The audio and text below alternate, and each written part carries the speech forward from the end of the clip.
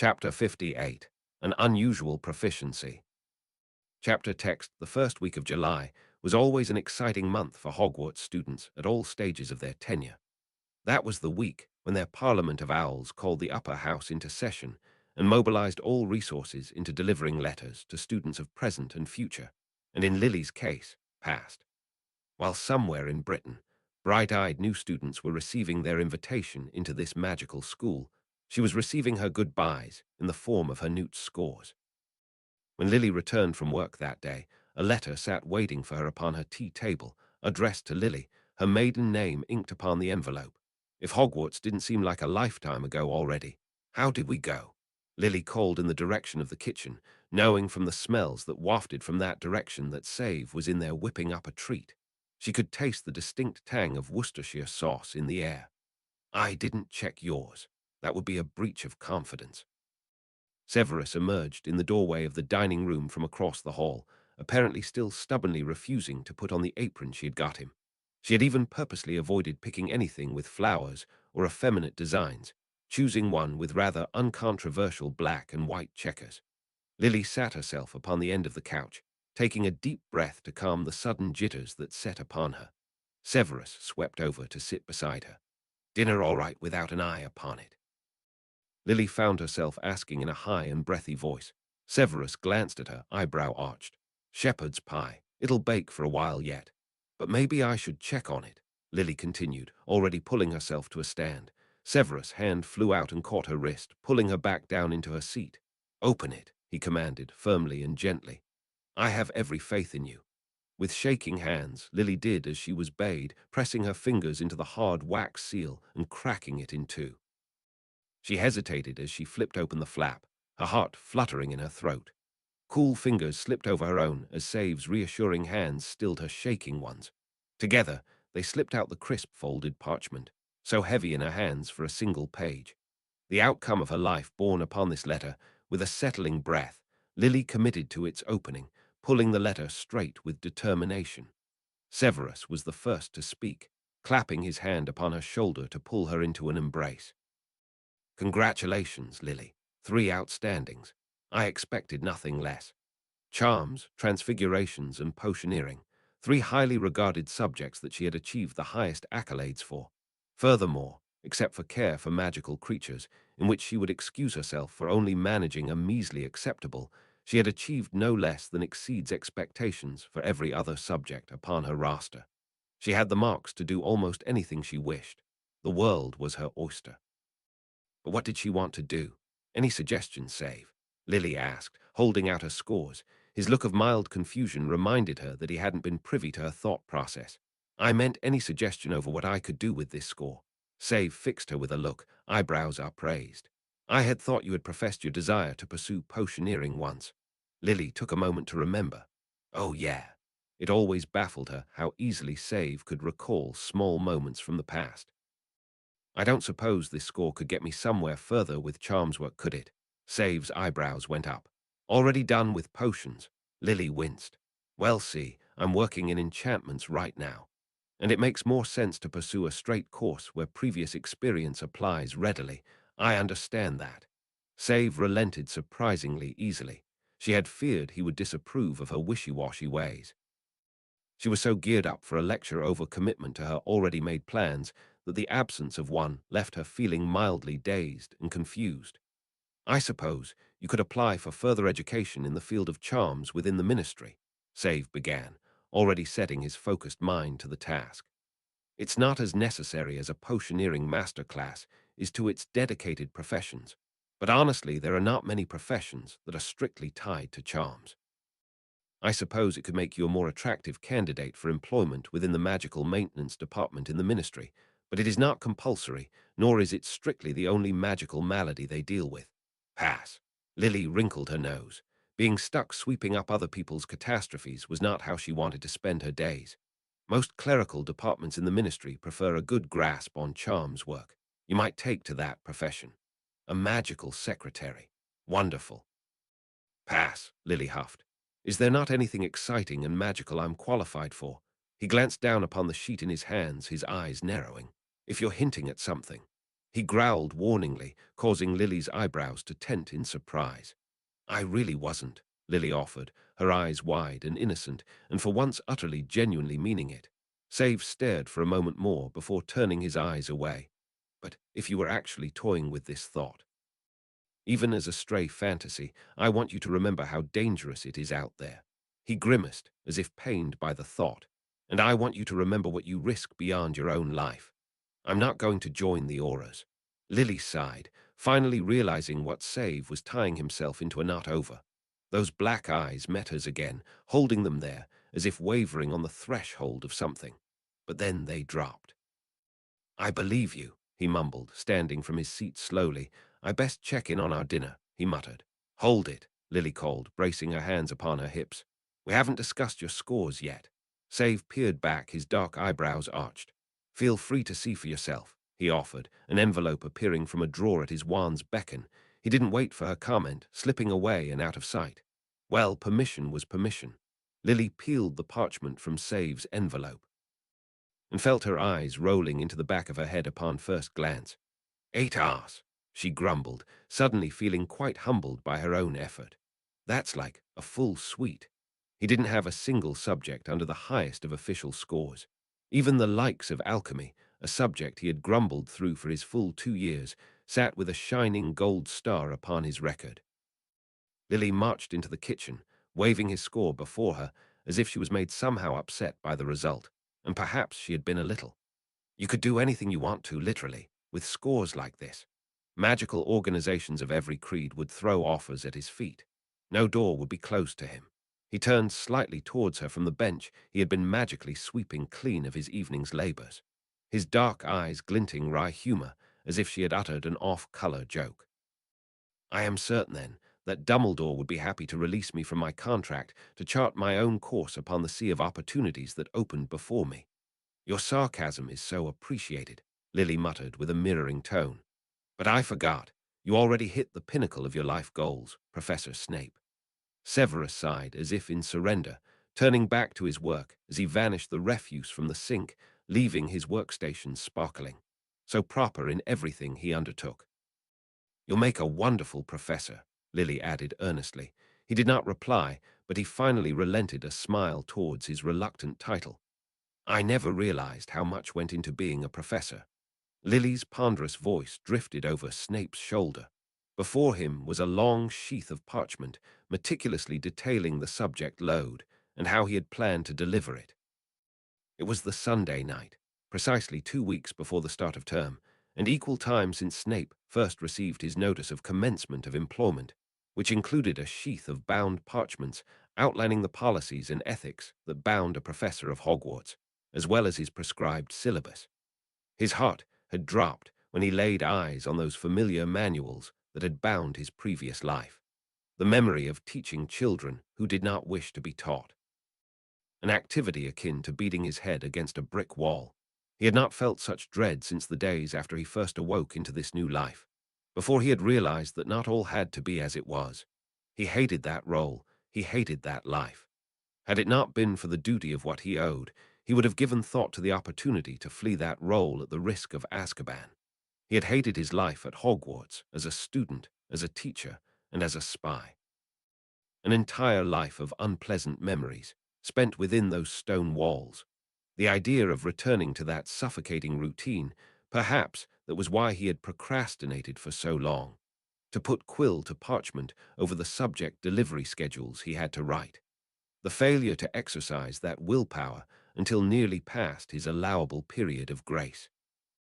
But thankfully, once he had crossed that reluctant threshold and sat himself firmly before the desk within the upstairs study, everything clicked like second nature.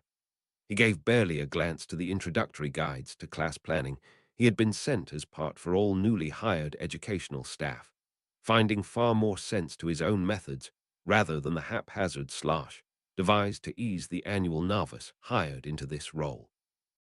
Penning out a subject outline he had undertaken the delivery of only once, but was still able to produce almost verbatim by memory. A labor of habit, if not love, but not without a few changes to his accepted norm. Ooh, are you doing stuff in the room of requirements? Lily asked, still nosing over his shoulder, clad in nothing but a bathrobe with her wet hair dangling dangerously close to the vicinity of his parchment.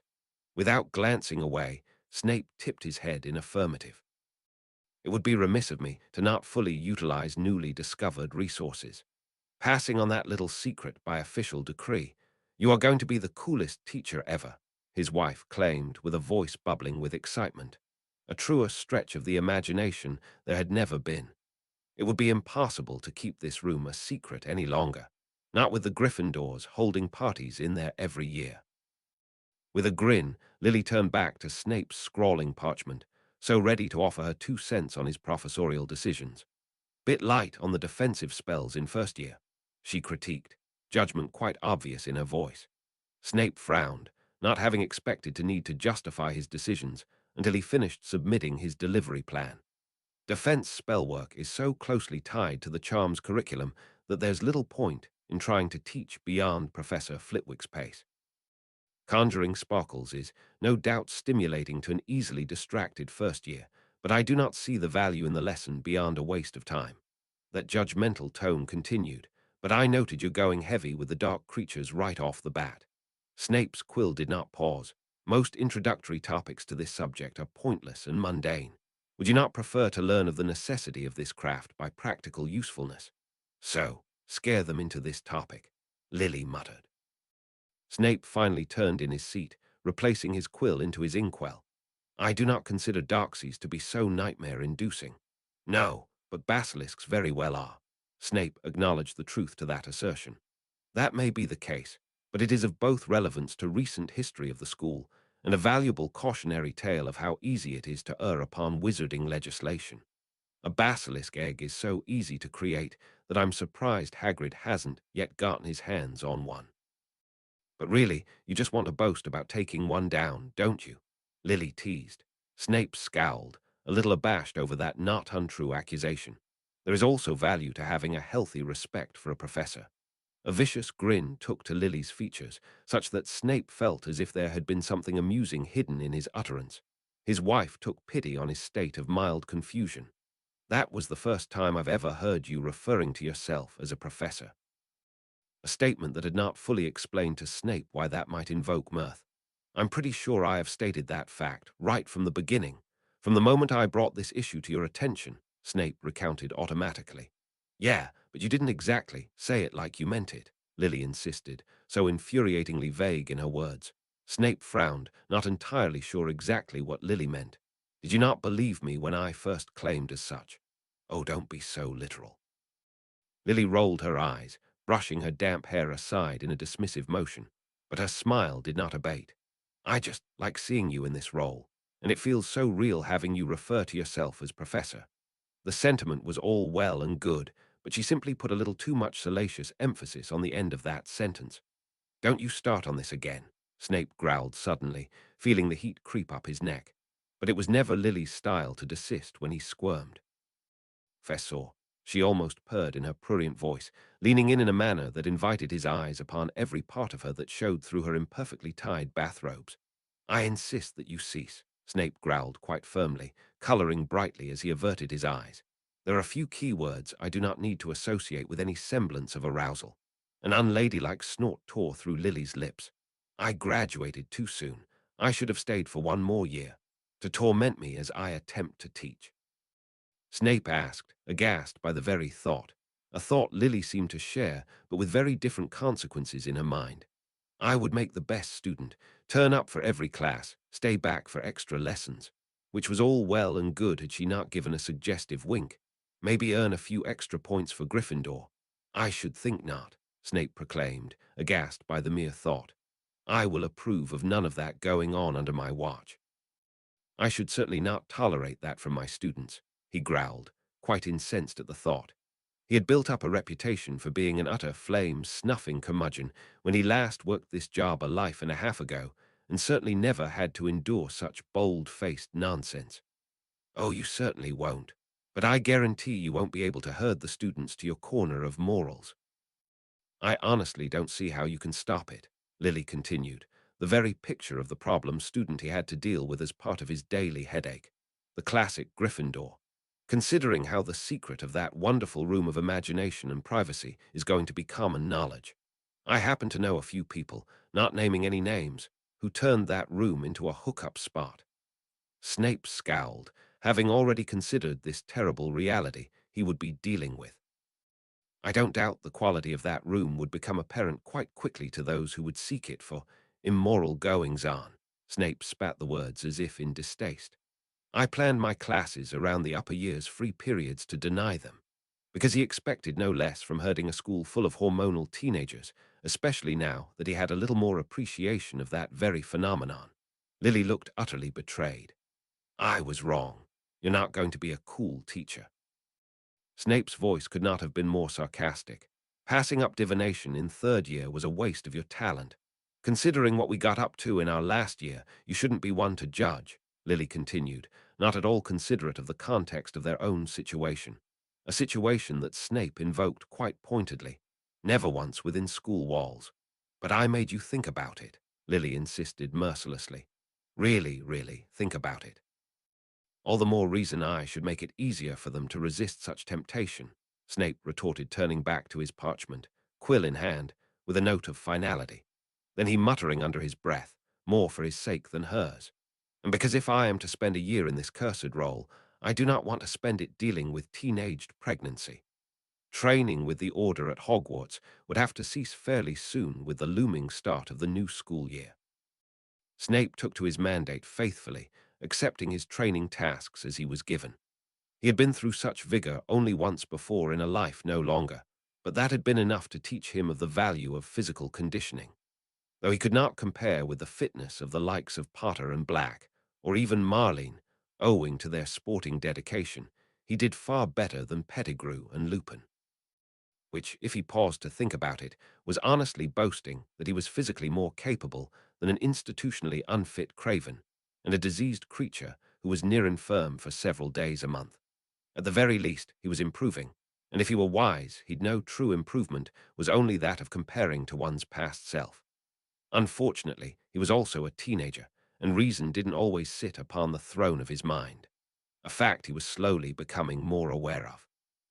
Perhaps that was also what wisdom was. However, at this moment, he could not find it in himself to value such sentiment when Lily insisted on tagging along to watch. Feeling his inability to keep up with the fitter members of his training core a distinct failure on his part. Despite not being an official Order member, Lily's presence in Order events had started becoming the accepted norm, even for the more conscientious members. When either of the Longbottoms had the class all-secret society caution was thrown out the window. Being old friends of Lily's, they welcomed her presence with open arms. Of the real Auras, however, it surprisingly wasn't Moody, but Edgar Bones, who had the most to say about this arrangement. "Excuse me, miss, but you are not a member of the Order, and do not get to be here," he had told her the first day she tried to sneak into Snape's training session with Bones on duty. Lily fixed him with a wide-eyed innocence. "I'm just here to cheer on my husband," she proclaimed, as if that was reason enough to allow just anyone in to watch the training program of a secret army. That didn't exactly go over well with the strict Bones, but after verbose objections from every other Gryffindor present, and then a quick permission slip sent for, then ferried down from the headmaster's office via house elf, Bones was worn down, and his objections were sheathed back in his holster alongside his wand.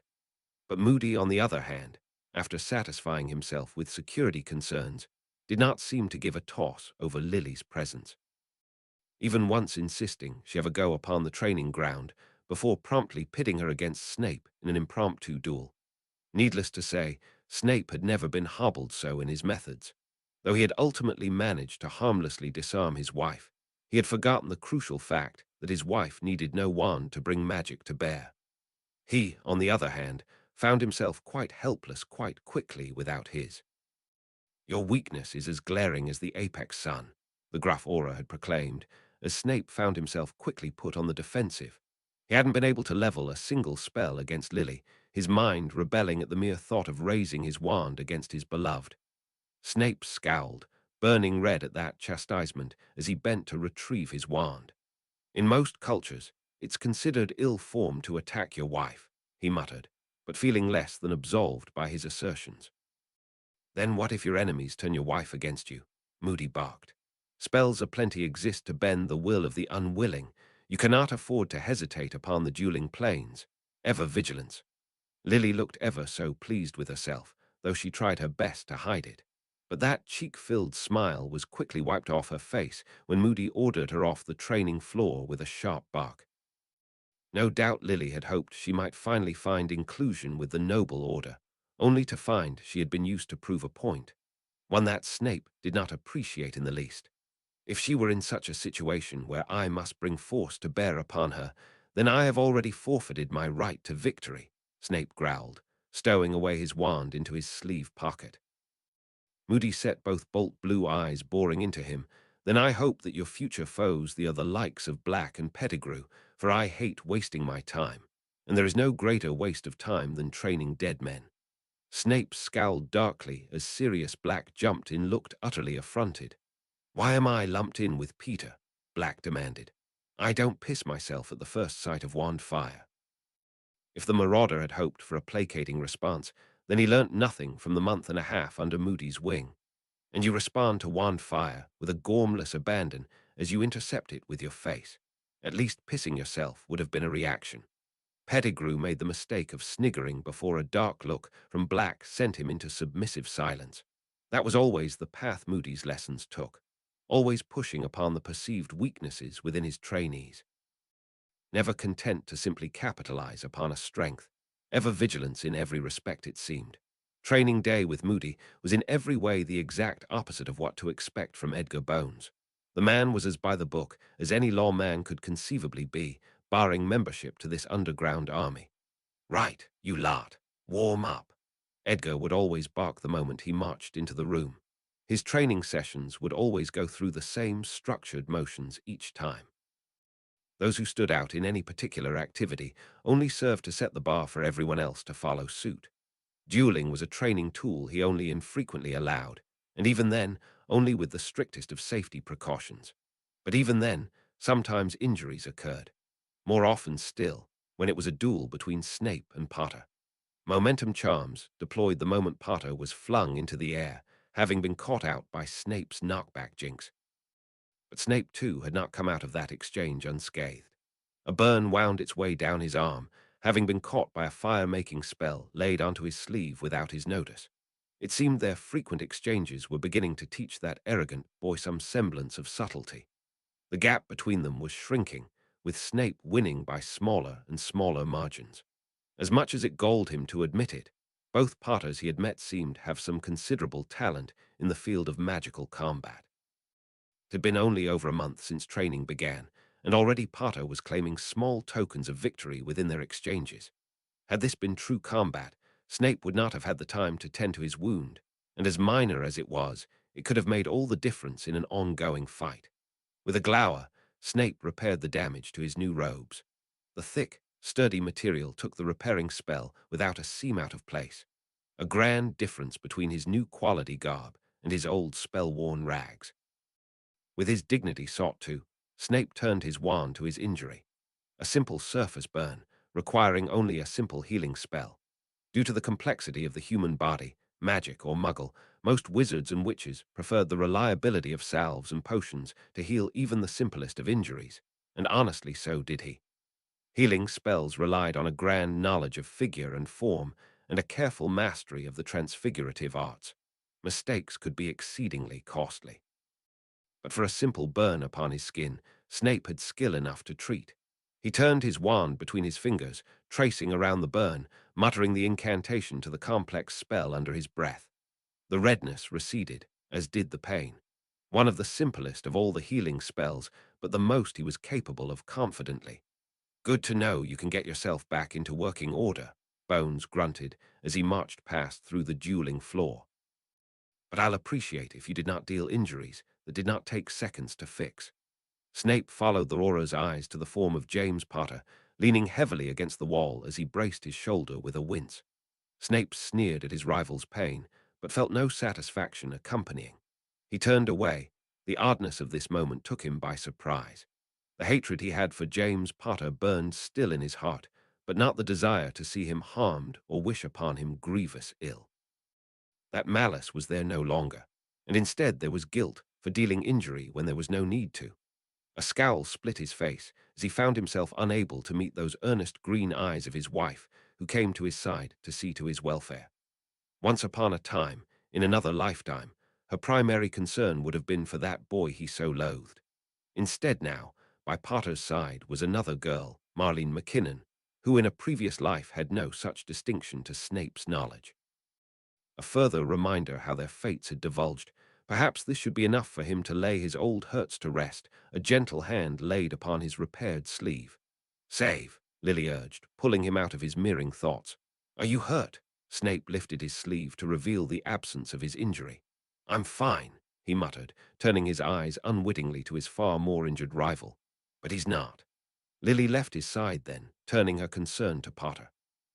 There was a momentary rush of hatred, an irrational anger that emerged from his fears. Fears that were no longer founded, but had been so real a lifetime ago. "James, are you okay?" Lily called as she stepped up to his side, standing shoulder to shoulder with her best friend who was pushed aside by the impatient Aura. "It's a small fracture," Bones declared, as he quickly cast an invisible but firming holding spell to splint about Potter's arm before directing him towards the seats with a rough touch. "McKinnon," the Aura barked, calling his third trainee to attention. "Head down to fetch Poppy and apologize for disturbing her time off." McKinnon jumped to action, trotting out the door in short order. Potter was deposited upon the bench lining the side of the room, next to which Lily sat, lavishing him with her too kind concerns. Snape felt the scowl bear upon his features, but was thankfully not given long to dwell. "Snape," Bones' sharp voice commanded his attention, "you're not injured nor set to a task, so don't dally like some slack-jawed fool. Work on your wand work." "How bad is it?" Lily asked with concern as James sat slumped against the wall. "I mean it's broken so I know it's bad. I guess it's a stupid question, sorry." James grinned his familiar cocky grin, but the effect was tempered somewhat by his pale, clammy skin. "I've had worse. From a bludger, for one." Lily sighed, shaking her head as she turned her sight wearily upon her husband, already set furiously into some complex offensive spell sets against a stationary dummy target, with a target painted upon its chest and a smile upon its tin head. "Why do you boys have to go so hard at it? This isn't a real battle. You didn't have to injure each other. If we don't treat this seriously, how can we possibly be ready in the real world?" James remarked quite earnestly despite the pain of the situation. "Snape's doing me a real service kicking my arse every day. If I had walked out there without knowing how lacking I really was, I'd be dead and buried by week's end. But it just seems so excessive," Lily muttered, turning her eyes back on the ailing boy. "I swear injuries weren't occurring this frequently before. Did something happen between you?" She just barely avoided adding "again" to the end of that question, because none of the parties involved needed a reminder of what sort of bad blood had always existed between them. But James simply grinned. "That just means I'm getting better and giving him a harder time." He leaned back against the wall, frown etched into his brow, whether in pain or frustration Lily could not tell. "And I'm trying. How I am trying. I even went out and bought myself a wand holster, just like the Aura's." He gestured to the leather strap upon his belt. "Marlene and Sirius, too. A slight advantage in wand draw. Anything to give us an edge and keep alive, you know." Lily turned her attention back to Save, watching him assault the target with a flurry of spells both so fierce and impressively accurate that even the hard-to-please Aura Bones seemed solemnly impressed. "I can't even imagine what you're all preparing for." Was this what combat was to be like? This heated exchange of spellfare, with far more fatal consequences to be had? Were the vicious efforts both boys were putting in only to be the prelude to the carnage to come? Lily shook where she sat, suddenly unable to fathom it all. She was sitting upon the sidelines while the world around her rocked against an oncoming storm. "I should be there," she muttered, causing the boy beside her to glance sidelong. "I should be facing this alongside you all." "You should be allowed to, yeah," James agreed without a moment's hesitation, but a sheepish grin emerged from his paled, pained expression. "But if truth be told, I get where Snape's coming from. I don't want to see you hurt either." Lily rounded on him, her eyebrows furrowed in immediate offense. "Excuse me, your girlfriend is preparing for battle beside you. And I don't want her here," he confessed, suddenly and unexpectedly. The danger is seeming more real by the day. When we all joined. When we all decided to do this, it was just some noble dream on the horizon, wasn't it? We all had grand dreams of fighting the good fight. He winced, no doubt jolting his injury with his fervent words. But since hearing about the war from the inside, since hearing the tales the auras had to tell, he shook his head slowly, careful not to jolt his injury. It's no game. I get it now. We might die or worse. I get it now. Perhaps Snape was the only one that got it from the beginning. Lily stared for a moment more before giving a weak chuckle. "This is the first time I've ever heard you express any form of doubt." Her smile receded. "I never thought I'd hear that from you," and it scared her all the more for it. James winced again, but perhaps not from his pain alone. "I just wish, Marlene." He dropped his eyes, lips pulled downwards as if in frustration. "I just wish." Lily stared with concern as James let out a slow breath, mired with frustration. Did something happen? Lily asked, her eyes wide with realization and concern. James closed his eyes and slowly nodded, his brows creasing with more concern than Lily had ever seen of him. "There was an outbreak of dragon parks at the alchemy conference this year," he murmured. "My parents." "Oh no," Lily whispered, her heart leaden with dread. Dragon pox was a scourge within the magical world, brought by contact with dragons who carried the disease harmlessly. Though rarely fatal within the population of the young and healthy, it could very quickly strike down the elderly and the very young. With a sigh, James slumped against the wall, bracing his injured side carefully against the stonework. "I don't know how long they have. They seem to be getting worse by the day." He turned to her with a wan smile. Never before had Lily seen him look so helpless. "I don't even have siblings. I want to take care of them. I want to be there for them. But with everything that's going on, I just feel so selfish." "There's nothing selfish about wanting to care of your family," Lily declared, suddenly and earnestly. "There's nothing selfish about wanting to spend time with them before they are gone." Those hazel eyes met hers, those furrowed brows relaxing a fraction. "You would know, wouldn't you?" he muttered, a tired smile touching his handsome face. Lily returned the smile sadly. Though the memory of her father and mother still pained her, time had dulled that barb. We never appreciate them enough until they are no longer there. "It's inevitable as time itself," James agreed, pulling up straight despite the pain. Silence fell between them as Lily turned her eyes away, back to the training floor where Severus was toiling. Even from the distance, she could see the sweat roll down his brows, his movements still sharp and spellwork crisp despite his taxed body. "After my dad died, I was so afraid of being alone," Lily confessed, sitting up suddenly as if trying to shake off the strangling emotions. "I knew I still had my friends, I knew Save would still be there, but," she sighed, a lump in her throat. "I felt like I just needed to know I had family, and even though Save and I were engaged, it didn't feel enough. So that's why you married him so suddenly." James nodded, a slow, careful motion. "I had wondered.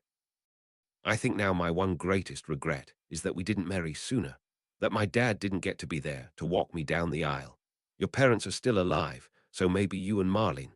Lily suddenly stopping with a wince at how intrusive it all sounded. "Sorry, I know it's none of my business." James glanced upwards, his hazel eyes meeting hers wide and startled, but before he could reply, as if summoned, Marlene appeared with Madame Pomfrey in tow.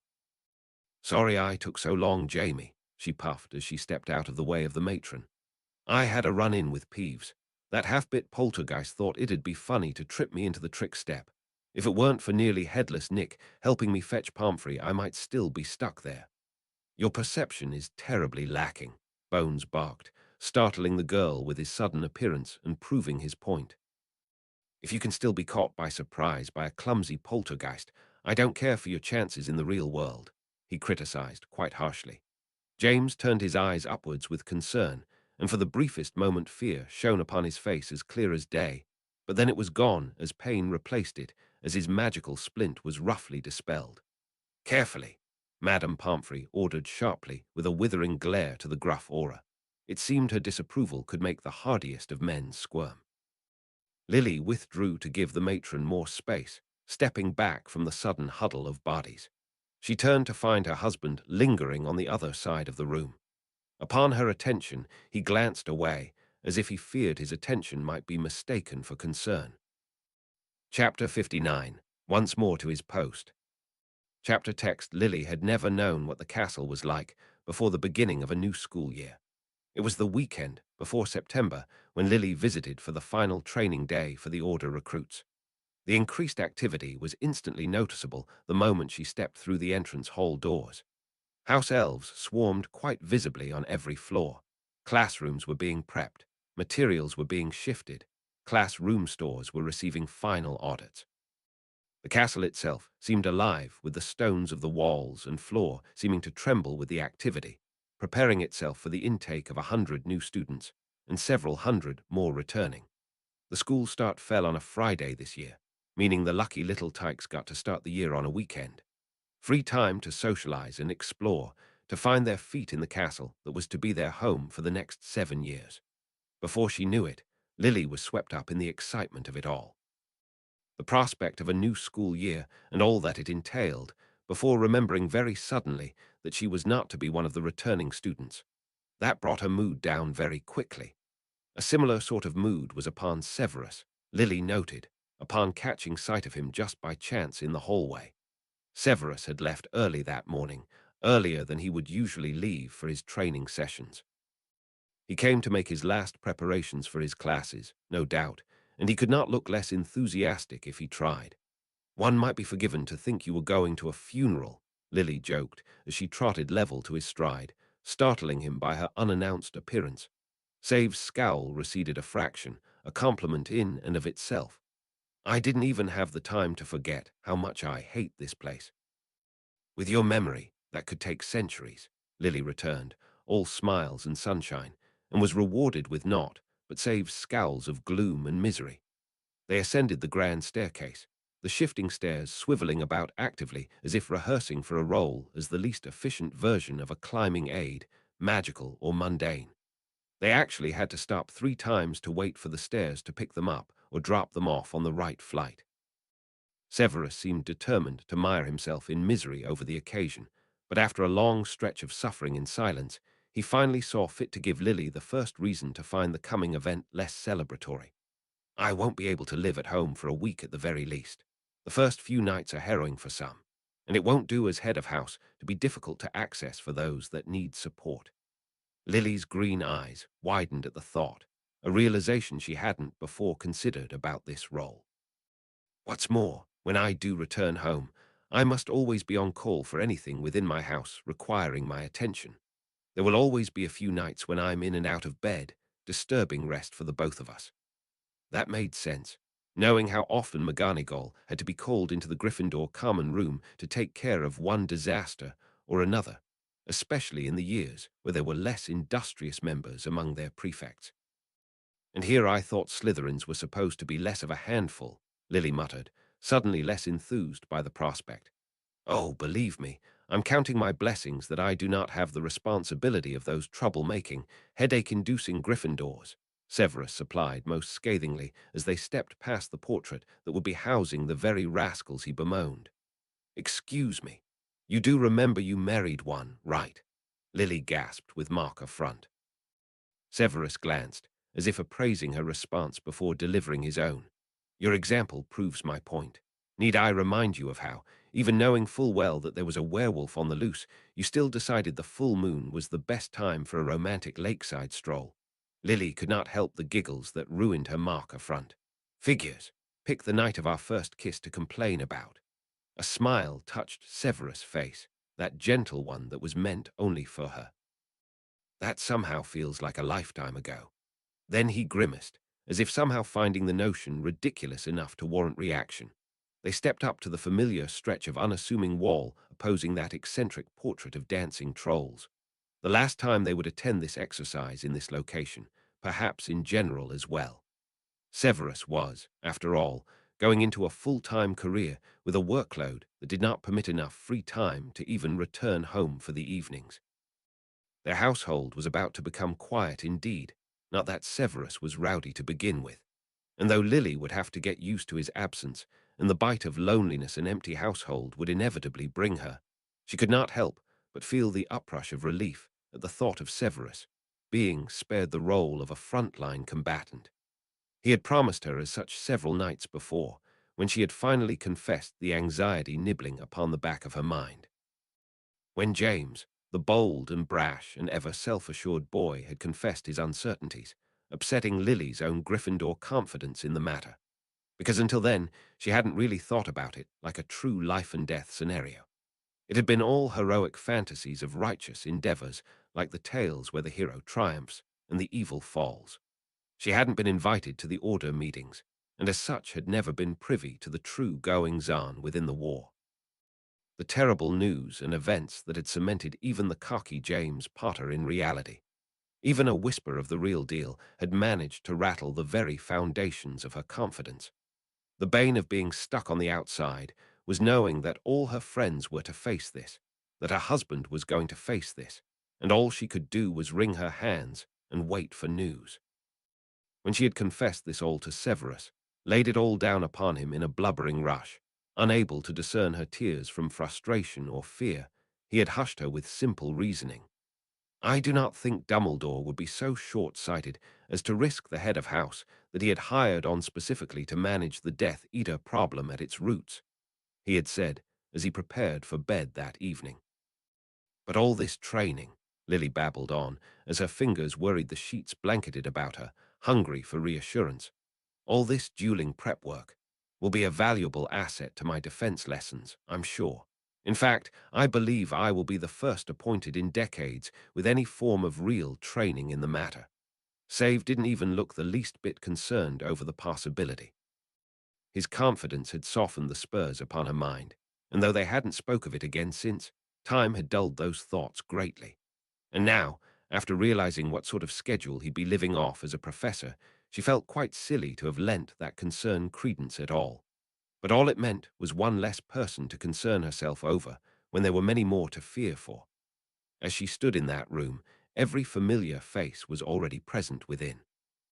The last training session was a gathering of all new recruits, even those who had been explicitly allocated a non-combat role. Every person she had left to fear for, and everyone she could possibly lose. How many of them would still be here in a year's time? James and Sirius stood front and center of the floor, trading wand fire at a more casual pace than either of the auras would have approved, likely for Black's benefit. They would be front and four of the battles to come. Remus stood in solemn observation of his two friends, quiet and detached. Lily knew Remus had been given a special mission, one that took him away from the conflict. The thought brought Lily considerable measure of relief, but whatever they had him doing, he didn't look half as chuffed. Dorcas Meadows sat in the corner with Peter. Both were in support roles. Though the clever Ravenclaw girl had known her place since the beginning, having since been taken on by St. Mungo's as a healer in training, and thus bringing her developing skills to the advantage of the Order, the latter had been shifted into a similar position in light of his poor combat performance, on the recommendation of Dumbledore at that. Then there was Marlene, her best friend, and the one person outside her immediate family that Lily feared for most of all. She was most quiet today, quieter than Lily could ever remember seeing her. She watched from a bench the boys' duel in the center, no outward emotion upon her face, but her silence spoke volumes. Lily detached herself from Severus' side as he made his way to the center of activity. An odd sight, having him willingly move himself to the vicinity of James and Black, two boys whose company Save had once ardently avoided at all costs. "You worried?" Lily asked as she sat down upon the bench, right up against her best friend. Unlike Save, Marlene never had a comfort zone to worry about. Marlene turned. "Do I look worried?" "Well, this is the first time you looked anywhere but at Jamie boy since I got in, so yeah, I think you look worried," Lily replied, then added, "And believe me, I know what you are going through." Marlene smiled a small, grateful smile before shaking her head. "I don't think you do." Lily paused, realizing how dumb her assertions had been. Their situations could not be more vastly different. Lily was not going to face life and death alongside her amour. Her anxieties were selfish luxuries behind protected walls. But before Lily could deliver a conceding response, Marlene continued, "I mean, you probably think it's all about butterflies in the stomach over everything that's been happening, Liles. Well, it ain't about that. Can't be more raring to go stick it to them sick freaks. Be careful, Marlene. This isn't a game, Lily beseeched nervously. If there was a poster child for Gryffindor recklessness, it would go in the order of James, Sirius, then Marlene, the three who were actually going directly into danger. Lily couldn't help but shudder in her seat at worry of it all, knowing where her friends were headed and what they were facing, and knowing all too well there was not a damned thing she could possibly do about it. By comparison, Marlene looked positively meditative over the prospect of facing death and the legions of depravity and evil. Instead, it was obvious the concern that was riding her hailed from another table of frustrations.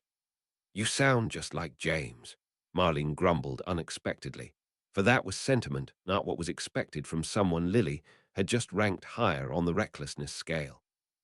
He just came around one afternoon, and when he was just around for a social visit, he just starts going off about how I should protect myself and think about my own safety and going on like a bloody ninny.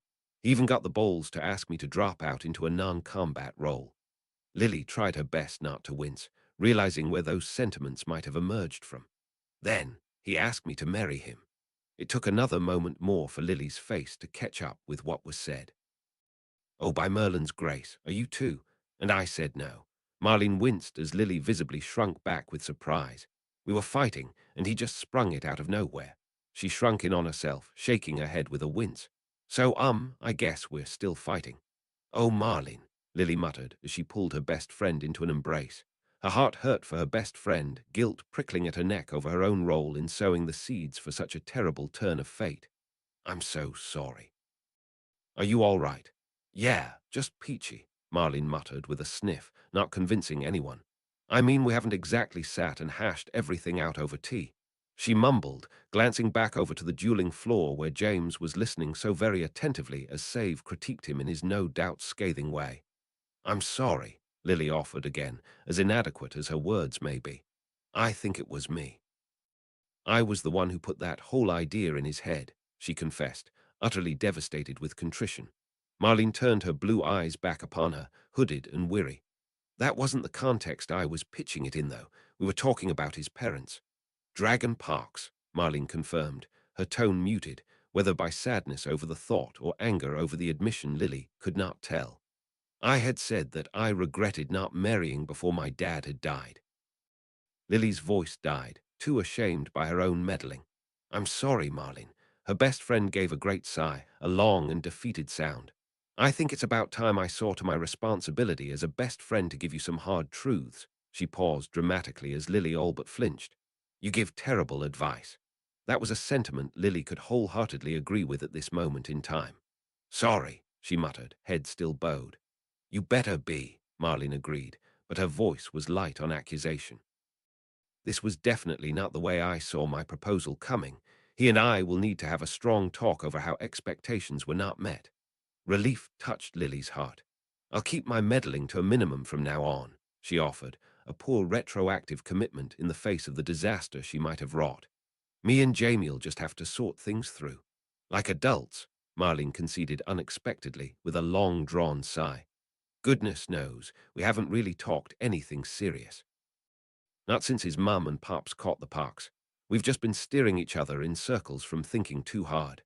She then leaned forward, bracing herself against her knees as she cast her eyes again towards the training boys. Who knows, maybe this time'll be a blessing too, Marlene muttered, unexpectedly smiling. After all, me and Jamie all started with you and your big mouth getting me in the bog. A smile touched Lily's lips as she cast her eyes towards the training circle, content with the conclusion that came with the silence between the two of them. Foolish habits that brought malady in childhood she had still yet to grow out of, but it seemed her best friend had all but grown into forgiveness. Of the two of them, the crown of maturity was no longer a dead set given. Though Snape had loathed the company, he could not help but feel a touch of melancholy over stepping forth from the training session, knowing it was to be his final one. It wasn't that he enjoyed improving fitness or health, or would miss the occasional praise coming from auras from whom it was high laudation indeed. It was the knowledge that with his training's end came the depressing loom of his inevitable employment. As if mimicking his mood, the summer rains blotted out the sun, dousing the countryside with a greatly needed dose of moisture and tempering the heat with a dose of relief. He had several days before he had first to step into his role officially, several days of headache-free bliss. The last days he could spend frivolously in desired company before his tireless duties would suffocate him. Perhaps once he welcomed the hours this line of work demanded of him, if not the company that was forced upon him, but that was before he had real reason to wish for personal time, when before unoccupied time was filled with naught but loneliness and regrets. He had no longer a single want to be fulfilled. How differently things had turned out with this second chance. But as with all good things, it was coming to an end. And the first of such heralds was the summoning to the school in an official capacity. The first staff meeting of the year, held a mere 2 days before the beginning of another school year, and with it, the first opportunity for Snape to meet those that were to become his colleagues. Or one should really put it, the opportunity for his colleagues to meet him, for he had already had a fair measure of familiarity with those faces beyond his own schooling years, and a vast majority of them he respected. Perhaps that was why he conceded so easily to Lily's ministrations, allowing her to put him before a mirror and fuss over his hair. She had arisen early that morning specifically for this purpose, despite it being a work day for her too, sacrificing her own sleep and prep time to bring some decency to his appearance. For the sake of that all-important first impression, she spent the better part of an hour wrestling a brush through his thick mane, tugging quite sharply on a tangled strand and causing him to wince. You would be in a lot less pain if you just brushed your hair daily. I would also be in a lot less pain if you used magic rather than muggle techniques, Snape grumbled, not altogether earnest in his complaints. It was not altogether an unpleasant sensation, and one that he would have forfeited had she chosen to use impersonal magic rather than the intimacy of a brush. But despite her protests, Snape had been spending more time on untangling his hair in recent days. Magically, of course, for he could not see himself ever caring so much as to spend the time she was willing to sink into manually separating each strand. It wasn't a conscious decision to do so, but he had found himself tending to his appearance more and more. It was Lily's influence, he had no doubt of that. Little flirtatious comments over his improved physique, moments when he caught her admiring him. He was beginning to think of himself a far simpler creature than he had once believed. It was when he felt Lily's hands pull back did he crack his eyes open once more, emerging from his dozing contentment. His reflection glared back at him, hair struck into a loose ponytail, with shorter strands draping down behind his ears in an engineered casual cascade. A style, no doubt, intended to look far more effortless than it had honestly been. He stood, allowing his black teaching robes to pull straight upon him.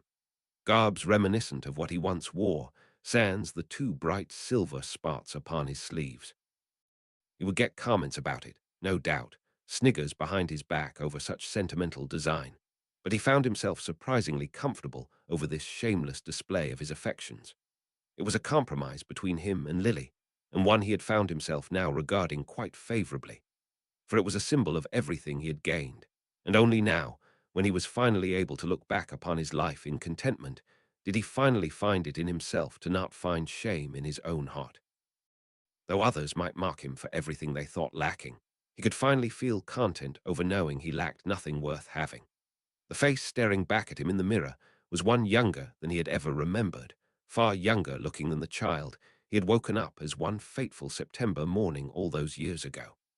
For the years had never marred his face more than his own demons had, and the lines that carved those deep shadows that had adorned his darkened visage were of his own creation.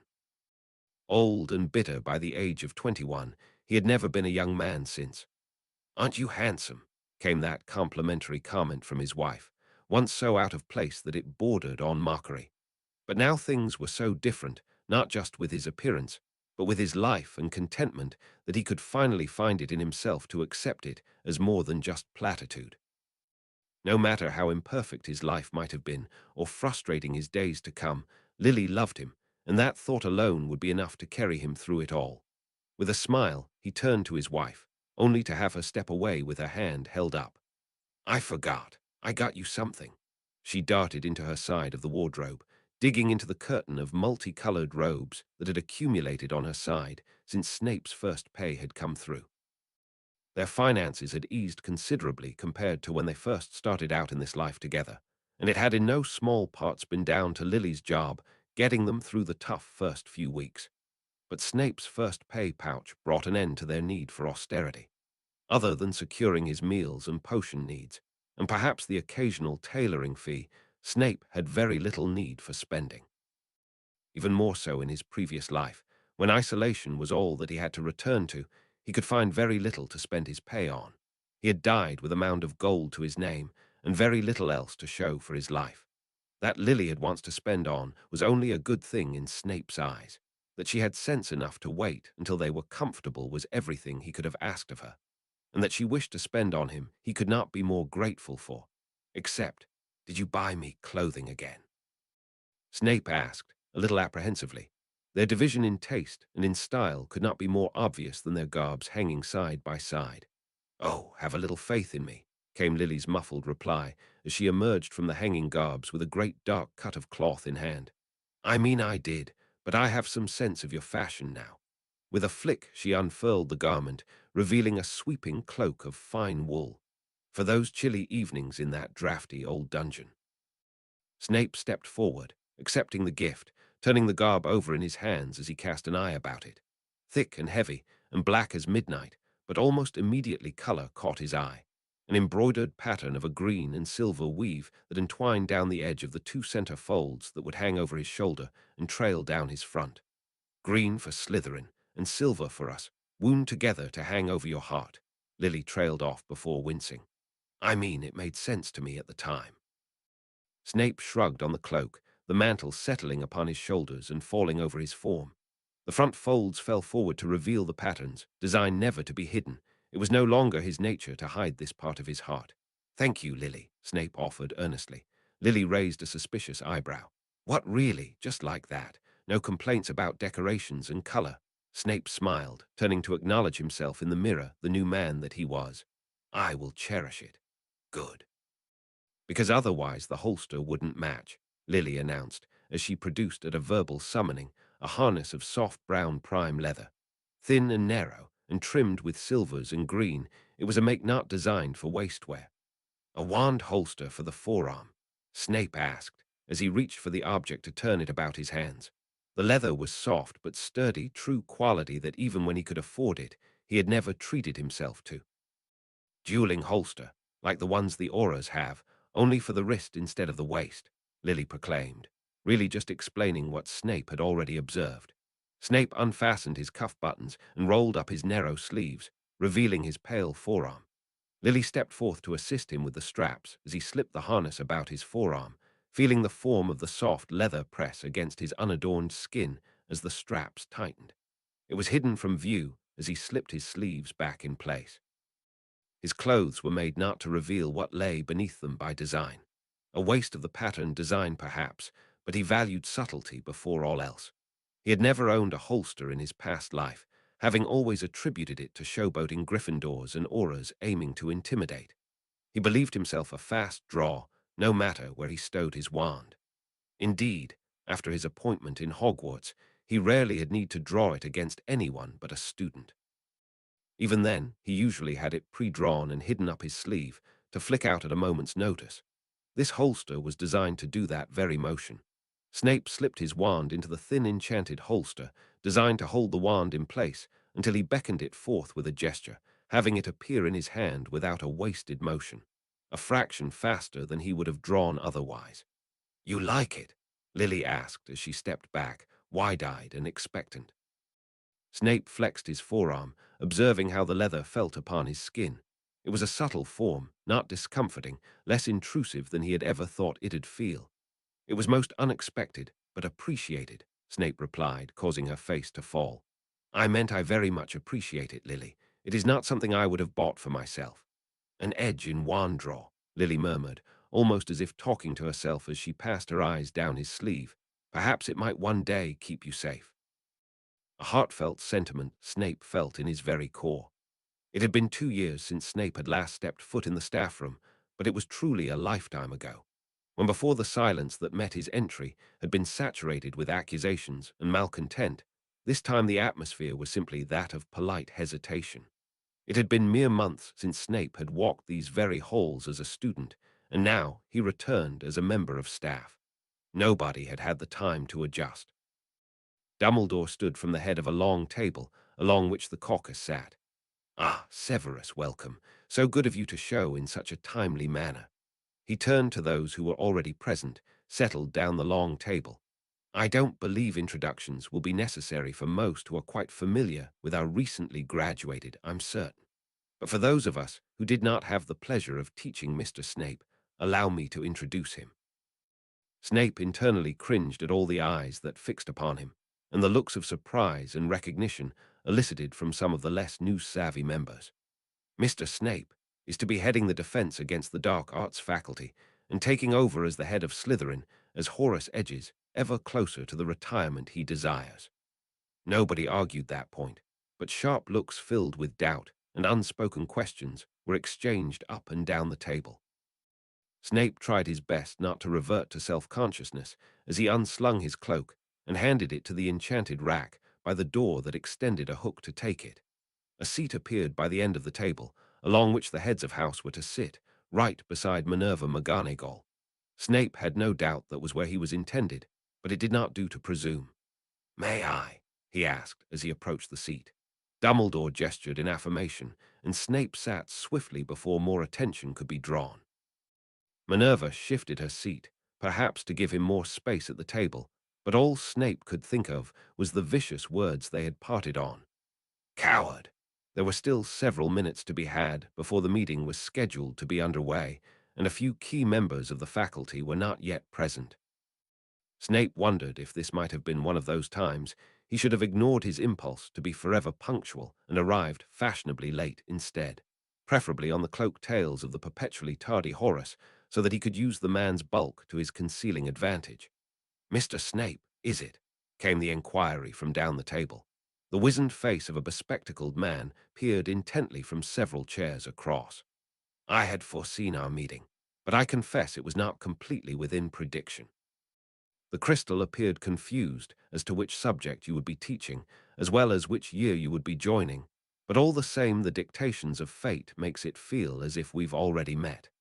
He extended a hand to shake, almost across McGonagall's lap.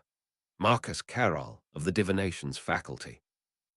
Ironically, out of all the professors sitting at the table, the divination professor was the one man Snape had the least to do with, having retired and been replaced by that borderline fraud Trelawney. At the same time, Snape had taken over from Slughorn.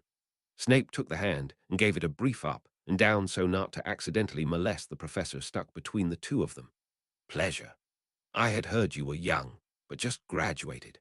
Mercy me," a query came from across the table. Another one of the Muggle-obsessed ginger brigade from that all-too-extensive family, and another that Snape had very little to do with in both this life and the last. "Robert Weasley's the name," the professor proclaimed unnecessarily, "or Barbie, as everyone here knows me as. I teach Muggle studies, a more fascinating subject than most give it credit for." As co-workers, they had spent their entire time together adamantly avoiding each other. Snape because he was Snape, and Weasley because of the known implications of Death Eater service. Though that life had been well behind Snape, the righteous Muggle lover had never been able to forgive the once Death Eater for the no doubt innumerable deaths of the vulnerable and magicless implicated under his name. A stalemate that persisted until the man retired to moonlight in the Muggle world as whatever the Muggle equivalent to a goblin was, and was replaced by Quirinus Quirrell, a man who brought his own bag of woes in the shape of a turban. This time around it seemed the professor was not in the least bit hesitant on interactions, leaning straight over the desk to shake him by his unoffered hand. "Oh, he'll be well aware, Barbie, my boy," came Slughorn's booming voice, as the man's great bulk pushed into a far too small chair down at the other end of the table. "He married one after all. My best student at that. How fares Lily, by the way?" "Settling in," Snape answered, still instinctively defensive from the brief exchange of words with a man who he could not help but remember as being ardently hostile. With the arrival of the consistently tardy professor, their numbers were made, and Dumbledore stood from his chair to begin proceedings. I begin today with a quick account of our delivery load. I have not received an updated curriculum from you, Horace. I assume you're keeping your subject delivery identical to last year. Dumbledore asked in a light tone, but directed quite pointedly to that absurdly lazy potions master. Why, of course, Albus. Why change a good thing? Slughorn quipped back, not in the least abashed over the disregard in which he held his subject. But true to form, Dumbledore did not hold the man to account, choosing to simply smile and direct his attention elsewhere. As for your subject delivery schedule, Cuthbert, I've taken the liberty to transcribe from ectoplasm to vellum. Another riveting year of endless goblin rebellions. As so, the ghostly Professor Binns acknowledged in his monotone voice, floating a few feet above the chair that was allocated to him needlessly. With a sharp clap of his hands, Dumbledore beamed. Wonderful. Anything else anybody wish to add before we start? I do. McGonagall suddenly spoke from beside Snape.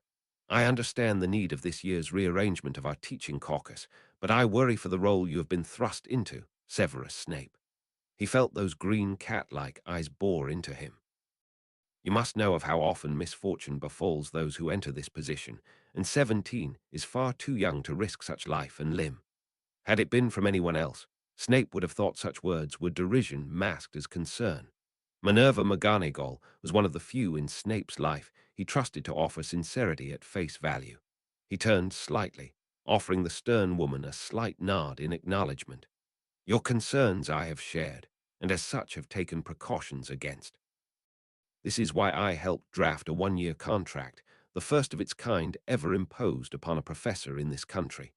And you will hedge your life upon its protection from a jinx that had claimed so many else throughout the years. McGonagall pressed, her lips pressed together in a thin line of concern.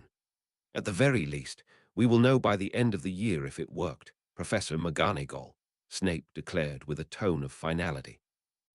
McGonagall did not press further, instead turning her concerned gaze to Dumbledore, who acknowledged it with a nod and a small smile, evidently not the answer the Transfiguration's professor was after as she turned her eyes beseechingly to the ceiling.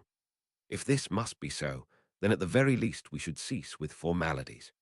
The Transfiguration professor turned once more to the young man beside her. Henceforth we are co-workers, so Minerva will do. Great winds lashed the stones of the castle that night of September's beginning. 150 young students filed into the great hall, gaping with awe as their gaze swept the enchanted ceiling. Chattering and laughter filled the halls as anticipation for this yearly ritual built. The benches of the four great tables lined with returning students with enough space on the end of each for the new blood to join their ranks. Young eyes kept turning Snape's way. Of all the students who were returning this year, none would be oblivious to Snape's identity and few to his appointment. Curiosity took to the air in the form of whispers not quiet enough to be lost within the bustle of atmosphere and noise. Snape had altogether dreaded this day, and the attention he would no doubt garner, for his past had been filled with the mockery of children. He had dreaded those stares, those whispers, laughter pointed and cruel.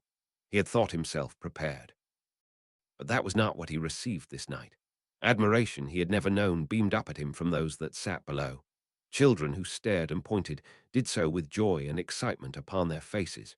So many of the youths in Slytherin stared up at him with such fierce pride. At the very fore of the table was one prefect beaming with unabashed relief. Lincoln Rockers would not have the struggle he so feared this year. McGonagall stepped forth then, hand held in hush, and a hush that did fall. Those young, anticipating eyes turned from Snape, then to the crowd of first years, standing who huddled by the entrance, shivering in their boots over the attention directed their way. The Gryffindor professor then stepped aside to reveal to them a stool, upon which sat the artifact that would decide the fate of their next 7 years within the walls of this magical castle. Chapter 60, Fear to Live Life. Chapter text, the 1st of September fell on a Friday. This meant the returning students had a whole weekend to settle in before school began in true. Unfortunately, that also meant they were all overstimulated come Monday, uncaring of the headaches they caused to whichever poor teacher had the displeasure of dealing with first thing Monday morning. And as a professor of a popular subject, one that was offered as a core from first year. Snape would be that very teacher. Professor Snape swept into his classroom at 8 on the dot, scowling away the greetings that came at his heels. He did not have an enjoyable weekend, far from it in fact. He would go so far as to say he suffered through his first days back. It wasn't just about sleeping in a bed away from his wife, not all of it. Snape was having separation anxiety in general. Snape didn't need to keep her under constant surveillance, but knew not any other way of guaranteeing she wasn't going to go and do something recklessly Gryffindor. He had cast a ward about the house that told him whenever a soul crossed his threshold, then further modified it to distinguish between Lily and anyone else that might enter by means of her enchanted ring. This way, Snape had been able to reassure himself that Lily had spent the weekend around the vicinity of home and not flirting with death. No doubt anyone else would see his precautions to be excessive and perhaps worry for Lily's welfare regarding an overbearing husband, but none that would lay judgment could truly know the grief. The loss was real only to him. However, it seemed for now, Lily was content to follow her daily schedule. His wards were tripped with her departure that morning through the Flu network to Diagon Alley. That left Snape in an odd mood akin to pining when he left the breakfast table, wishing to return to that sense of normalcy of home and heart. His duties were akin to imprisonment, forced to reside in the castle and await summons for his services as head of house. Out of habit more than anything, he found himself treading the halls he knew all too well, watching out for students misbehaving wherever they may be. It usually took at least a few more weeks for the troublemakers to come out in force, but there were always a few early bloomers amongst them.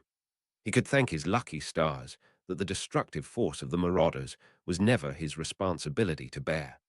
But when the student body was quiet, there was little need of his services. To pass the time, Snape had taken to practicing a little of his alchemy with the wealth of school materials that were now available to him. With his experimentations around focus stones and each subsequent success came the need for appropriate storage. Each shard held more value than the combination of materials spent, a turning point in Snape's abilities. Though it made more sense to store items of such value in a vault, it was tradition for alchemists to carry them all upon their persons, a paranoid habit Snape heard, and one that he found himself adopting.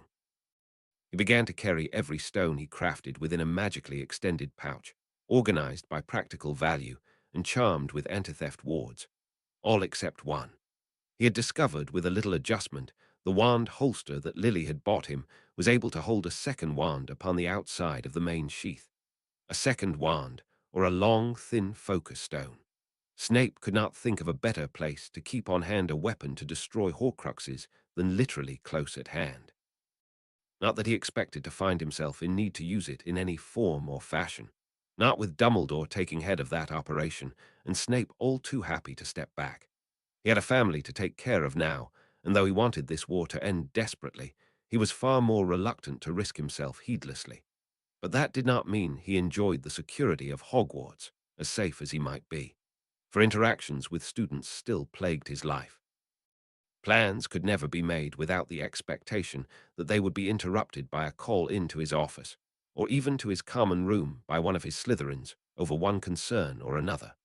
Most times the issue was quite frivolous, but though he hated the whole affair, he would never raise that point against them. He needed them to feel as if they could come to him for anything, and to that end, he was willing to put up with a multitude of rubbish. But that had been but the auxiliary part of his responsibility, and with the passing of the weekend came a taste of the main event. Monday heralded a myriad of new tortures upon his patience. A first-year Hufflepuff had somehow found himself trapped within the dungeon areas, meaning his welfare became Snape's domain when the fat friar came knocking with concerns over the numbering of his charges being off by one.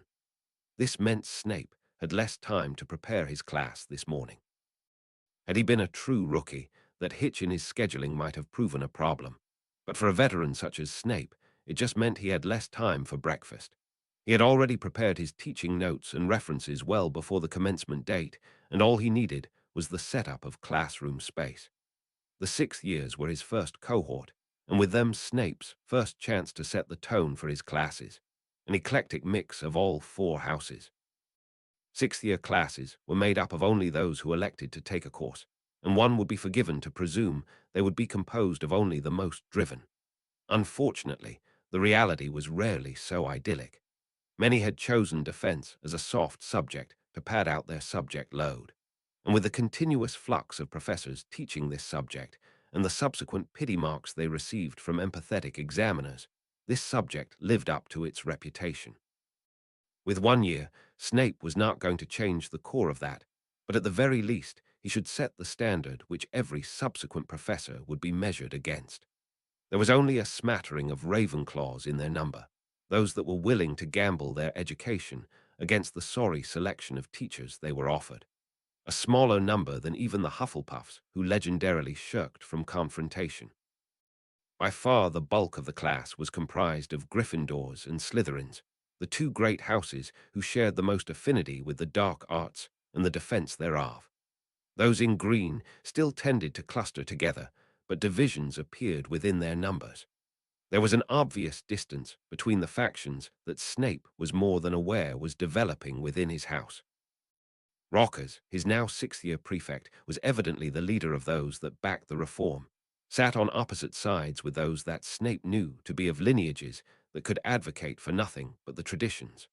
Of those numbers, the most prominent in this class were the Carrows, the twin brother and sister that took such a prominent role in the declining years of Snape's previous life, and the two he had already chalked down to be the greatest challenge to manage.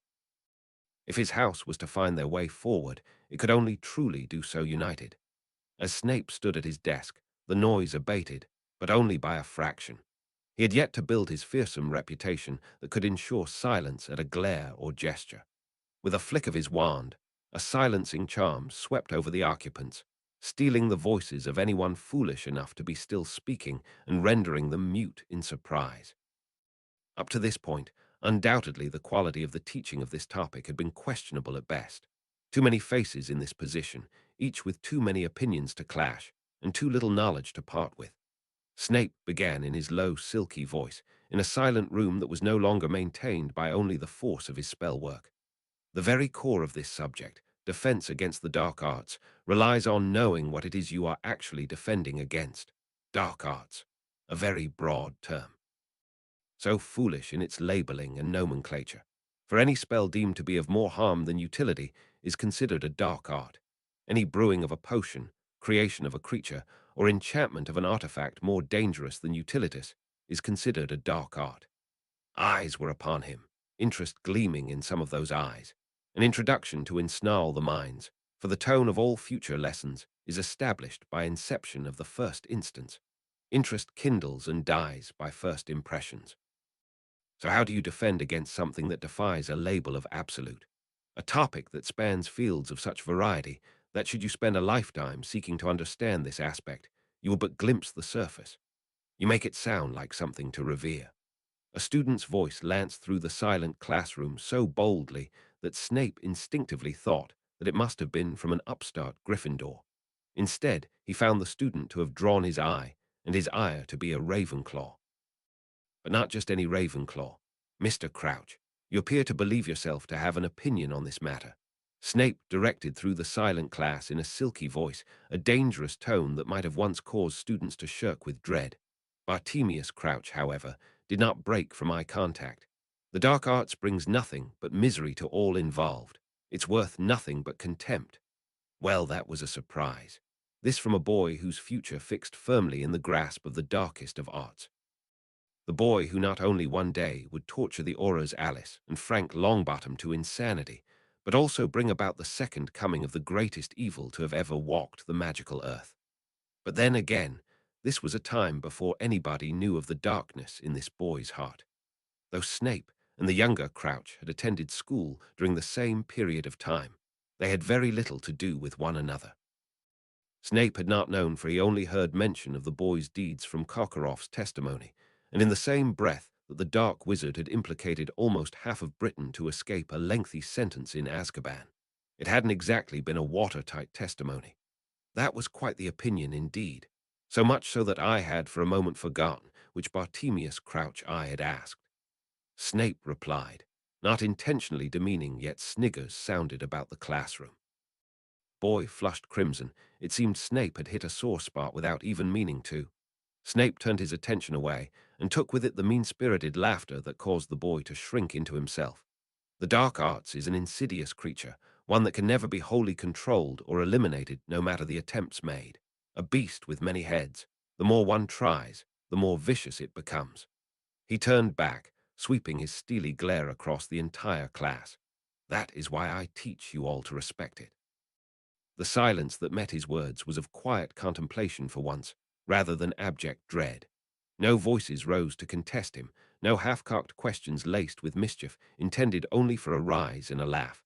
And this time, it wasn't fear that held them. It was just all so damned quiet. The vastness of the house that she had once so enjoyed only served to mock her with its grand desolation. Severus was never noisy, but had been a man whose presence was felt not heard. It was all Lily could do not to feel the bitter bite of loneliness when she came home through the fireplace, to not have the smell of dinner greet her, to not have that silent but ever-present fixture in her life sweep into the room and be so pleased to see her. The little doe in the bottle peered at her from the mantel of the fireplace, a reminder of her husband's love to keep her company as she left for work every morning and returned in the evening. Yet it didn't feel enough. It was all Lily could do to find the will to go to the fridge and transfigure a slice of bread into buttered toast, not even finding the motivation to actually butter and toast it. Bland, transfigured food was the pinnacle of her laziness, and she hit this peak only days into her isolation. Actual food became only optional because she could not be bothered to put in any effort for the purpose of entertaining only herself. But that just made everything all that much worse. Barely a week into her school year, and she already worked herself into a miserable rut. When Marlene had visited on the third day in, Lily could barely contain her excitement, going all out on the dinner preparations, and even going so far as to ask her best friend if she wanted to sleep over. That was weird, to say the least, and Marlene was the sort of friend that made sure Lily knew it in no uncertain terms.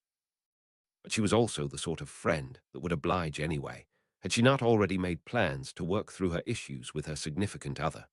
She and James were on the very important step, and Lily absolutely understood why her best friend had her lower on the priorities list. But that didn't stop Lily from spending the rest of the night pouting, or even the rest of the week. The rest of her friends had set to work building up their lives, or in the case of Mary, living it to the fullest. Mary had found herself on the other side of the world in America, having the time of her life if the postcards she sent were any indication. Pandora was busy with her applications to the ministry, working her proposal draft for the Experimental Charms Committee. Even Susan had found a vocation to follow, putting quill to vellum and working her way through a competitive probationary period with the Daily Prophet. Not even Lily's lovely neighbor Bathilda was available, having gone to some fancy hospital in Europe for her annual checkups. The elderly lady would not for a moment consider St. Mungo's, calling the hospital a conservatory of lunatics both committed and disguised as healers. Apart from the one visitor in the form of her best friend, she had all but lost contact with the outside world. It was one of those times she had thought perhaps she ought to purchase an owl, but then who would she really send letters to? Not to mention the fact she had yet to meet an owl that didn't hate her on sight, to her everlasting disappointment. Even the owl that would arrive to deliver Severus' newspaper subscription every morning would glare Lily down as she fumbled the nut into its leather pouch. Save's paper of choice was the Wizarding World News, a rather verbose rag about the affairs of the world delivered in very information-dense package. She could see why Severus preferred it to the Prophet, but she couldn't read a single article without feeling her eyes roll to the back of her head in boredom. It didn't even have funny pages. One morning, a small screech owl fluttered in over breakfast on the tail of the newspaper delivery with an invitation to take tea with Frank and Alice. It came with ruffled feathers and a sour patience, sharing its ire with its newspaper counterpart as Lily dropped the same nut for the third time in a row, trying to work it into the leather pouch. It was at least willing to wait for her to scribble up the reply, and barely glared at her as she inexpertly secured the sheath of vellum to its talons. There was just something about owls that never worked for her, but messages from the outside were always welcome, no matter what wings they flew on. This was why, when a small grey owl unexpected rapped against a window late one afternoon, Lily leapt up from her armchair in an instant. It was a fortunate thing. The enchantment upon the house did not work on the non-human. Otherwise Lily would have stood outside in the blustering winds just to meet her post-owl. As it was, the owl was simply too glad to get out of the elements and even forgave her presence in exchange for shelter. It was an unusual time to get mail.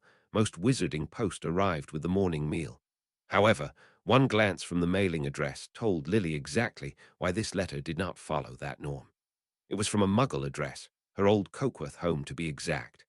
A letter from the new owners to the old, asking about a technical issue of a locked cupboard they could not find the keys for. Such a hit of nostalgia that Lily was rendered momentarily misty-eyed.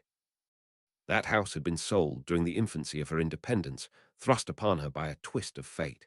At the time, the decision had been heart-wrenching, as much as Lily had tried to pretend otherwise. The entire history of her childhood sold, without even the grace of time to say goodbye. But over time, that pain had eased. Her life had aligned in a way that she had never expected. She had a new home, and a new family, and a loving husband who was every bit the man she always knew he could be. There was nothing she wished she could have done differently. But all the same, nostalgia invoked a sentiment that was hard to shake. That little home in the Midlands beckoned her visit, calling to that little want in the back of the mind that reached for moments that had long been swallowed by the relentless passage of time. Plus, she was bored witless, and a question like that was far simpler to resolve with a personal visit, especially if the root of the issue was magical in nature. With a skip in her step, Lily darted upstairs and straight into her side of the wardrobe, pulling out her sets of Muggle clothing for the first time in months. She even went so far as a touch of makeup, going into more efforts than a long while over her appearance. Severus never cared much for her efforts in the craft, and she always wondered if that said more about her skill or for his tastes. Within half an hour, Lily was downstairs again, in a bright yellow, sleeveless summer dress. The little owl that delivered that letter stared up at her from the armchair, as if offering a critical opinion of her style choice as well. "You can let yourself out right," Lily asked that little owl, hesitant over the idea of sending it out to face the elements. The owl hooted as if in affirmation, then proceeded to nestle deeper into the cushions.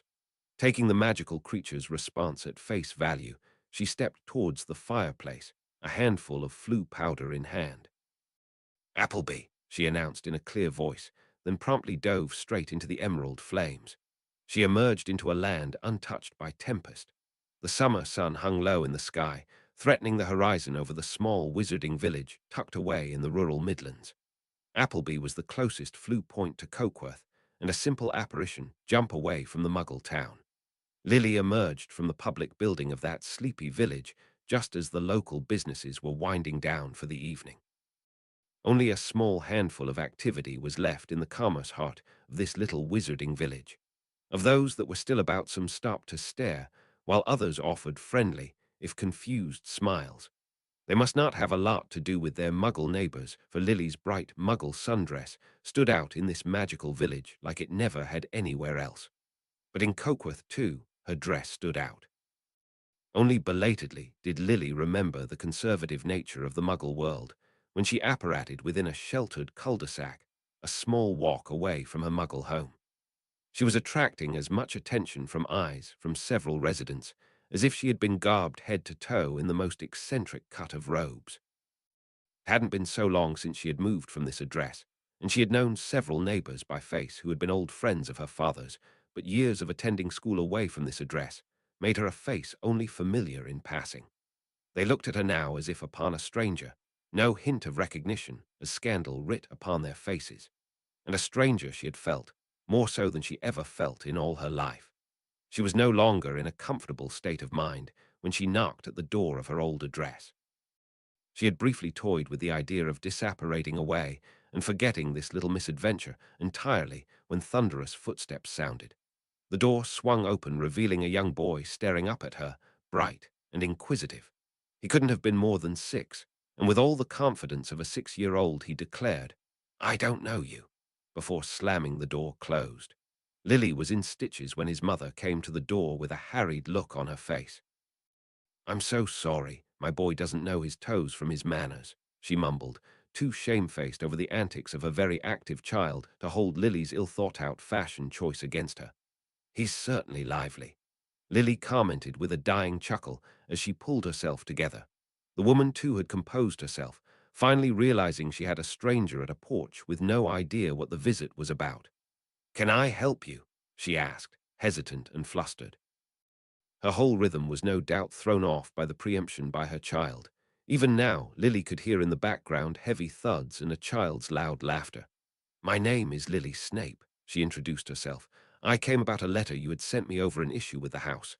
I'm the previous owner, you see." The woman blinked. "Oh, I didn't expect you to come all the way." "No trouble. I was in the area," Lily said quickly, realizing exactly how outrageous it would sound to a muggle to know she had come all the way from the West Country. With a polite smile, the woman welcomed Lily inside, then flinched at the sound of fallen crockery and turned to call up the stairs. "Tommy, darling, can you come downstairs and look after your little brother while I take care of a guest?" Another child emerged, this time older, likely in his mid-teens. This one didn't seem anywhere near as hyperactive and was sullen beyond approach. "Why always me? Why not Ben?" "Because Benjamin is 6. And as the eldest and the only one of my boys over the age of 10, you need to take a little responsibility for your brothers." The mother chastised him sharply, sending him to his duties with a glare. The third set of eyes emerged from the living room. The little boy named Benjamin held in his hand a heavy book that he had no doubt been reading despite the television readily available.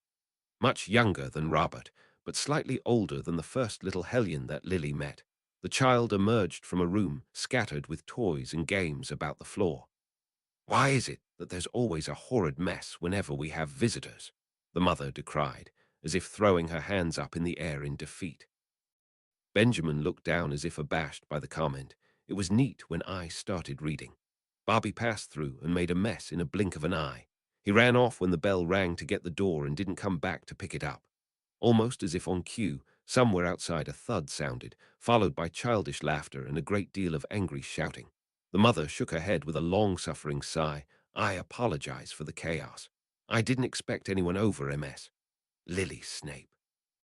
Lily answered, now as natural to her as breathing. "MS Snape, then."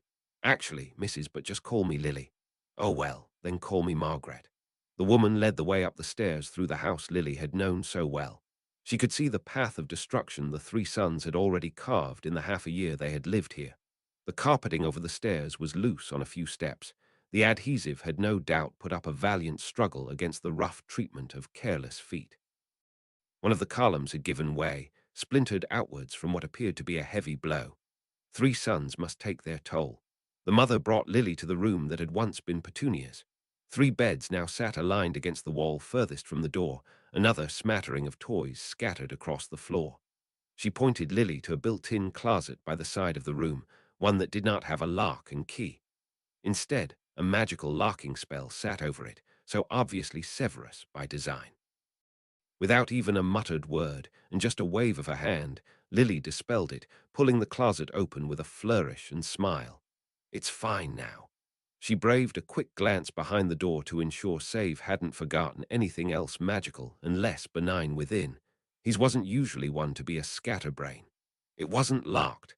The woman stared, aghast. "No, it just needed to be wiggled loose," Lily lied, because there was no way she could actually explain what type of locking mechanism the door had been sealed by. The woman looked quite abashed. "Well, don't I feel the goose having you come all the way down here to help me jiggle open a wardrobe door?" "Oh, don't mention it. I was in the area." Lily waved it off quickly, but Margaret was having none of it. "Well then, please do sit down and have some tea." "I owe you at least that much," the woman insisted as she led Lily back down those abused stairs. "Oh no, I don't wish to impose," Lily answered hurriedly as she reached out with a brush of her magic to re-stick the loose carpeting and stitch the banister back together in passing. "Nonsense," Margaret replied as she turned off into the kitchen. "I would have never been able to figure that out myself. Had Frank been here, he might have worked it loose. But alas, that rotten war." Lily paused at the kitchen's threshold, suddenly feeling awkward. "I'm so sorry." The woman paused over her kettle as if just realizing what her words implied. Oh my, I didn't mean that he died. None of that. I'm no war widow. My husband's a reporter and was transferred to the Americas to cover the political fallout over that complete and utter disaster. Oh, well, that's far less terrible. Lily responded with evident relief. Is that war still going? Dear girl, that war's been over for years.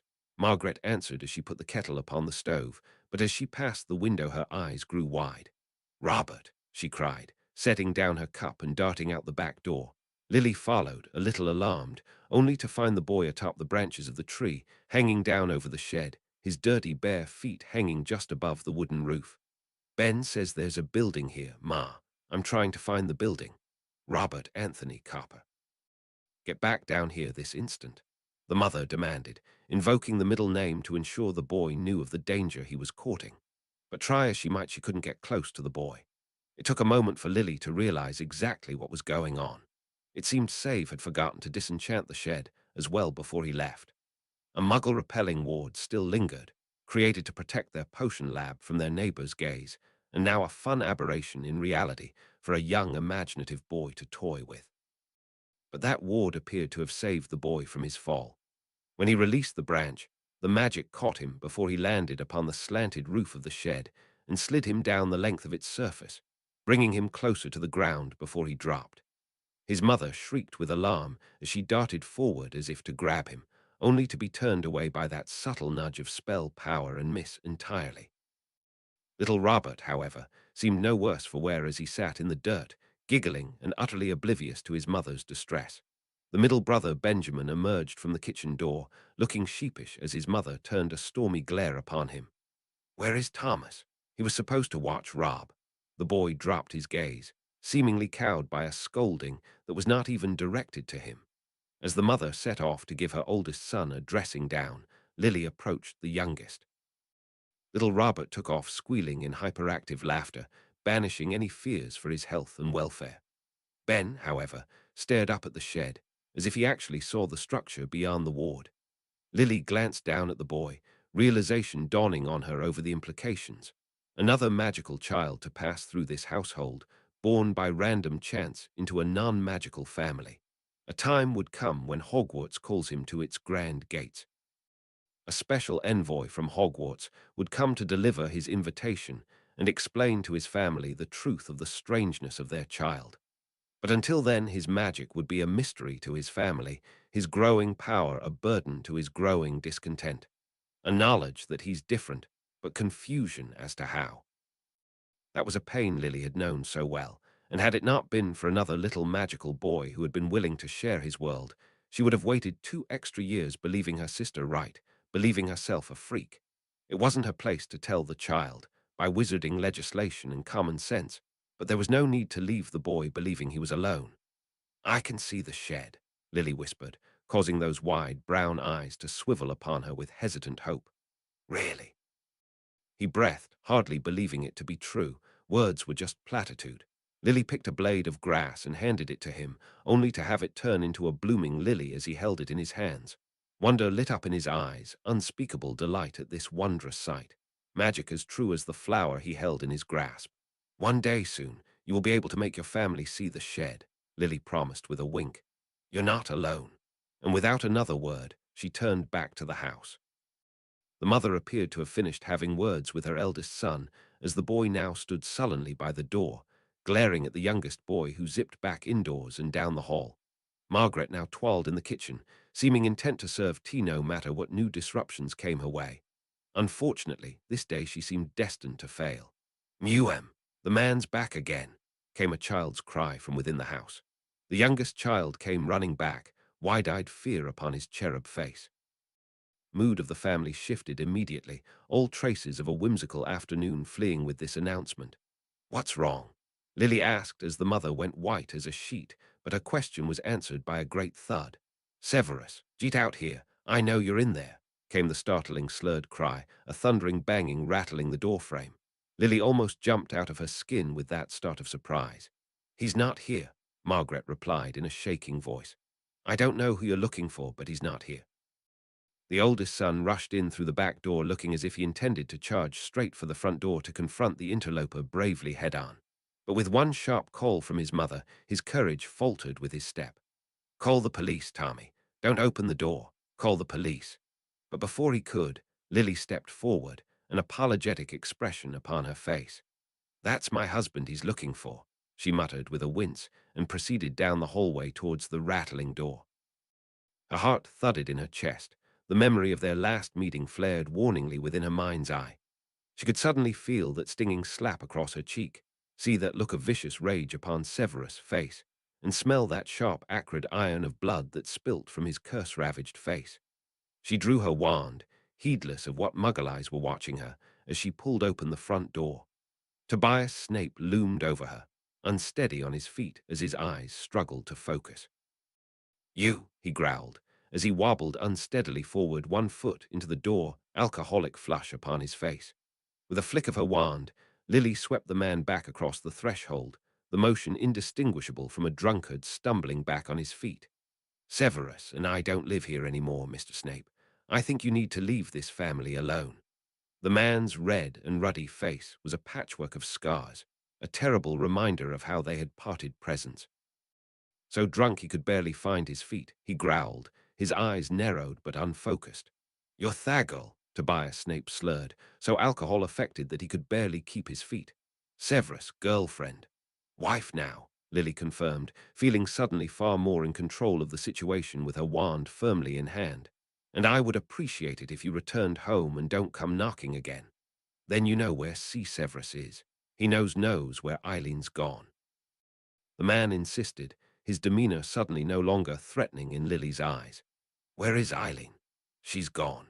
She won't be coming back." Lily replied steadily, but her heart gave an unexpected twinge. It was all she could do to remind herself that this man had driven his family away by his own actions. She glanced back to see wide eyes watching from the windows of the household, indeed every household on the street. She quickly realized this was not the place to have this conversation. "Let me walk you home, Mr. Snape," Lily offered as she quickly steadied him with another subtle flick of her wand. By the grace of Merlin, the man obliged, leaning heavily against the invisible force she had conjured to prop him up and stumbling along after her as if on a leash. "I looked for her," he mumbled under his alcohol-saturated breath. "They say we divorced, but I didn't sign the papers. I darn remember signing the papers. Boo the Govan says we divorced." Muggle law of divorce was something Lily could only remember in passing, but at the very least she knew the divorce, or indeed anything relating to the Muggle world, had to pass through official scrutiny by some sort of legal agreement reached. But no witch or wizard would ever need to pass through Muggle laws, as every dealing there would be advocated by means of the Ministry of Magic. No doubt the divorce was finalized within the magical world, and the paperwork of the Muggle world was simply magically altered to reflect that conclusion. "She's left you, Mr. Snape, as did your son. You shouldn't have been so horrible to them if you didn't want to lose them," Lily jabbed sharply, her anger mingling with pity for a very odd emotional sensation. The towering man stumbled as he made a clumsy swipe in her direction. "What do you know, ya little princess?" "I know no child should have a father like you," Lily retorted hotly, pulling the man straight upon his feet with a not-so-gentle point of her wand. "And I know Severus would be twice the father you had ever been." "See a father?" the man asked, his eyes suddenly wide, his pupils struggling to focus. "Am I a grandfather?" "No," Lily answered hurriedly, feeling her cheeks flush at the mortifying misunderstanding. "It was just a hypothetical," she exclaimed, putting several hurried strides between her and her inebriated father-in-law. That unexpected jump of conclusions brought her to quite the fluster. She was 18 years of age and newly graduated, far too young to be a mother. Between working towards a stable budget and a stable life, they haven't settled near enough to even consider children. But with Severus' position as professor and the salary that came with that, they were well on their way. A day where the consideration of children did not seem obscene was not so far upon the horizon. Silence stretched between them, merciful accompaniment for the rest of the walk back. It was a relief when the dark, dilapidated street of Spinner's End Street stretched out before them, and the stink of that filth-clogged river reached her nose. Lily unlocked the door she knew to be the Snape household with a tap of her wand, not trusting the alcoholic man to know which way a key fit in a door. She waved him up the porch stairs and through the door, almost content to let her duties end there. And she would have, if it wasn't for that little prick of her conscience telling her to ensure the man made it at least to his couch. The stink from within the household was almost overwhelming, far worse than the last time she had visited. It wasn't just mold and drink that wafted unpleasantly in that dreary household, but a sea of rotted garbage added to that symphony. Almost gagging, Lily vanished a path through that filth as best she could, determined to walk the man to his equally garbage-ridden couch. It took several minutes for Lily to set that awful sight right, but by then Tobias Snape had passed out upon those stained cushions, his bulk eliciting squeaks from those tired springs. Lily turned to leave, but as an afterthought, she quickly conjured a blanket to drape over the drunken form of her father-in-law, and in the same motion obliviated the memory of her Cokeworth home from his mind. She felt a twinge of guilt over erasing the only lead he had out of this run-down house, but she did not want him harassing that mother and her children any longer. She retreated from the house, locking the door behind her and drawing a deep breath of the relatively fresh air of the outdoors. Night had fallen, truly and unapologetically. Lily didn't exactly have a planned timeframe for her outing, but it seemed she had exceeded her expectations.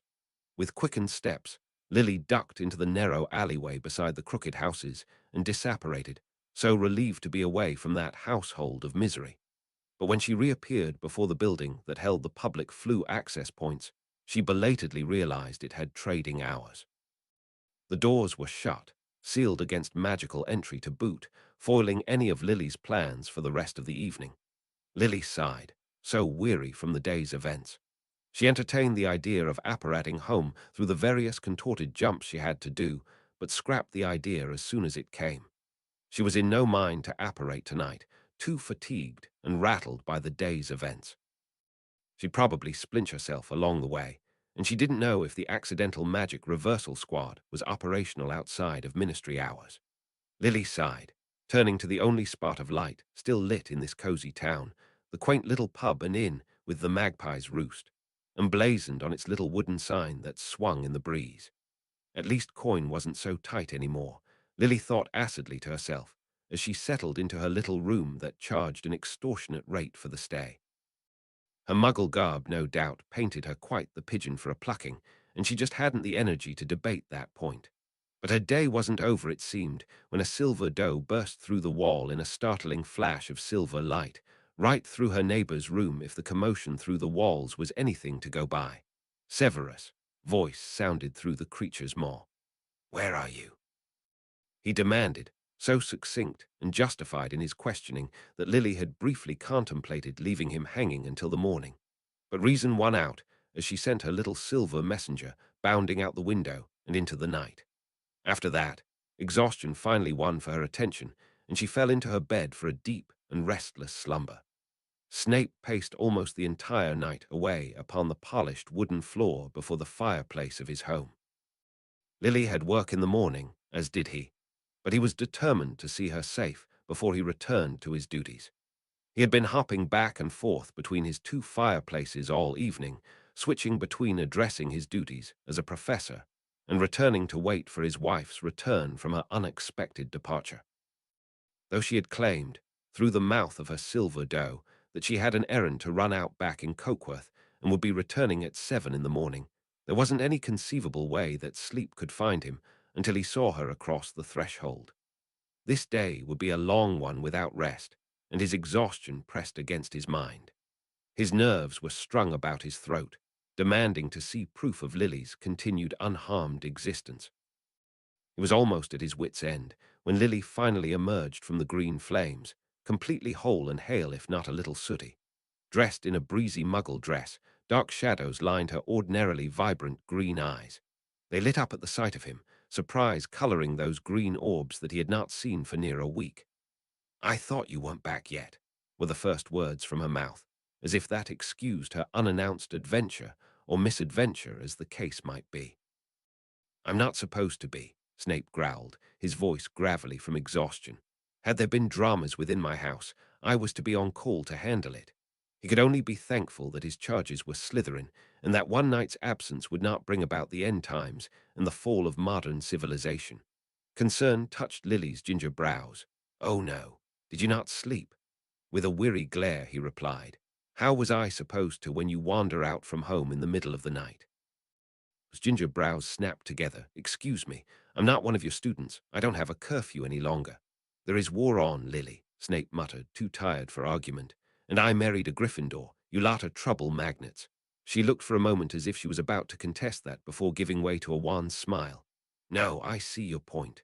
I think you're right about that," then paused as if another thought occurred. "If you weren't meant to be home, how did you know I went out tonight?" "Quite the mystery, isn't it?" Snape muttered evasively as he strode to the kitchen to put on a pot of coffee and oats.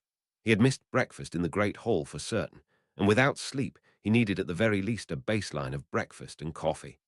Lily followed him, leaning against the door frame as she watched him work, a strange look upon her as her lips turned upwards in a most wistful of smiles. "What is it that you find so amusing about my breakfast preparation?"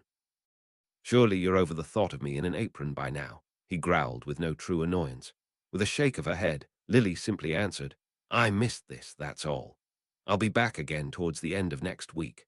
Snape offered gently as the kettle whistled to his magical prompting, and a stream of hot water poured into his coffee maker through his freshly ground batch.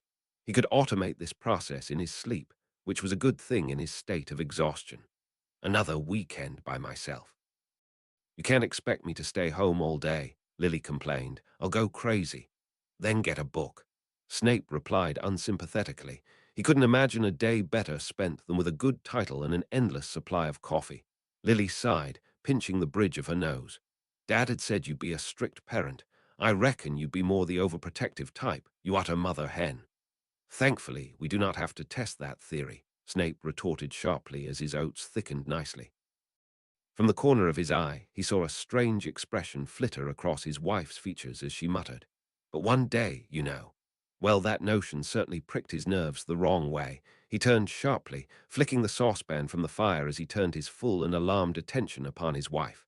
"Are you—" "Oh, no, no, no, no." Lily quickly shook her head, dispelling the doubt to his immense relief. "Geez, jump to conclusions, why don't you?" But then she sunk back against the wall, the wistfulness back upon her brow. "But if we were to have children," with a slow exhalation, Snape returned to portioning out the 2 servings of oats, his mind prickling with dread over the direction of this conversation. "There is a war happening. Are we to simply put our lives on hold?" she asked, her voice laced with the implications of a hard and heavy discussion, perhaps even the threat of reckless, ill-thought-out actions. Snape sent the emptied saucepan to the sink to scrub out and floated the simple breakfast over to the table, hot in mouth. He motioned for them to sit, even summoning the honeypot over as a courtesy to her. "At the present, neither of us has the time for this discussion." Lily sat and drew over her bowl, dipping a slow trail of honey into her thick oats with a distant look in her eyes. Snape felt the need to nip this in the bud before this potentially spirals out of control. "Lily, I need to be able to trust you on this," he urged in a gentle tone he never knew he had. Those bright green eyes lifted from her breakfast, meeting his dark pair as he beseeched her good sense. "Please, promise me that you won't act without me." Because she had died for a child once before. If he should lose her again, that child would be left to fend against the world alone. He could not endure a world without Lily, not again. Snape would never again be able to look at a child with those green eyes without feeling the loss of everything their life had cost him. For a tense moment, nobody spoke, and Snape feared his request had fallen upon deaf ears. But then laughter tore through her lips, an embarrassed giggle as her cheeks and ears turned a bright tinge of red. "Well, of course, I'd need your input. I can't exactly whip up a child alone." With Lily surrendered to the tittering giggles, Snape's mind reached south as he too struggled against coloring. But then her laughter settled, still pink in the cheeks she held his eyes with an air of solemnity. "But I get it, Save. Not now, but we'll talk about it. There is no point having a child unless we're both on board." A brief smile of gratitude flickered across Snape's face before he hid it behind a long sip from his cup of coffee, content in the assurance he was given. This war wouldn't last forever, and their lives were not guaranteed. But if by the grace of Merlin they lived to see the end of it all, then there would be a child in their future. A silent promise to her, if not himself. Chapter 61. Beneath the War. Chapter text. The awaited weekend finally came, which Severus had vowed to return by, and true to his word, Lily had woken to find him sitting quietly within the study. The mid-morning light struggled hard against the thick cloud cover, but that did not stop her husband from lighting a couple candles and raining down red crosses upon stacks of unfortunate student papers. The fabled week one essays. Lily asked, wincing with sympathy as she pulled her bathrobe about herself in this surprisingly chilly autumn day. "It's week two," Severus answered, without a modicum of sympathetic thought. "And they need to know that I demand they put quill to paper with some semblance of coherent thought." Lily placed her hands about his shoulders, pausing him in his merciless ministrations. He gently laid his quill upon his pen prop and replaced the lid upon his red inkwell. Only then did he turn his attention towards her, pulling her into his arms, his lips upon her own. They locked there for a long moment, as if making up for the weeks spent apart. A moment of contact and closeness they had both missed terribly. For a brief moment, it seemed their near-frantic moment of intimacy would lead to the bedroom there, and then, before the memory of their previous conversation came knocking in that peripheral part of her brain, and Lily withdrew. Wasn't that she was planning on holding him hostage to demands. It was more like discussions, and that was not something appropriate to bring up after the deed was done, as if threatening to miss her dose and ruin their afterglow.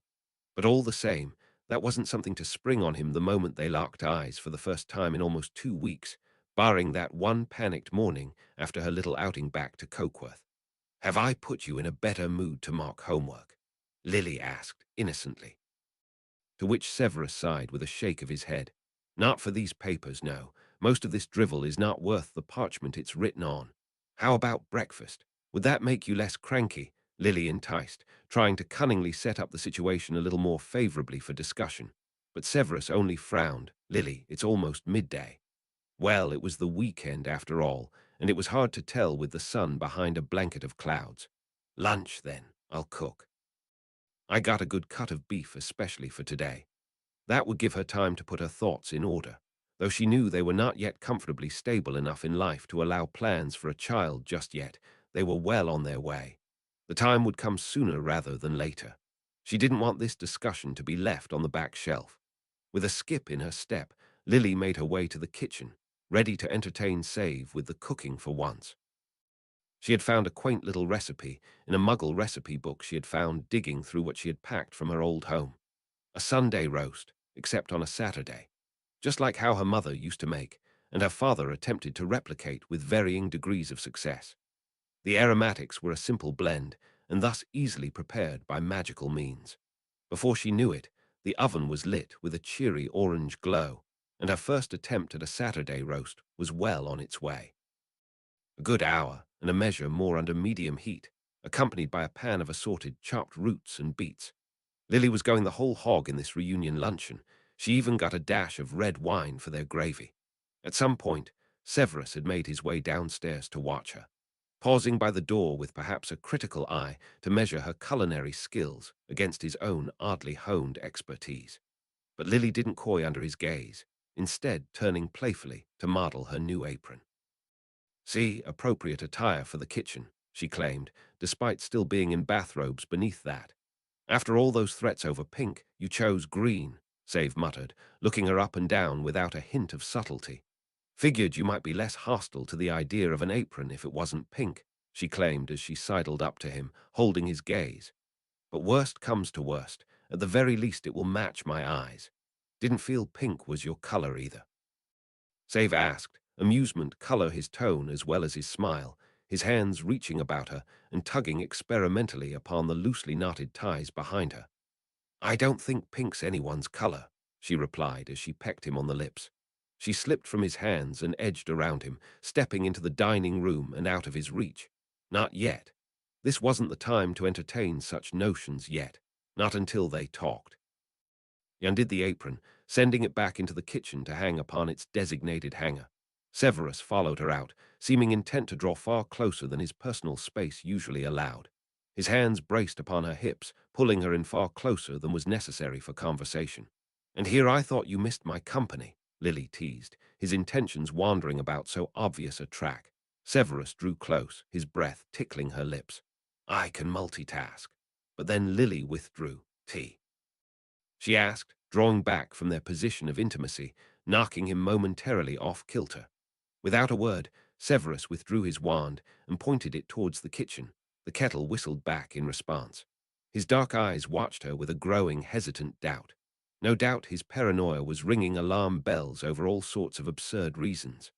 I just want to talk, said Lily, as she finally surrendered any form of tact. And I prefer we do this with the clearest mind possible. He withdrew, his eyes clouded with suspicion and darkened by that cloud of dread. Is it about having children? You must be a mind reader, Lily muttered dryly, to which he grimaced rather than smiled. Tea then, he muttered in agreement, beckoning their teapot and accompanying cups with a wave of his wand, then settled them upon the dining-room table. The most formal a setting they could possibly have to go over a topic that would not have a bearing on their life for years to come. Sugar and cream appeared before Lily's cup, already setting itself up for use, while Save poured his straight and dark, much like his coffee. Lily did not even know where to begin. Though she had spent all week planning this talk, every single point fled her mind the moment their rears touched the seats. She was left mortifyingly blank as she assembled her sweetened milky tea, somehow unable to form a coherent thought. It was Severus who mercifully broached the topic, the gentleman that he was. I think we need to first consider the implications of a child on our lives and careers. My job isn't exactly demanding, Lily quickly countered, just thankful to have a single thought return to her. I've got set hours with a lot more free time than I know what to do with. I almost lost my mind this week with you working away and Marlene tied up with everything in her world. A child is the worst possible solution to that dilemma by a book, Severus growled mercilessly. Lily rolled her eyes. I was more making the point that I have the capacity to fit a child into my schedule. How little time do you think raising a child would take? Save almost snapped, because raising one right is not a part-time job. Lily was a little taken back by Severus' assertion. It became alarmingly obvious by first exchange who was more prepared for this debate. Lily shifted uncomfortably in her seat. I didn't mean I was going to treat motherhood like a hobby. You would not even conceivably be able to work, Snape continued. Not for a good part of the first year at the very least. Then after that you'll be subject to the whims of the child. Illness would chain you to its side, as would any foul-weather fancy. That's what your job's for, Lily ventured, quite boldly and a little rashly, to which Severus simply snarked back. I had no idea for all this time you had designs on being a housewife. I mean until the child settles, Lily returned a little hotly, already feeling her own debate fail. And we haven't even touched on the fact that there is an ongoing war right at our doorsteps, one that involves us and those we know in a very direct way. His voice muted a fraction, his black eyes holding hers intently. Is this the kind of world we wish to bring new life into? Lily could not find her voice to answer, though she may have had one prepared. It felt hollow upon her ears. Because the points she had prepared had all been about herself, her own agenda, her own timetable, her own reasons, and now even to her own ears they sounded selfish and childish. He reached over to lay his hand over hers, drawing her gaze from their dejected downcast.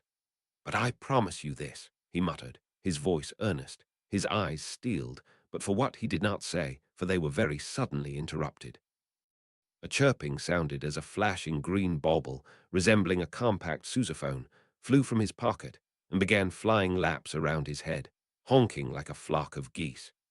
With a grumble of annoyance, he snatched the intrusive object from the air, silencing it, and secreted it back in his pocket, standing from his seat with the air of a man about to face a full bench of chief warlocks. That was a summons for me as the head of Slytherin, he explained with a sigh. It seems not even Slytherins could be trusted to manage a weekend without incident. A weak smile touched Lily's lips. Not always the Gryffindors, is it? Save summoned his cloak and slung it about his shoulder.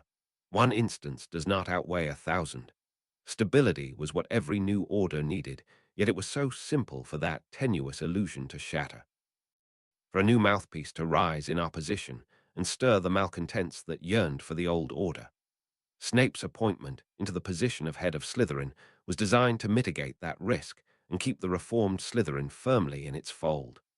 but it was too naive to believe his presence would be all it took to strangle the voices of discontent. It was still early in the year, and Snape's reach and ability had faded from the collective memories of those he governed. The problem lay with the newest of their brood, who knew Snape's reputation only from hearsay and lacked the benefit of first-hand caution. One such example was the reason Snape was called in on his day off, alerted by Lincoln rockers, his eyes and ears within his house, and the most eager adopter of his rules.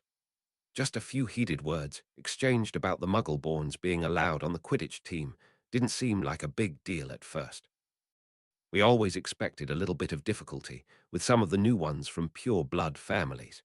Then suddenly, that first year slung hexes out at a few of the fourth years. The sixth-year prefect explained as he strode with the defense professor from his office down the path through the dungeons. Snape had flued in moments earlier, his office being the only point in the entire castle, or indeed the entire magical world, connected directly by Flu network to his highly warded home.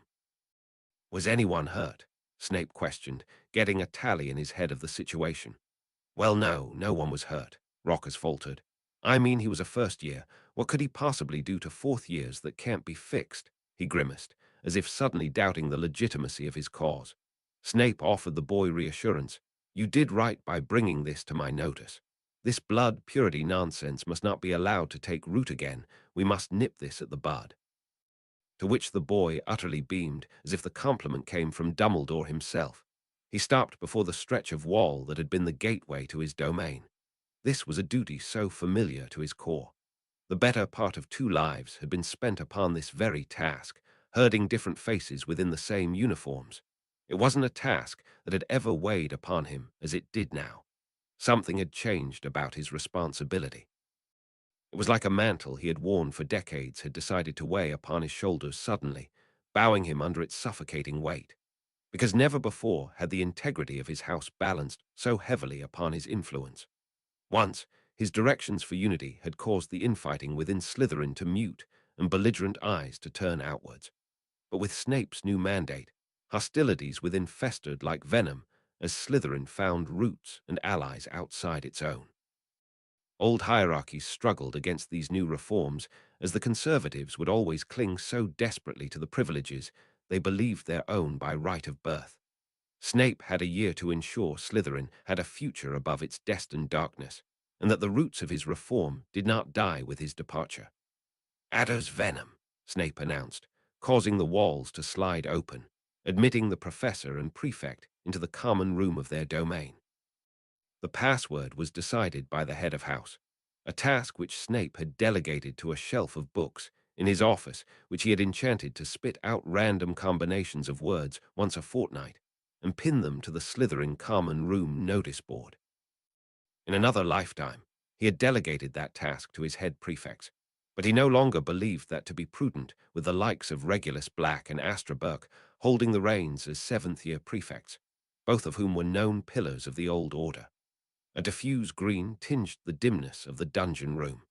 A sunny day in the Highlands could give them no more than this slight touch of color in this room, lit only by candles and torches. Despite that, there should have always been a fair few souls indoors, Slytherins being what they were. The outside world held far less appeal to those who chose to pursue the crafts of the mind and tongue. But the armchairs in which conversations should have presided stood empty, as were those sturdy desks that should have at the very least held a few of his students for the workload he had set. Instead, every soul within this chamber stood clustered about one set of armchairs in the corner, locked in what seemed to be a tense standoff, with others who seemed to be drawn in a loose standoff. The group that faced outwards were a small collection of sixth years who were known allies of Rockers. The tension popped upon Snape's entrance as the crowd appeared to withdraw, their uncertain hostilities seeming to cease upon that imbalance of power. The sixth years parted from their vigil to reveal one young boy sitting stark, still within the near-oversized armchair. He was held by spell work, Snape observed, and with a flick of his wand he swept the spell away, allowing the child to jump up from his seat in a red-faced fury. He reached for his wand, but at that age he was far too slow for the likes of Snape. Before the child knew it, his wand was beyond his grasp, as quickly as the unseen drawing of the professor's ebony wand. Brutus Selwyn, was it? Snape asked needlessly. He already knew the boy to be so. A first year from a pureblood family with known roots in the Death Eater movement. Indeed, this boy was destined to take up arms for that very cause. Not in the First War, however, as he had never reached that all-important age before its end. Around them, Snape observed the faces in the crowd, taking in as much as he could to understand of the situation and its resulting tensions. Familiar faces of a dark nature stood amongst them, with the Carrows being the most conspicuous of the lot. Several he had considered neutral had been among them, discontent worn openly upon a few of the less careful faces. There was disharmony, it seemed, and the balance was slowly tipping away, and change was always a messy process. He towered over the boy who withdrew a step, eyes round. Snape had forgotten what it felt like to be a professor, to have his position automatically feared and respected. And for the first time in a long while, he had felt a semblance of the man he used to be, bitter and jaded, and resentful of what life had forced upon him, ready to take it out upon someone else, anyone else. He did not wish to be that man any longer. "I would like to hear from you. What is it that actually happened?" Snape broached evenly, taking greater care than ever before with his tone and demeanor. The boy glanced upwards, meeting his eyes, giving Snape that window into his mind for a moment before he looked away again. There was a storm inside, discontent and confusion. He was promised a different Slytherin, one that did not tolerate the likes of those of inferior stock, one where his family name and lineage meant something. But instead, he found his family name holding no real advantages in a place that should have venerated him. Instead, his voiced beliefs finding him vilified, and those he thought were beneath him finding their ground far more easily than he. The final straw was having one of those rootless filth taking a spot upon the Quidditch team when he had been denied the chance to trial. Never mind that he was only a first year, and Quidditch trials was only for second years and above. That was the last straw, for he found himself attempting to curse that muggle-born usurper with spells he had never before attempted, and quickly found himself bested by those who came to his aid, those who were far more practiced, Slytherins who lost their pride. It was clear to Snape what had transpired, and none of it excusable. Actions and beliefs that fed into that unhealthy psyche that Snape was desperately trying to stamp out, something he had never had to attempt in his previous lifetime. "I have been told the story from another," Snape continued, keeping his eyes focused steadily on the boy who refused to meet them. "I will to hear your side before I decide your punishment," he offered, despite knowing the truth. The boy bared his teeth, eyes downcast. "How very generous of you. What's the point of offering if you'll take their side anyway?" "There," Snape persisted, knowing exactly what the boy meant, but needing this point to be aired out in the flesh. "Them," Selwyn hissed, eyes turned upwards, suddenly fierce. "Those mudbloods. And you promote them at every turn. You would punish me for being a true Slytherin." Those sentiments triggered a ripple of discontent to shudder through the gathered students. Anger from both the reformed and conservative for two separate reasons. Blood purity the root of all this disorder, as it had always been. Snape met the boy's angry glare, seeing the fierce defiance and sheer terror in his mind. The wisdom that tempered the courage of every Slytherin rankled against how foolish his actions had been. "And what makes you think you are superior by accident of birth?" the Slytherin professor asked in a low tone, voice deep and dangerous. The room hushed to a whisper. No voices answered his challenge. "You believe that privilege is a right, and not earned," Snape continued, driving in that point, "and that you would attack another for no better reason than that perceived privilege. That is where you erred, and what I will punish you for." He lifted his eyes to meet all those watching, and what I seek to extinguish within Slytherin House. I will tolerate no fools who decide they stand above their peers just because of their ancestry and nothing tangible they themselves can boast. Nobility is attributes earned, not inherited. Snape's black eyes flickered back to the child before him as the room silenced. Selwyn's eyes turned downwards, whether in contrition or surrender he could not tell or care, for the purpose of the lesson he would impose. "Punishment," he broached in a quiet voice, but one that every ear could hear in that silent room. "A deduction of points is the prescribed penalty for public disorder and assaulting your fellow student." No voice of objection answered his announcement, but he could sense that ripple of discontent again, this time towards the child who erred. Points, as arbitrary a concept as it was valued by the students, which was why it was an effective measure to control their behavior by. Even Selwyn, as new to the school as he was, knew the value of points, as he cringed where he stood as if a capital punishment hung over his head. But that might be truer than its metaphorical sense, for it was group punishment designed to encourage peer enforcement of behavior. A fresh face already out of favor with his peers would find no favor after incurring that penalty on their behalf, especially not before such a gathering of judgmental eyes. But as this is an internal Slytherin affair, I will offer you a choice to forego point loss, Snape continued, prompting the boy's eyes to glance upwards, hope burning in the pit of his fear. Detention every Saturday with me for the next 2 months. Selwyn did not even hesitate. I agree. A subtle smile touched Snape's lips as he led the boy away. He raised his voice enough for all those present to hear. And this is what I meant by earned nobility. And though he might loathe to admit it, Snape recognized that swell of pride in the uplift of the boy's shoulders. By the time that fireplace burned emerald once more, the sun had already dipped below horizon and made bed for the evening. Lily had been burning the midnight oil, curled up in bed with a newly purchased book from Flourish and Blatz, having had splurged on titles over the week on Save's recommendation. A stack of wizarding literature now sat upon her shelf, beside the textbooks that had accompanied her through her schooling. Fiction, for once. Lily had already given up on her husband's return and resigned to an evening of tea and reading when he finally stepped through. Lily hurried down when she heard movement downstairs and found him standing before the hearth, covered head to toe in soot. You've taken a fair while, had quite a day, had you? Lily observed the obvious as Save swept off the fireplace ash with a stroke of his wand. Severus sent his cloak fluttering to hang upon a stand. I had a student requiring remedial detention. I obliged him. And that took all afternoon and evening? Lily asked, eyes wide with aghast. Severus winced. Not quite. I had only set him on 4 hours of transcribing verbatim from old decaying scrolls of alchemical resources onto new parchment, which sounded a hellish task of itself. But when he was done, he was free to go. I had to stay to update the records of that detention. Then it turned out my predecessor's records of his own house were in dire need of update and maintenance, so I had set it upon myself to do so.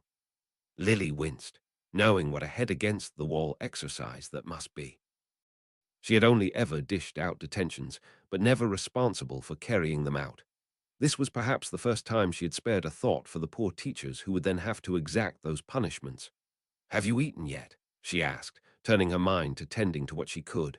"I have," Save confirmed as he sat down to unlace his boots properly. He never kicked them off. "Oh, good, because I've nothing ready for dinner," Lily proclaimed, only half in jest. There was the leftover roast from lunch, but they were hardly in their best form after half a day in a reheat. Severus glanced his pocket watch as if trying to get his bearings on the day. Even with wary eyes, he found himself remorseful. "I apologize for bleeding a day away. I had promised. Today was supposed to be ours." Lily sighed a long-pained sigh. Alas, how the fates conspire against us. How should I ever be consoled? But despite her overwhelming sarcasm, Severus had the indecent mind to have his brow crease with worry. "Oh, Save, I already knew I would have to share your company with the entire world. It was the cost of marrying a genius." Those black eyes searched hers, as if waiting for that flicker of dishonesty to tell him how truly displeased she was over his prioritizing of his employment over a promise that hinged on the merit of a merciful day. "Go, wash up and head to bed," Lily urged with a gentle smile, knowing it was too late to do anything she had planned, and he was likely too tired. He conceded, and without another word of protest, trudged up the stairs. Only then did Lily finally allow herself a moment, because she really had been disappointed with how the day turned out. She had been so looking forward to company. Marlene had made herself very scarce since she left to have her talk with James, and for a few paranoid days Lily thought she might have finally worn out her welcome with her meddling. But then she read upon the paper headlines she dreaded to hear. Death Eater attacks foiled by unknown parties, an organized response in force. Her friends, the solitude had never been so painful to suffer. The stress of not knowing, the guilt of doing nothing. Had she been out there, it'd be different. There was nothing worse than waiting. Only after being the one who waited had Lily understood her husband's often overbearing ways. When those you love go beyond your reach, you could do nothing but fear. At the very least, she knew where Severus was, and that he was safe. She supposed it wasn't too much to ask to offer him the same peace of mind. If she ever had need to go out or come home late, Lily always ensured she had a note upon the mantelpiece, enchanted to flutter down, and about the ears of any that entered through that fireplace. This was so that if Severus ever came charging back in another panicked search of her, he'd have immediate explanation of where she had gone. Nestling back under covers, Lily cracked open her book again, an adventure title about a wizard who left home to explore the world and accidentally wound up infiltrating a coven of oblivious vampires.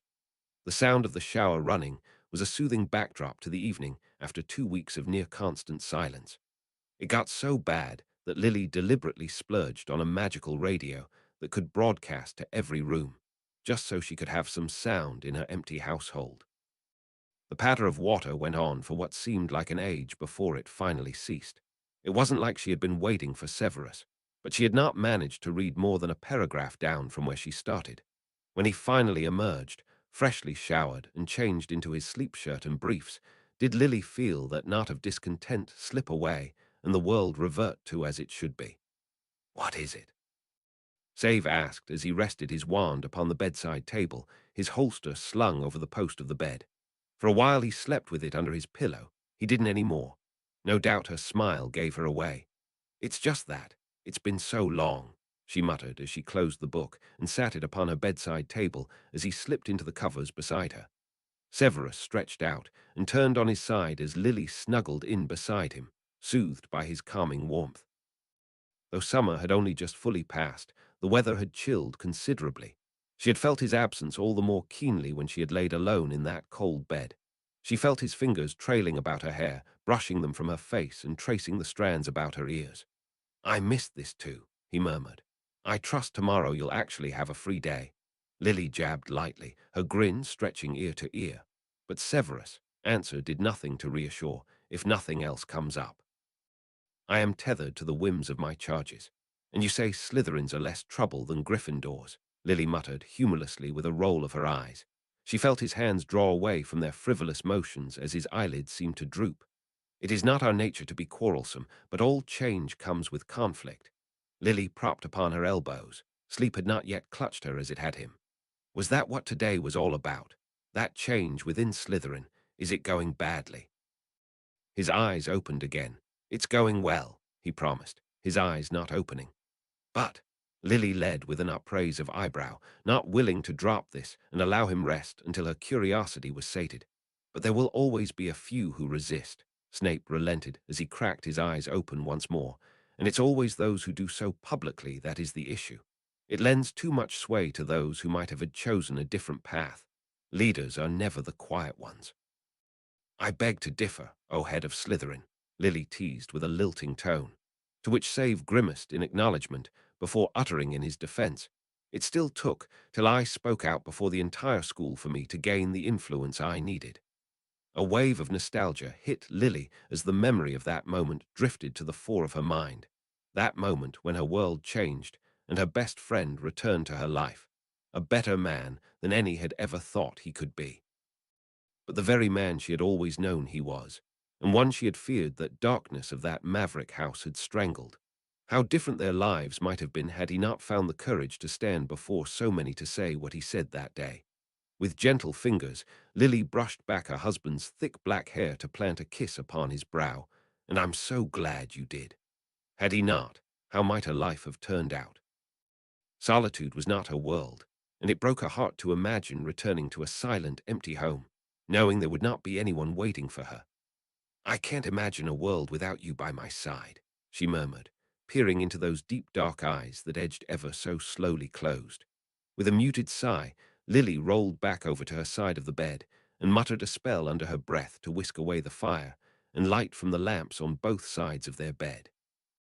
This wasn't late in the evening for her, especially on a weekend, or even for a morning bird like Severus. His exhaustion spoke volumes. He didn't snore when he slept, as silent and still as he ever was. Nightmares still plagued his slumber, albeit fewer and fewer in frequency. But if he thrashed or muttered, a calming touch upon his brow was all it took for him to settle. Visions from a false future that he had earned by mistakes of his youth, a lesson that had paved his path back to the light. The nightmares now were just the price they both had to pay for the fortune of his second chance. Tonight had almost seemed as if it was going to be a quiet night, as Save's breaths drew deep and long as he sunk into the depths of slumber. She closed her eyes to follow him swiftly from the realms of the waking.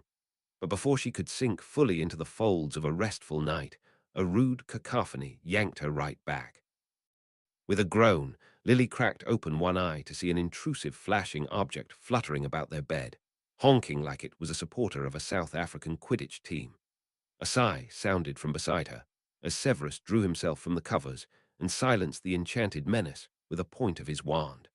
The wardrobe door opened, and a set of black robes fluttered out and into Save's waiting hands.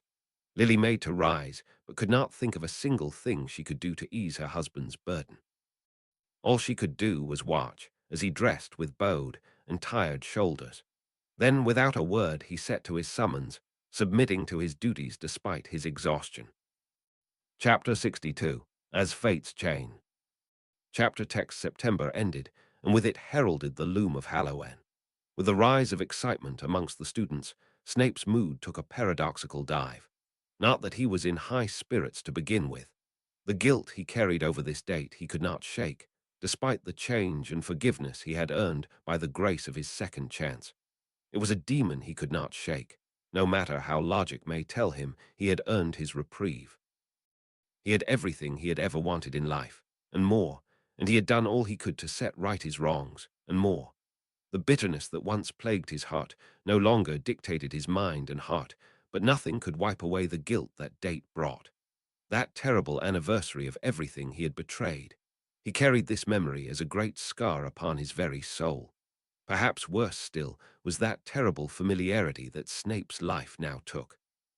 The decade and a half he had spent patrolling these very halls in another life, devoid of hope and happiness. It was all Snape could do to not revert to the old habits of raining down his displeasure upon every student with the misfortune of crossing his path.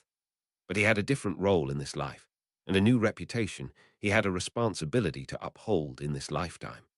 A professor that inspired more than just fear and commanded respect without ask or demand. When I said silent hex, I meant mouth shut. Don't let me catch you whispering under your breath again, Miss Donaldson. You're only cheating yourself. Those words in that tone of voice would have once sent a student into resentful cowering, only to have them revert to their exact bad habits when they thought their strict professor was clear. Not this time. Miranda Donaldson, the sixth-year Hufflepuff Snape had barked those orders to, simply replied with a yes, sir, and proceeded to attempt to do as she was bade until she went blue in the face. There was an unfortunate correlation with Hufflepuffs and the belief that holding one's breath improved concentration. Despite the improvement in discipline, there was little Snape could do about lack of talent. Very least he could do was to keep these less capable types pitted against training dummies, where the worst they could do was the damage of school property. This was one of his practical classes, set within that convenient room on the 7th floor. One that he wished he had known about during the course of that 1 year of that life he had the most need for time to himself. For the most part, Snape's newly structured practical classes proved most popular, more so than any he had ever taught in the past. Such as today's lesson, silently casting the stunning charm, then renovating with equal silence. There was something about youths and their propensity to gravitate towards any activity that might result in damage and destruction. Speaking of destructive youths, Snape approached a pair of Gryffindors, practicing in their little corner of the floor. But even from afar, Snape could tell the little practice session was getting out of hand. One of the boys gave an impressive flourish and sent a flash of red whizzing past his target. Snape flicked his wand upwards to deflect it into the ceiling to dissipate in relative safety. Aim straight, Barkley. Not everyone has the insurance of pillows behind them to fall upon. The Gryffindor boy, Michael Barkley, flushed red, as did his practice partner who stood before those said pillows. but not a single word of dissent came forth from their mouths, as Snape had come to expect of Gryffindors. Indeed, the attitude Snape had come to expect from gaggles of teenagers had not so much disappeared, but was noticeably lesser than when he taught last. Ironically, teaching was the only element of his last life that still lingered in familiarity. Snape weaved through a pair of Ravenclaws, who took it upon themselves to partner up with a Slytherin each. If there had ever been any that could be said to have an affinity with the once maligned house of Slytherin, it would be those from the house that boasted the greatest of intellectuals and the oddest of oddballs. The pursuit of ambition and that of knowledge often went hand in hand, and had it not been for the stigma of dark magic that hung upon the house of the snake, the two might have fostered their bonds from the very start. There were no issues to correct between these matchups, as expected of those from high-achieving houses. Rockers was one of the pairs, as expected from the self-styled ambassador of the reformed Slytherin. But what caught Snape's eye was the quite obviously mismatched pairing beside the two, one lone Ravenclaw in practice with a Hufflepuff. Unlike with Slytherin, Ravenclaw had no traits in common with that of the bumbling Badgers. Yet here was a Ravenclaw boy who went out of his way to commit to misalignment. That it was the young prefect Bartemius Crouch Jr. only added to the enigma. There were only a small handful of Ravenclaws subscribed to this class, but there were still Slytherins aplenty. At a pinch, even the Gryffindors made decent partners in the field of defense, their brutish ways an advantage given the right circumstance. But out of every possible partner he could have selected, he had chosen a Hufflepuff, and one whose silent spellcasting was so shaky he could very well detonate his partner as much as stun him. "Stop holding your breath, Mr. Yaltz. You're going to pass out." Snape snapped at the beet-red Hufflepuff boy the moment he drew level with him, scowling at that ridiculous superstition the Badger clan had collectively worked themselves into. Crouch, who had been bracing by the pillows for the unpredictable spell fire, glanced up at Snape's voice, then quickly glanced away. The Hufflepuff boy tried again, this time making a show of puffing in and out as he swept his wand and produced the grand total of 2 sparks from the end. That was perhaps the least unfortunate way mistakes could have been made in this class. To the practice dummies with you. Your unpredictable casting might make for too much work for Madame Pomfrey. Snape sent the boy scampering before turning his attention to Crouch, who now glared away, purposefully despondent, as if his inattention was enough to excuse him from appropriate participation in class. Snape was willing to allow him his moment, provided he did so while providing target practice to someone more willing. "Miss Roberts," Snape summoned the Gryffindor girl by the dummies. He had sent her there initially for her poor form, but after half a lesson's worth of dedicated self-practice, he felt assured enough to trust her with a live subject. Roberts stalked over, but there was something about the look the two shared Snape did not like. The apathy that Crouch had attempted to cloak himself in split for that moment, long enough for Snape to glimpse the resentment beneath, and likewise for Roberts, whose smile seemed edged with a smirk. "I feel unwell, Professor Snape. Is it all right if I sit out the rest of the class?" Crouch requested suddenly, too sudden to be true by any suspension of disbelief. Almost immediately Snape recognized the elements of animosity, even before that mocking tone sounded from the Gryffindor's lips. "What's wrong, Crouch? Can't get Daddy's approval by measuring yourself to low standards." Cruel laughter sounded, but not only from Gryffindor lips. Ravenclaws and Slytherin voices joined as well, with a few Hufflepuffs smirking. It suddenly became blindingly obvious as to why he had chosen his partner from the more passive of the houses. "To Crouch, you can sit out," Snape barked, granting the boy a reprieve he had not expected by the surprise on his face. "Miss Roberts, partner with Mr. Yaltz." He glanced to that boy by the dummies, still red in the face as he attempted to cast wordlessly by virtue of suffocation. "I believe it's in everyone's best interest that he not be the caster this time." With class end, and the flurry of movement and chatter that accompanied it, Snape headed off Bartemius Crouch before he could leave stealthily.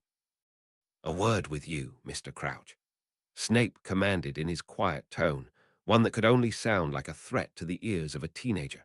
The Ravenclaw boy paused upon the threshold of the door, then flushed as eyes turned to him and snickers arose. It had not been Snape's intention to draw attention to him, But there was little that a professor could say to a student that didn't draw attention. That they were once fellow student leaders did not soften the scrutiny. They had once closely interacted over formal school matters and weekly through meetings and discussions. They had been basically as acquainted as a Ravenclaw and a Slytherin could be. At the very least, Snape had the mind to wait until the boys' fellows left before speaking to him. A tact few professors seemed to possess, not even the Slytherin ones. Only when the last student was through the door and the entrance was sealed up once more did Snape finally turn his full attention on the student he had bade to remain behind. Bartemius Crouch Jr., a Ravenclaw prefect and a student of good studious nature and good standing with the other professors, stood glaring about the floor of the training hall. His demeanor was almost petulant, a far cry from the docile choir boy he appeared to be at school, or that two-faced mass murderer he would eventually become. Looking at him now, no one would have ever guessed. What went so wrong? With a flick of his wrist, Snape's wand appeared in his grasp, and a set of high-backed, leather-upholstered chairs appeared before them. Snape sat down and indicated to the student, to which Crouch glared dourly, before finally relenting to sit down and stare off defiantly to the back of the room. Some of what was said today did not sit comfortably with what was happening. "Can you explain to me what had happened, Mr. Crouch?" Snape put forth to the boy, giving him the chance to ask for help by his own free will. A formal touch on proceedings with someone who had once been a fellow classmate, but this was not a step different to how they used to interact as head boy and prefect. "I felt ill," Crouch answered without meeting his once-beer-turned professor's eyes, as Snape had expected. The Slytherin professor knew better than anybody how difficult it was to speak of any of this. The desire that burned to handle it all in silence and solitude, to prove to oneself that pride was still his to keep. Snape allowed silence to rest a moment, a respite to arrange his thoughts and determine his words. There had been a suspicion that formed from the words he had heard, for they insinuated things amiss at home that too many others were aware of and were willing to mark. A notion too close to home to Snape's discomfort. There were questions Snape would have never wanted anyone to ask. No matter the intentions, he would never have freely offered. "I have the impression that there are issues between you and your classmates," Snape put forth, steadily, measuring the child's reaction. Crouch grimaced. "It's of no concern. It's just words." Words about his father, too poignant a barb to ignore as a non sequitur. Snape broached cautiously, his voice low and even. "I know this is a pointed question, but is everything all right at home?" The boy's grey eyes flickered back, meeting Snape's black pits briefly, but long enough for Snape to realize the boy's mind sat behind a wall of powerful occlumency. That he knew how to shield his mind should not be unexpected for the son of a man whose entire career was built upon the prosecution of dark wizards. But what the child's mind did not reveal, his demeanor did. "Everything's fine. Why wouldn't they be?" Crouch answered, a little too quick to be comfortable. Snape knew the symptoms, he knew how to read the signs, and he knew how little prying questions would be welcome. But nonetheless, Snape knew no other way to engage the child.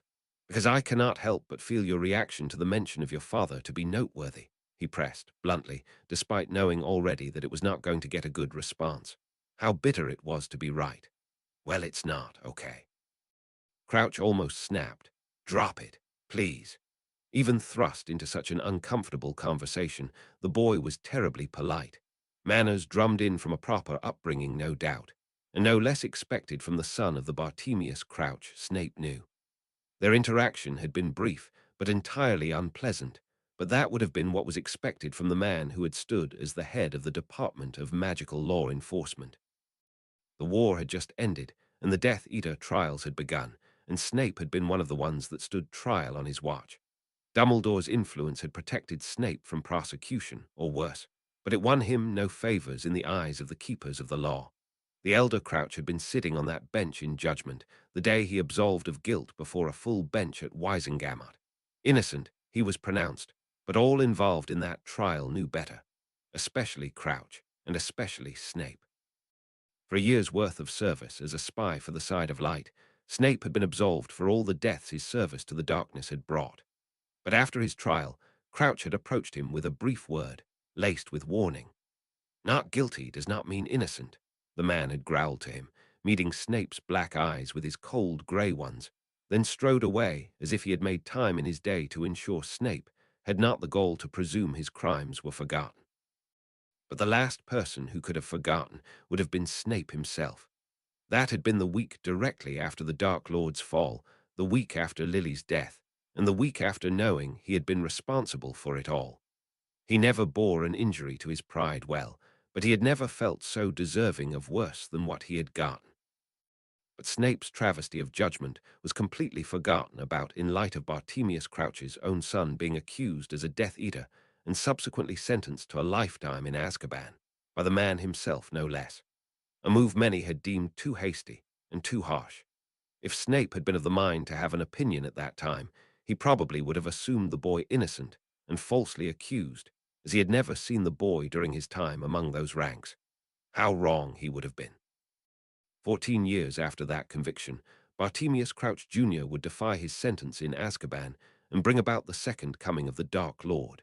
Feverish and fanatical, his eyes had been when Snape had seen him last, not long before the Dementors took away his last breath. Those were the eyes that glared at him now, from the face yet unlined by age and the trials of Azkaban.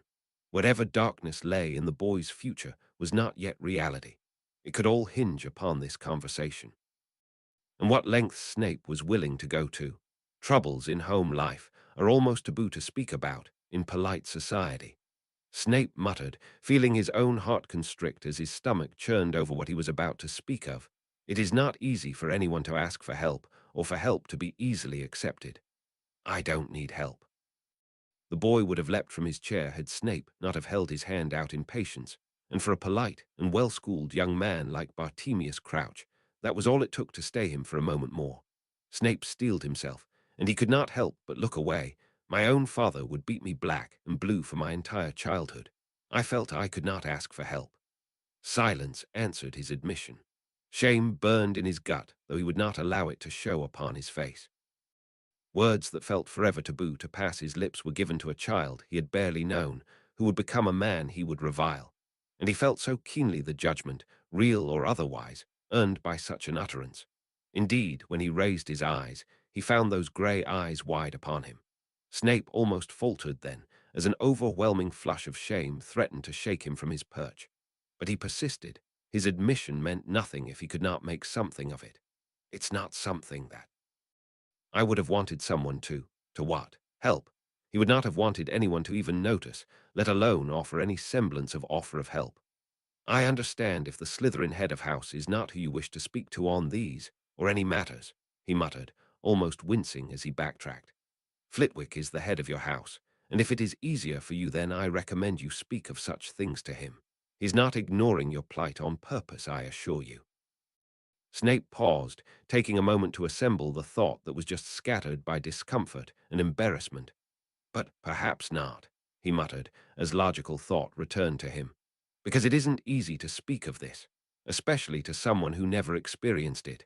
Those from a loving family rarely understand. The silence that greeted his fumbling words made him feel the fool. For a moment he sat, eyes cast down, fighting the urge to simply stand and sweep out to keep the rest of his tattered pride intact. Until finally a small voice broached the silence. It's not like that. The young Crouch's grey eyes did not falter this time. My dad doesn't hit me or anything. He just doesn't care about me beyond his strict expectations. He grimaced, as if his woes somehow paled in significance. But Snape also knew the pain of a parent indifferent. That doesn't make it hurt any less, Snape muttered, meeting those grey eyes in earnest. He felt the crack before he saw it. A glossy sheen took those grey eyes before the boy quickly turned away, as did Snape, for he had no wish to watch the tears of another over a subject so close to his own heart. It just makes me feel so worthless, Crouch murmured with a shaking voice, like I'm never good enough for him. For the longest moment, Snape was lost for words. The silence stretched between them, punctured by sobbing tears. The armor the boy had formed over his heart had been pierced, and like a bloody wound it would not cease its flow, and Snape knew not the words that could soothe that hurt. Thankfully he was spared the burden. Crouch spoke, his voice low and thick. How did you fix yourself? The boy asked, his question meaningful only to a man who walked a path so similar and fell to its same pitfall. Snape turned the words over upon his mind and heart, weighing the truth he had never been given cause to consider before. I didn't. Someone else did. For that was the truth of it all, was it not? He spent a whole lifetime a broken man, and he set upon the second with a heart no closer to rest. But then happiness had found him. Love, kindness, and peace. Someone that made him feel like he was worth something, more than he had any right to ever feel. I met a woman who found it in her heart to love me. Her love was enough to heal whatever damage my father struck. A candid response, for a boy he only ever briefly worked with but barely knew. And your father? Crouch asked, his grey eyes rimmed with red peering with such a desperate ache. Snape grimaced, unable to form an answer that even satisfied himself. I moved out. I've not dealt with him since. How did you find peace with yourself about your father? The boy asked, a question too far beyond Snape's capability to answer. If I ever find out, I'll tell you. As the sun shone red upon the horizon, Snape prepared for travel in his office, but not for home as was his ordinary destination. Hogshead, Snape growled as he threw the brilliant emerald powder into the fire grate, then stepped forth to allow the equally emerald flames to whisk him forth to his nominated destination. He arrived at that familiar pub, as dim and dingy as he had remembered, despite having tried desperately to forget. There were no pleasant memories to be had in this poor six-stained excuse for a licensed establishment. You here for spirits or otherwise? Aberforth's gruff voice barked from behind the counter. The idea of a visitor to his foul premises must be so foreign a concept for the barman to have such cause for concern over a new arrival during opening hours. Assure you I am not here to drink. Even had he a taste for liquor, he would not be so foolhardy to gamble his health upon the cleanliness of a glass behind a counter so evidently unwiped for weeks. Aberforth scowled as a wand suddenly appeared in his grasp. Then what are you here for? Snape brushed off the fire soot with a sweep of his wand, almost daring the brusque man to test him. I hear a phoenix roosts in this spot, though I fail to see why it would choose to rest somewhere so befouled. Those piercing blue eyes narrowed. You must be Snape. They warned me that I wouldn't like you. Then you have been expecting me, Snape quipped lightly as he sent his cloak fluttering to the cloak stand by the door, laying on it a quick anti-theft charm, as he did not trust the security of the bar one whit. With a scowl, the dour barman stomped twice, and the door swung open atop the pub back staircase. Dusky light filtered through, lending atmosphere to a bar needing no extra help looking seedy.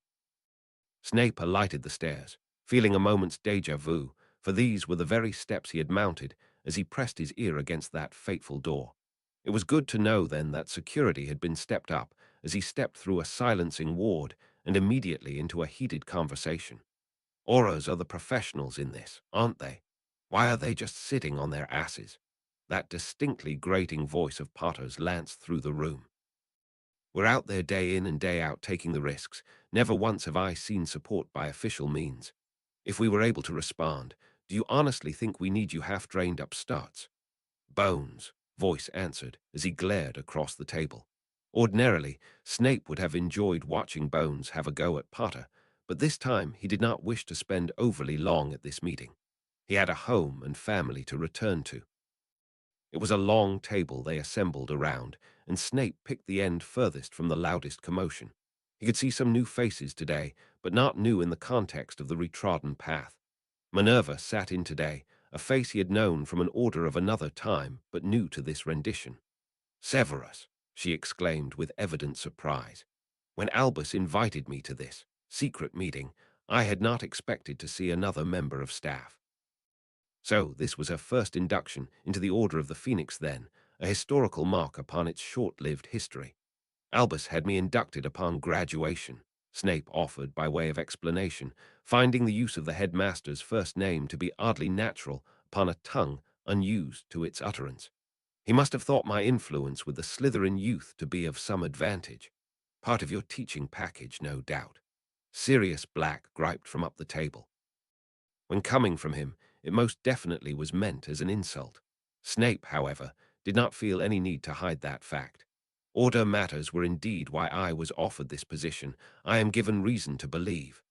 A frown touched Minerva's stern brow, seeming discontent with such a thought. It troubles me greatly that the consideration for the children only came second place. I understand how important winning this war is, but to involve the children. But word on the inside says Snape's doing well regardless. Another voice supplied from the noisy end of the table. Alice Longbottom, or soon-to-be Longbottom, offered her opinion on a matter she surely had no first-hand knowledge of. Minerva, too, offered her opinion, and far more valid one at that. I, too, have heard good things about your classes, along with a myriad of complaints over your draconic assessment methods. First years should be expected to put quill to vellum, Snape growled a little defensively. Minerva's opinion was one of the few he actually cared about. Black snorted with a roll of his eyes. I am so glad I never had anyone like you as a teacher. The feeling is mutual about you as a student, Snape snarked, before turning his attention away from that source of consistent irritation and to more important members of this campaign. He noted Moody was not there. Instead, his protege, Frank Longbottom, sat in his stead, eyeing off timidly across the table to the foul-tempered Edgar Bones. His soon-to-be wife, Alice, sat faithfully by her mentor's shoulder, their wedding stamped upon his upcoming schedule. Another social headache to tend to. Beside the Auras, the Marauders wedged themselves, with Lupin's absence notable among that notorious quartet. So too was the absence of Potter's girlfriend Marlene.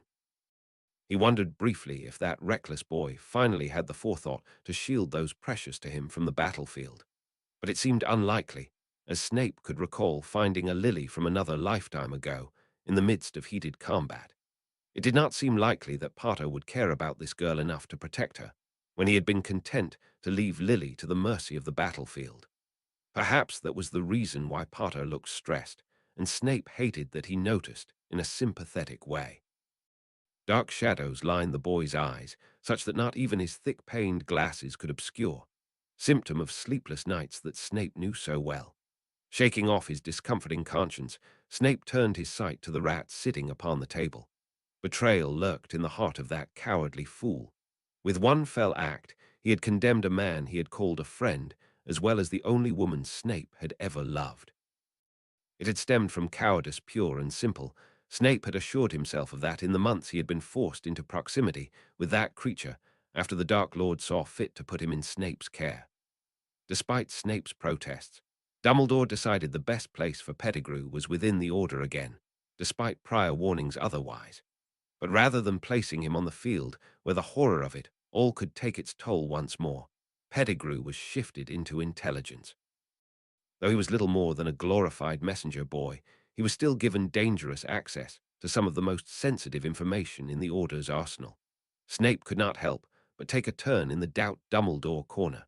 Towards the middle of that table sat the Prowett twins beside Sturgis Podmore, looking so smug as if their 1 year of extra service painted them positively senior in rank. "Hey, Snape, how's the wife?" Podmore asked, absolutely insincere with his inquiry. He had been asking for Lily's whereabouts since the first meeting she had stumbled into. It took quite a bit of convincing afterwards that it was he that she was married to, and happily so at that. He could never pass a Gryffindor without one passing judgment upon their union. Snape did not even grace the man with the dignity of an answer. Such blatant attention to the wives of other men stunk of desperation. As his eyes drew closer to his end of the table, there were fewer and fewer faces he recognized. Perhaps they never re-enlisted for the Second War, for Snape had only truly known the Order of the Phoenix after that point. More likely they had met their untimely demise during the First War, nameless casualties for which he had never spared a thought. "I just don't get it. Why is the Aura office sitting on their rears on this? Don't you know how bad it is out there?" Potter's voice lanced through the humdrum again, so barefaced with his arrogance. But thankfully Bones was not the sort to let such blatant, thoughtless words pass without challenge. "You think we don't know that, boy?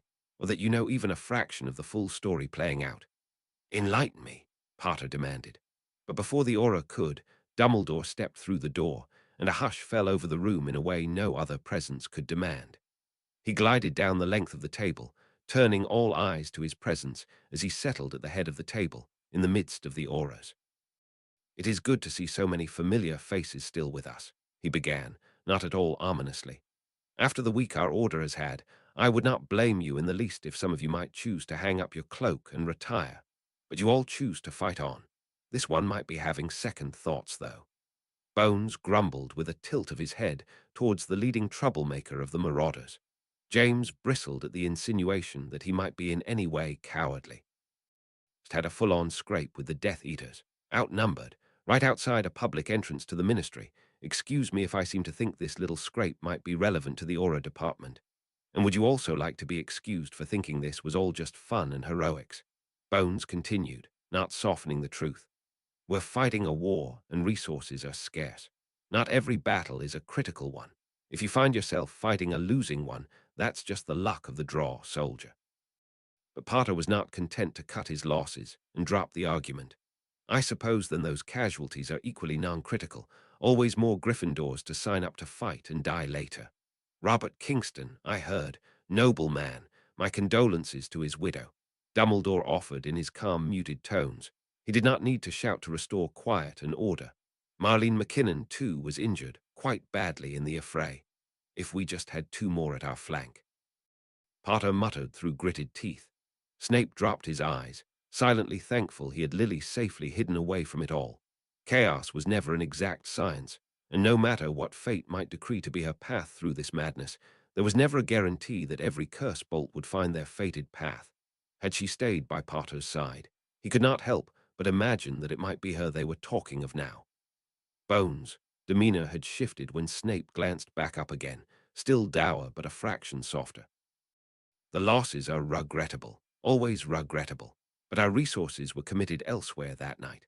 Indeed, that is what I wish to speak of to you all today. Dumbledore stood from his seat, commanding all to listen without a wasted word. We have prevented a near tragedy, one that might have cost a lot more casualties, and perhaps the war in the long run. Though the room was silent, it felt as if another hush had fell upon it. A layer of tension precipitated in the air, along with electric excitement. Benji Fenwick, a resident spymaster, was the target of a Death Eater attack last night at his home in Carfilly. His surveillance spells are second to none.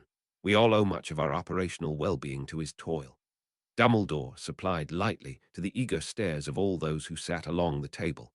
That success was through a combined effort of the Aura Office and the cooperation of the Ministry of Magic.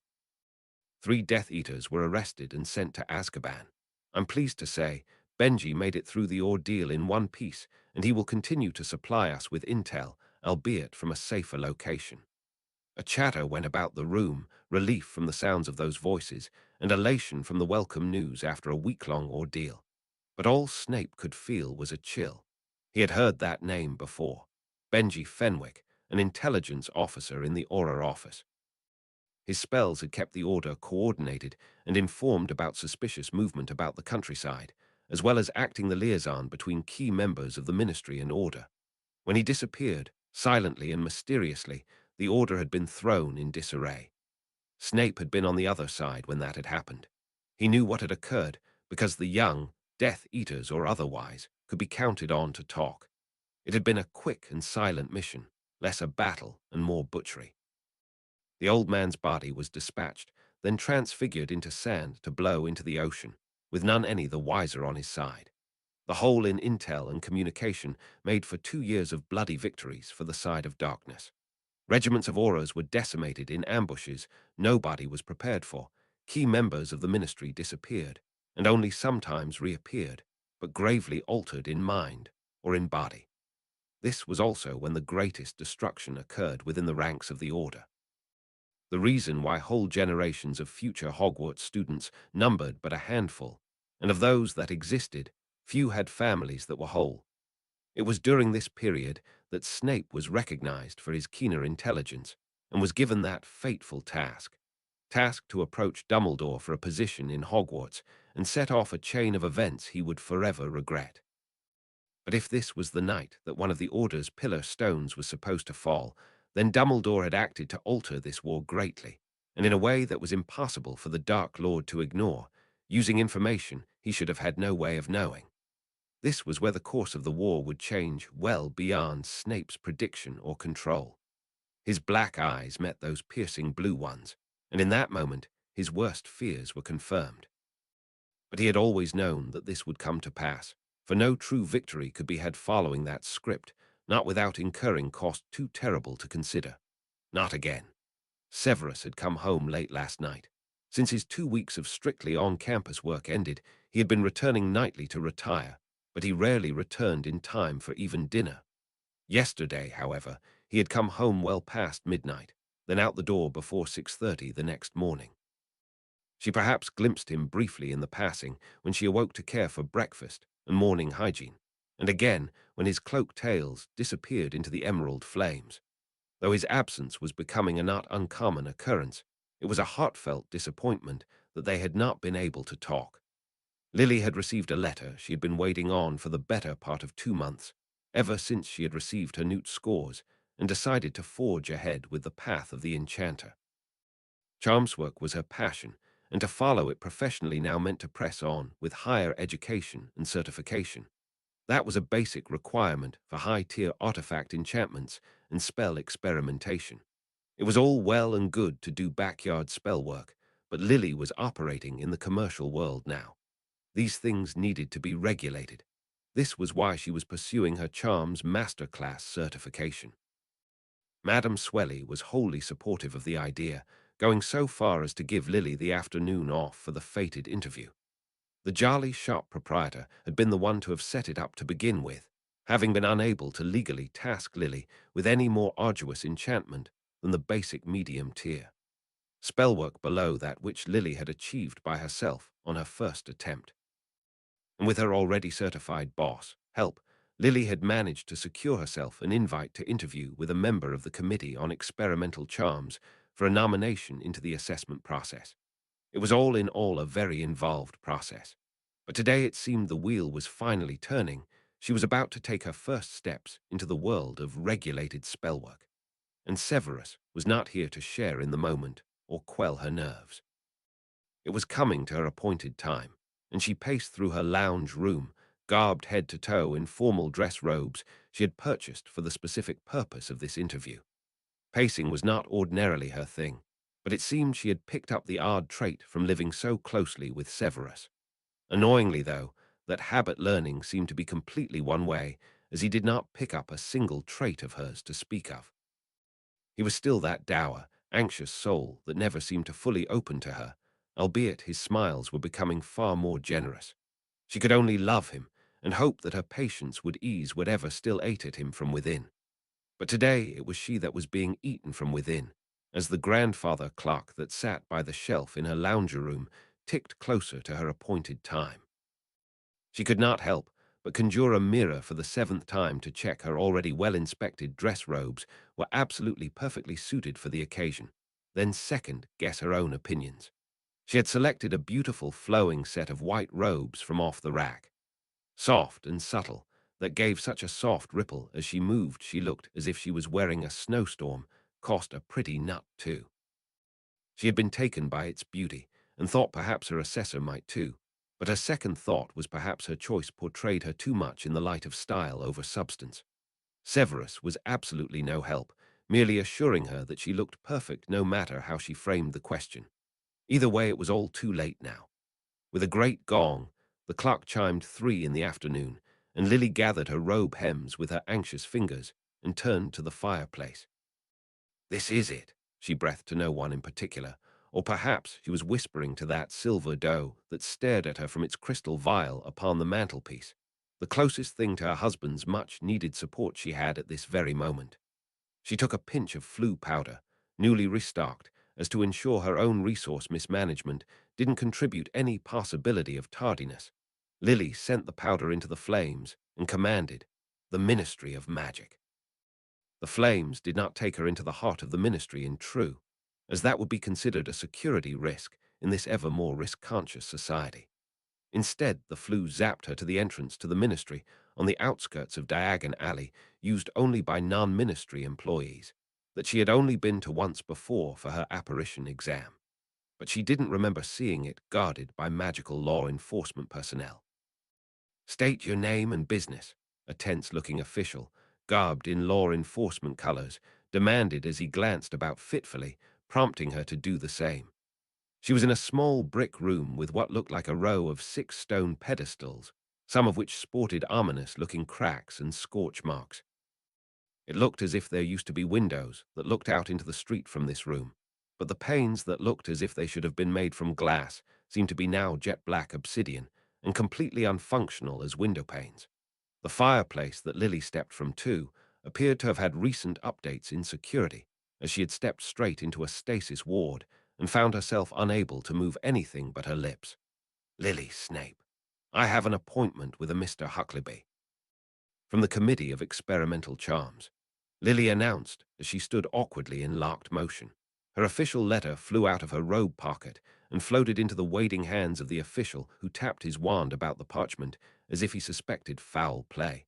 After he went through what seemed like every single spell detection spell in existence, he finally lifted the ward, allowing Lily to stumble onto her feet. Step into Station 3. The man commanded, after unceremoniously returning her now slightly singed and crumpled parchment. Lily complied as she stepped sluggishly onto the stone pedestal the man pointed to, stretching out all the kinks that accumulated in her back from her involuntary movement. Then suddenly, she was no longer in that dim and battered room, appearing instead in a great spanning hall lined with fireplaces, one of which she had just emerged from. Charming off the fireplace soot that stained her snow-white robes, she walked down the nearly empty hall. She passed the gaudy golden fountain dedicated to wizard worship that had struck her as rather egotistically crafted. Her feet rang hollowly upon that great polished dark wood floor. This was a place she had only visited once before, but knew without any strain of her memory that there had been far more visitors than the handful of witches and wizards that shuffled down this pathway in either direction. The atrium this great hall was called, as it had been described to her on her first visit by helpful ministry clerks. But as she drew to the end of this great hall, behind the counters those friendly guides had once stood were now uniformed law enforcement agents, glaring down every person that strode down through the atrium. State your name and business. The man ordered gruffly, seeming to be reading from the exact same script as the last official she encountered. Lily Snape. I'm here to see Mr. Huckleby. Here's my letter, she announced, now just keen to meet someone who wasn't a brusque lawman. The man gave that letter a once-up-down, seemingly content with the abuse already visited upon it. Right, I'll need your wand first. Wand? Lily asked dumbly. She didn't remember this process the last time. All wands on guests need to be registered before permitting entry into the body of the ministry. New policy. The man announced in near monotone, as if this spiel had passed his tongue too many times today. With silent confusion, Lily offered her wand, wincing as she watched the man pass his own over it in such an impersonal way. Willow wood, unicorn hair, registered to Lily Snape, he announced mechanically, placing quill to vellum. A tedious manual affair it seemed. You want level 9, the law enforcer advised, as he returned the wand, and then ushered Lily through to the lifts waiting behind him, manned by one personnel each. Security had sure increased a bit since Lily had last been here. She stepped past the elevator guards a little tensely, unused to being so harried. She breathed a sigh of relief when she was finally in the elevator, and it rattled off, taking her away from all the intimidating uniforms. But then the little lift dove down, rather than upwards as she remembered last time, taking her deep into the bowels of the ministry. When the cage door opened up again, Lily only blinked at the ominously dark hall she stepped into. Black tiles paved the walls of the hallway that seemed to stretch into the infinite darkness, its windowless walls lined with torches that glowed white, almost blue, but did very little to chase away the suffocating darkness. Lily could not help the little shiver as she stepped forth down the black corridor, finding no other way to proceed save the elevator behind her or the door and staircase before her. But when she drew to the door, she could only stare with mild confusion at the sign upon it that read, Department of Mysteries. Lily paused by a torch to glare intently at her parchment, certain the law enforcement officer had sent her to the wrong floor. But lo and behold, beside the name of Huckleby was the instructions to visit floor 9 and knock on the door to the department. It didn't say which department. With a sharp intake of breath, Lily did as she was instructed, now utterly uncertain as to what was expected of her. A voice responded, piercing the enveloping darkness and echoing down the hallway alarmingly, Enter, and the door swung open without any more input from her. She stepped into a circular room studded with 12 doors, each looking utterly identical, seemingly without any handle or knob, or any discernible method to open them. Lily blinked, wondering exactly what she was expected to do when the door closed behind her, and the walls alarmingly swiveled about, shifting all the doors in a way she could not keep track of. After a moment of panic, one door opened and light streamed through, prompting her to walk straight for it without even thinking. She found herself standing in a cheerily lit open office, a far cry from the hallway of horrors she had walked through to get here. "Hello," she nervously called into a bustling office space. Most of the cubicles held a witch or wizard in clinical white robes, their heads bent over their work, not even the least bit interested that there was a visitor in their midst. She was becoming more and more certain this was all a terrible mistake, and she had read the letter upside down or something. Perhaps it was floor 6 rather than 9. Suddenly the floor space opened up as cubicle walls unfurled, then encircled her, turning into a small private room with 2 armchairs facing one another in the center. In one sat a lanky man, seemingly not many years older than Lily.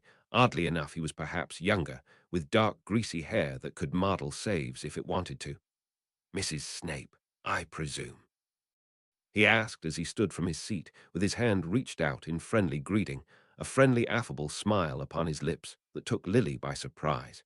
A smile was just something she hadn't expected to see at the end of a hallway paved with black. "Why, yes," Lily confirmed as she took that hand, noting how soft it was. Whatever work this man did likely did not involve any form of manual manipulation. The man gestured to the armchair opposite to his. "Please take a seat." "You're terribly confused, I assume." "Very much so." She did as she was bade, utterly relieved to be assured that this reaction was expected. "I had expected to speak to a Mr. Huckleby for my suitability for the charms masterclass certification." She continued, still certain this was all a giant misunderstanding. "Ah, yes, that was indeed what you applied for, and with which we had summoned you." The young man nodded, his head still smiling, but Lily couldn't help but notice that smile didn't meet his cold, stone-grey eyes. "I'm afraid Huckleby isn't a name, but a code word. It tells whoever's at the desk that you're cleared to access the lower levels to the Department of Mysteries for the purposes of a recruitment interview." Lily sat there for a moment, blinking, confused as how this came to be. "I had never applied to the Department of Mysteries." "Of course not, my dear," the man continued. "You don't apply to the department. We seek out suitable candidates from applicants to other departments. For you see, this is the Department of Mysteries, and we do things differently here." Lily sat there, still confused by everything that was happening. But one thing was becoming certain. She was not there for an interview for the purpose of furthering on the path of enchantment. "I am very flattered over your interest, but I honestly don't think any of this is for me," Lily uttered quickly, making as to leave her chair and end the interview, but with a gesture, the chair shifted under her, causing her to lose her balance and fall right back in. The strange man held his hand up in a gesture of patience. "Mrs. Snape, I understand this isn't at all what you expected, but let us take a moment to simply work to the end of this interview process. I will explain to you the nature of our work, and if at the end you still find yourself unwilling to try your hand at it, then you're free to leave." Lily sat up straight in her chair. "All right then," she agreed, but with misgivings still pressing upon her mind. "Excellent. Glad to hear you have a sense of adventure. But that's what I'd expect of a Gryffindor," the cold-eyed man proclaimed with a clap, his joviality feeling utterly out of place. But within a blink of an eye he composed himself, leaning back in his armchair as a binder appeared out of nowhere and into his hands. "So, Lily Snape, formerly Lily Evans, born on the 30th of January 1960, attended Hogwarts in Gryffindor House and graduated last year with exceeding expectations or more in every subject that matters. Is this you?" "Yes," Lily replied, a little dumbfounded. The oddly young man grinned again. "Surprised? You shouldn't be. The ministry has access to all records of your birth, education, employment, and marriage, except not where you live, it seemed. Another magical child is registered to your previous location of residence. Tell me, where have you moved to?" Lily faltered. She couldn't remember her new address right off the bat. She wondered if it were even registered or plottable considering all the wards that enshrouded her new location. Thankfully, the man quickly moved on. "Never mind. Never mind. Admin is not the job of an unspeakable. It's not my department to track your living conditions. The man withdrew from the binder and met her eyes with that unnerving smile that never reached his own. Instead, my job is to convince you of why you should consider a career with the Department of Mysteries. There's no employment quite like it. Lily could believe that, because how many other places could she think of that would headhunt people out of applications to other departments, then convince them to drop all their plans for the future to consider a future in one they had barely heard anything about. The Department of Mysteries was a place quite deserving of its title. The stories that came out of it bordered on ludicrous, with stories of strange and unfathomable happenings and disappearances, none of which the ministry took any notice or responsibility of. Things that seemed well in the realm of improbability. But after today's meeting, Lily was beginning to regard all the claims with a little more credence. She didn't even know the name of the man interviewing her, and she didn't even think to ask. The mystery just all seemed to be part and parcel of whatever this ministry department was about. First of all, let us explore the benefits working for the ministry gains you. Stable salary and very high rates of personal loans approvals through Gringotts. Not to mention a very attractive retirement fund, he began quite cheerily. But the benefits of working for this department in particular can be a little harder to explain. Perhaps you might take me for an example. Would you believe I'm already 30? Lily blinked. She certainly could not. I work for the time research branch of this department. The benefits can be quite pronounced when it comes to personal aging. Well, that would indeed be an attractive benefit. Lily's interest was stoked. But then again, my coworker Villawood looks about 100, and he and I both graduated and came to the department at the same time. Time works in mysterious ways. And suddenly, that interest was gone. That doesn't sound like work that would suit me if I be all honest. Lily muttered with a wince, but the unspeakable seemed not at all dissuaded by Lily's reply. Well, time isn't the only thing we work on. We have a branch dedicated to the research on love, a subtle mystery in and of itself.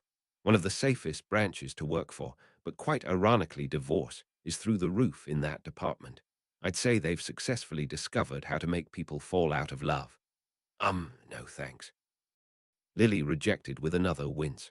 Perhaps then space, that mysterious place stars hang about in. Muggles have found a way to get off planet quite safely, and I'd say we're quite close to magically replicating such methods. We just need a few more minds on the project to replace the last few that tested the prototype. She was running out of ways to say no. We have a lovely department that researches death, surprisingly safer than space. But not by much, though. Or what about human thought? Brains only ever hop out of the tanks and strangle people occasionally, and even then, they're usually rescued in time. The brains, I mean, not the researchers getting strangled.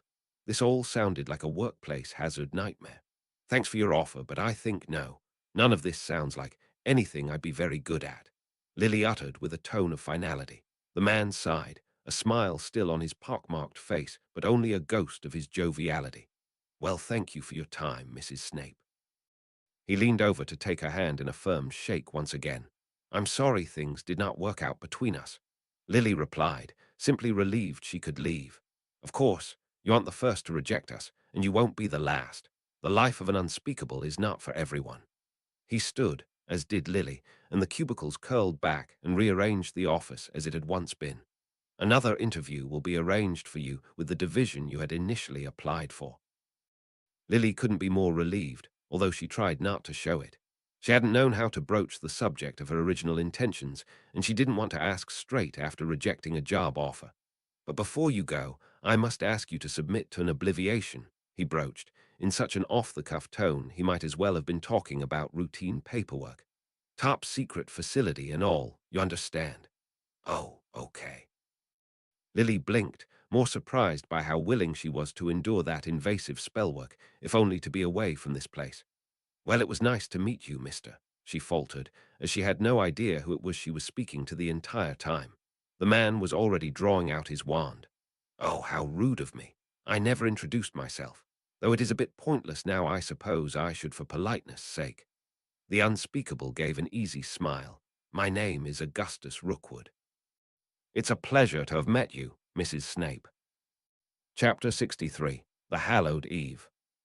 Chapter text Halloween loomed with alarming speed, and the only warning Lily had was in the week leading up to the event, when all the shops along Diagon Alley introduced pumpkin-flavored foodstuffs into their menus and put up pumpkin-based decorations.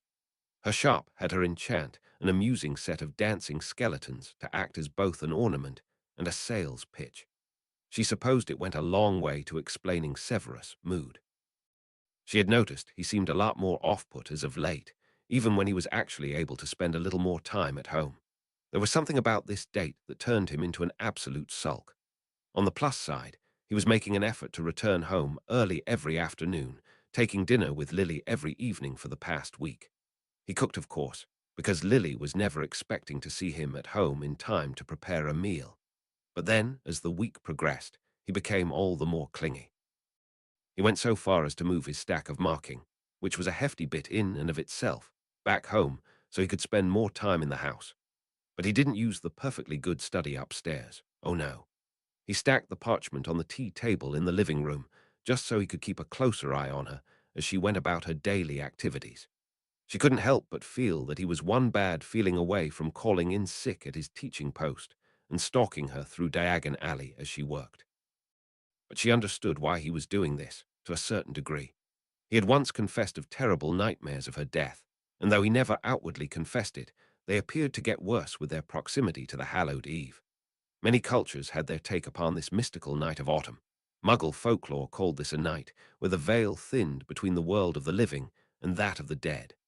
In wizarding culture, they believed this to be a night where primal magic strengthened, where dark magic reigned supreme. If any of this was true, it made sense those nightmares would deepen as the date drew nearer. Those nightmares that had been born of the darkest of mind magic. Lily curled up into the lounge next to Severus this Monday evening, content to read in silence as he tended to his mountain of marking. A situation Lily had determined was likely brought onto himself, quite deservedly, from the strictness of his homework regime. He was calm now, calmest when she was near him. When Lily left to visit her dear friend Marlene in the Highlands, he insisted on coming along, despite how awkward he felt in the home of another he had almost considered a stranger. She had only just found out her best friend had been injured in the fighting and wound up in hospital, but was quickly discharged and returned home to her parents for bed rest. Marlene was hit with a cruciatus curse, a quite powerful one. Ordinarily, they had no long-lasting effects, but she had been hit with a limb-binding curse at the same time, causing her to break several of her long bones quite painfully and strike her head upon the stone floor. The bones were quickly mended, but injuries to her head took time to fully heal. She didn't seem much the worse for her ordeal, however, still smiling and carrying on as Lily knew her to. They chatted about the recently passed harvest moon in the Highlands and its accompanying festivals, and made plans to visit Alice and Frank. They talked about happy things and tried their best not to dwell too much on the horrors that were simply too real. Severus was content to sit quietly in the corner of the room as the two girls chattered away for hours. Never once did he complain about time wasted, nor the lateness of the day, the legendary patience of a Slytherin. But his constant company was not always an advantage.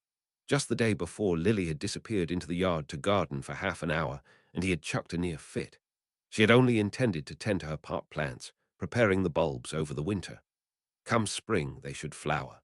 She had gotten her hands on some Muggle gardening magazines and finally figured out how to get her iris seeds to turn into flowers. But by the time she did, she had missed the growth window. Fortunately, she wasn't entirely reliant on Muggle methods of gardening. 12 bulbs sat in 12 pots lining the wall of her garden, enchanted with a growth acceleration spell she had learned from herbology, where Muggle met magic. It was almost poetic. But before she could finish her watering, a patroness stormed into her presence and demanded with her husband's voice that she make her location known immediately. It wasn't like he could sense that she was close through their magic ring or stick his head out a window and see for himself. In a fit of childishness, Lily had almost not answered, finding his constant watchfulness to be rather suffocating. But then she thought better of it all. This was only until Halloween. It wasn't too much to ask. They sat together in the lounger room, silent and tending to their own business, but together in presence. That was enough to keep him soothed, for he did not raise his eyes once from his work. His pile of completed marking was beginning to equate the size of his unmarked pile. He was working quite expediently. Severus was incredibly efficient when he had his mind in his work, and it would not be an hour more before it was all done, and he would perhaps spend a little quality time with her, rather than just in her company. But Save wasn't the only one with anxious things riding upon his mind. Lily peeled off the couch to stretch the jitters away, immediately turning his attention. "I feel like a cup of tea," she told those black eyes staring at her accusingly. "Do you want one? I'll make my own." He made to stand, but Lily waved him away. "I know what you like. Keep working. I'll be back with both in a minute." As she stepped away, she added with a wink, "It's called efficiency." In truth, she just wanted a change in activity, something to take her mind off her worries. Because she had bungled her interviews up royally, and a second chance was scheduled for the very day of Halloween. Tomorrow, if her internal panic was accurate. Every confidence she had in herself evaporated with this unprecedented failed first attempt, and she could not for the life of her remember why she had. Two knots of anxiety being forced into coexistence in a confined space. If Lily wasn't allowed to get up and walk around every now and then, she was certain something was going to end in tears. Severus, too, came with his own bundle of griefs, Halloween being what it was. He was expected to stay late for the festivities tomorrow. He was a head of house, and his presence was expected for official events, such as the Halloween feast that Hogwarts threw every year to Save's utter dismay. There was quite literally no part of the event he could possibly find enjoyment from. That meant he would have to spend the evening that affected him the worst in the midst of a raucous crowd, when he desired only some peace and quiet in select company. Any soothing Lily's presence might have been able to afford him was denied by the separation of their duties. The least she could do for him was ensure he had company today and when he came home tomorrow. After that, everything should be back to normal in their world, at least until next year. The water boiled in the kettle as she passed her wand over it. It was always safer to cast spells by wand whenever her mind was full of distracting thought, a precaution she didn't used to take when she was young, or younger, really, 18 and already reminiscing. She seeped the black tea bags in the fine china cups, inheritances from her mother that she had carefully enshrouded with a shatterproof charm. 2 sugars and milk for herself, no sugar or milk for Severus. She would describe him as a vanilla man, except he hated vanilla as well. Stifling her own internal frustrations, Lily made her way back to the lounge room, levitating both cups and saucers in before her. Severus, black eyes, watched her as she entered, seemingly exactly as he had been when she left him. The red ink was drying upon the tip of his quill as he held it above that same partially marked homework. "Guess which one's yours?" Lily asked, very much in jest, as she set the 2 cups down upon 2 conjured tea tables at opposite ends of the couch. There was no point in competing for space upon the actual tea table, not with Save's mountain of paperwork. At the sight of her, he relaxed noticeably, reaching for his black tea with a long-drawn sip. Lily curled up on her end of the couch again, cracking open her book as she took a sip from her own cup. Through a bird's eye, a tale of an animagus. "You thinking of pursuing that craft?" Save asked, as he glanced to the book in her hands. Lily could not help grinning with a roll of her eyes. "It's fiction, Save. I'm not going to take an animagus course on top of my charms," she winced. "When I get into charms." The interview must have been so traumatic that she had wiped all trace of it from her mind. All she could remember was slinking back home with her shoulders slumped, not any wiser as to what she had done wrong or how she had failed. Tomorrow. Tomorrow, hopefully.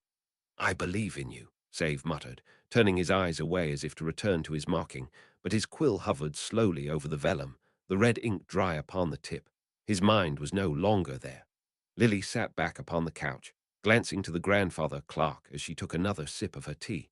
It wasn't that late, but by the time he finished marking, she would be well advised to not stay up further than that. She had been less than generous with her sleep schedule the past week. But most of all, she just wanted both she and Severus to forget about the worries that clawed at them with the approaching day.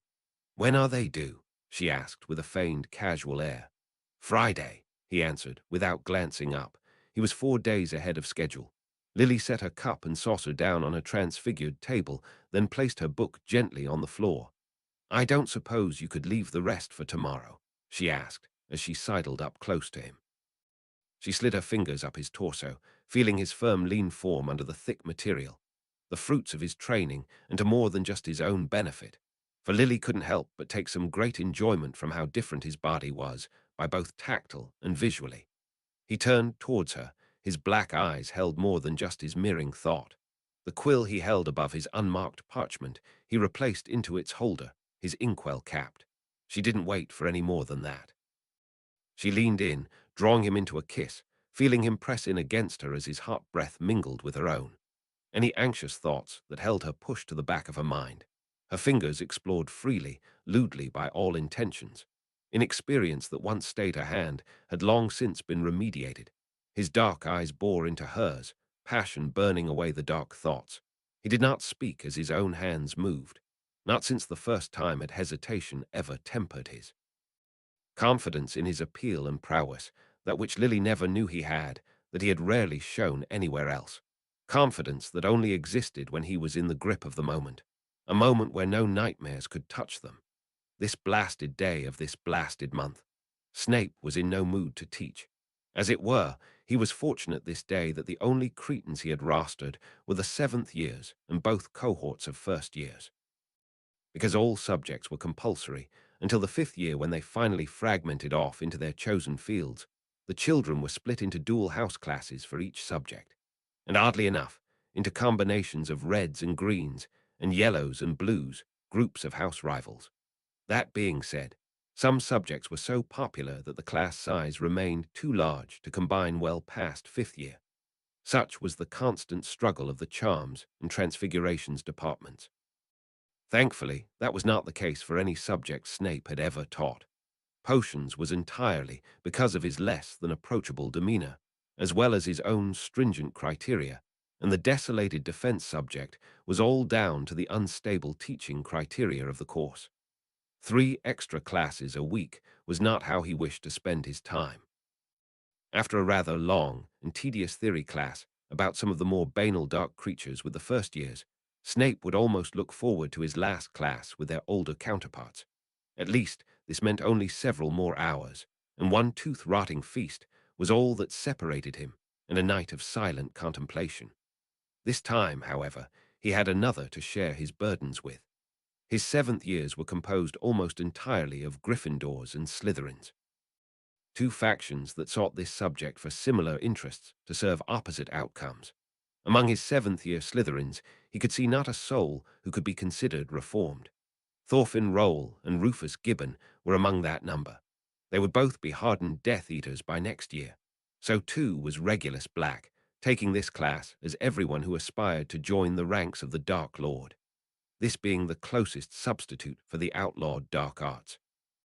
He hung back in the crowds in Snape's classes, always one of the last to enter and the first to leave. He never allowed Snape another opportunity to engage him alone. Next year could be his last. A dark cloud hung over Snape's head, similar to those that shrouded the sky, a fitting backdrop to his mood. If the sky would split forth into rain and lightning, then he might have suspected his own mood was made manifest. He marched his class up to the 7th floor, his mood no doubt showing upon his face, as not a sound peeped from the students that followed on behind him. Students that had free periods milled about the hallways, mostly Gryffindors on this floor. They scattered at the sight of Snape storming down the corridors. The last thing he needed was to find the room of requirement occupied, but lo and behold, the wall refused to budge. Absolutely typical. Snape's lips curled in a snarl. It was all he could do to stop himself from pacing with frustration. Even though his 7th year students were only separated from him by a year in age, they took a step back from his evidently foul temper. He had contemplated, in a moment of madness, to send his patronus through the wall and flush out whomever resided within. But that would be well too hasty a move. He did not need every soul in this school to know that the form of his heart was a doe. He would never hear the end of it. It seemed lesson plans had to change. Another frustration compounded on his already frustrated soul. He was on the verge of admitting defeat and turning his class around and marching them back down to the 2nd floor for an impromptu theory class when the wall suddenly shifted into that door that had but moments before denied him. And out tumbled 2 Gryffindors, their giggles dying on their lips at the sight of Snape's murderous expression. "M.S. Anderson, Mr. Ghibli, how good of you to return the room to my scheduled class." Snape's soft tone promised anything but goodwill. "Except my class began 10 minutes ago, and I do not like to be kept waiting." Both Gryffindors took a step backwards, their eyes wide and cheeks pink. The rumpled unkemptness of their robes bespoke too loudly of what goings-on had Snape so delayed. It seemed they had thought to make use of the privacy function of the room, an intent foiled by the presence of 30-odd seventh years. A giggle sounded out among his group. The girl, Rashiel Anderson, blushed deeper and hung her head, prompting more laughter to rain upon her. Children had a wicked heart, and for a moment Snape found himself oddly sympathetic to the pair's plight. 10 points each from Gryffindor for every minute you've delayed me. Now get out of my sight before I make that 30. Snape snarled, sending the two scrambling away. They had gotten off easy. It would not be unusual for points to number in the 50s or for detentions to be had for weeks on end. But it seemed his approach had softened noticeably, even to him. It wasn't just for indiscretions, but for almost every misstep that could draw his ire. It was perhaps due to his need to maintain his new image of a softer, more approachable professor. That was what he told himself on days he felt generous. Other days he accused himself as once being a miserable, loveless man who sought to rain equal misery on anybody who reminded him of such. But even on a day like this, where his nerves and temper were frayed and raw, he found more mercy in his heart than he ever had a lifetime ago. 12 pumpkins, enchanted to sing. 7 dancing skeletons, 2 of which engaged in the waltz, the rest with standard jigs. Anything else? Lily asked as she set the rattling crate down upon the stock shelf reserved for uncertified enchantments. Madame Swelly popped her head through the door from the front end of the shop. "Done already, dear." To which Lily fished out a pumpkin from the second box, then prompted it into a rendition of a musical take on the witches' brew from Macbeth. "Aren't you just improving by leaps and bounds?" Madame Swelly beamed. "Well, if you're done with that, come and mind the shop for a few while I make a quick assessment of your work." This was a process that was required of all commercial dealers of enchantments, a regulation to ensure no charms were sold under the pretense of a permanent enchantment. It took a master-class certification in charms to be able to make a claim on the veracity of enchantments, and as such a heavy burden of responsibility was held for everyone working under their name. Had Lily held her own qualifications, her enchantments would have no longer had a legal requirement of verification. This not insignificant time that Madame Swelly had to set aside for legal assurances almost made tasking Lily with any large-scale enchanting tasks pointless.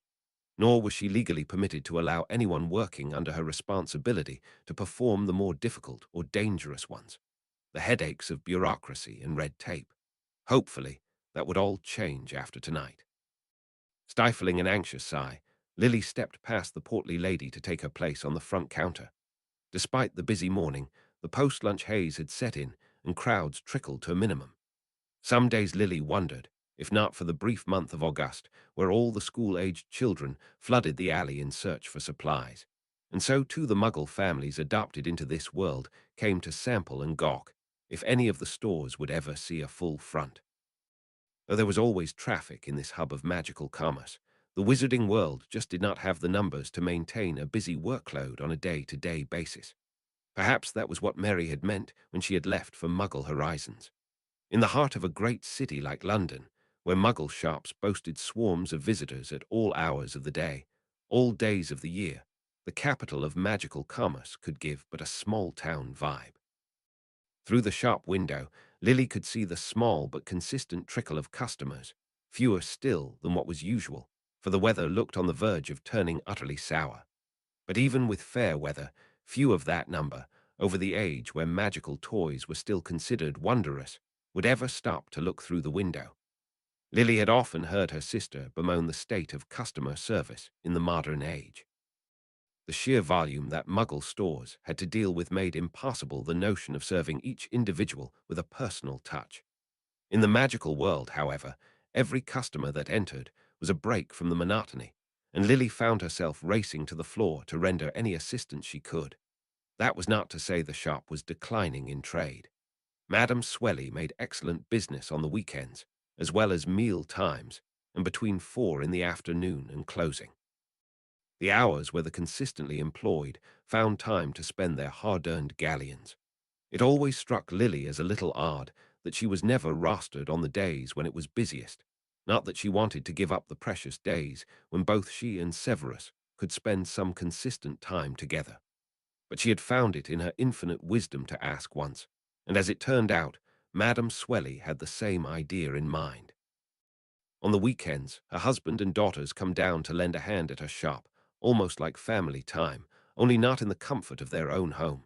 Though Lily's presence wasn't unwelcomed per se, it just wasn't how their routine worked. Wonderful work, Lily. Swelly's voice rang out, yanking Lily from her daydream.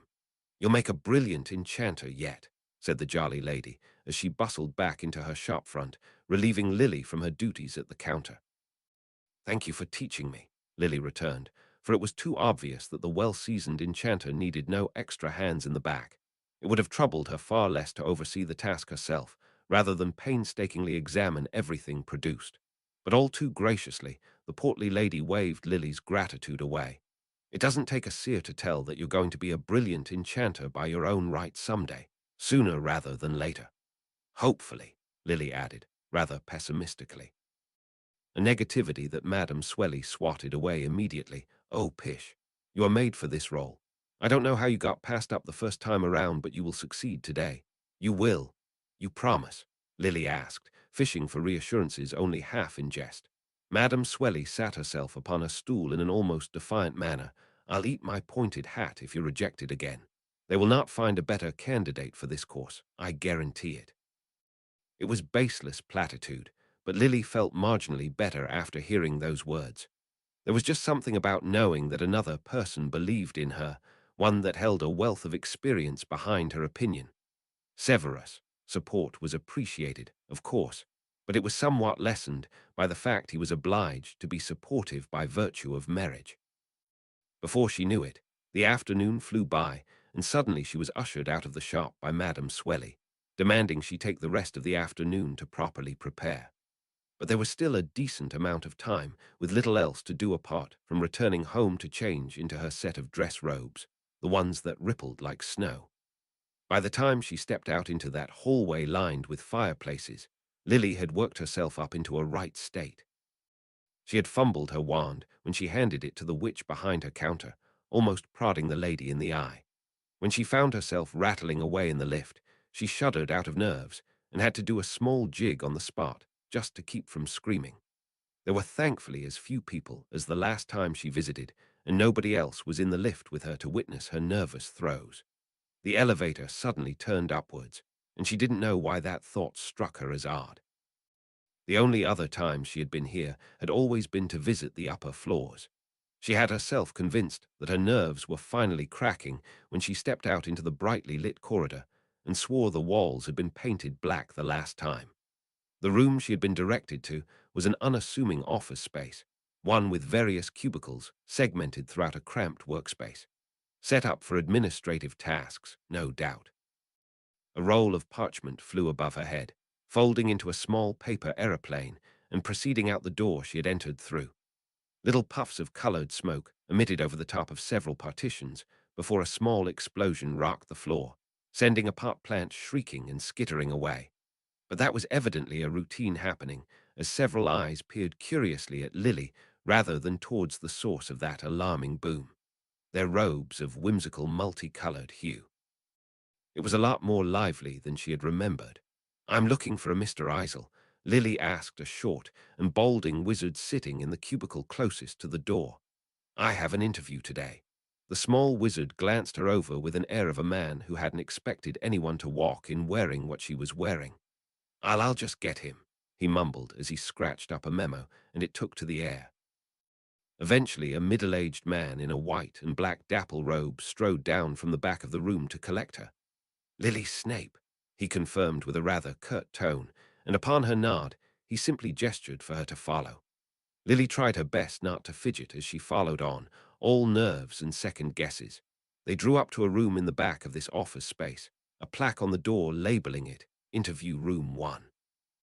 After you, the dapple wizard motioned, as he held the door open for her, and Lily complied, only to be met by another man sitting within the interview room.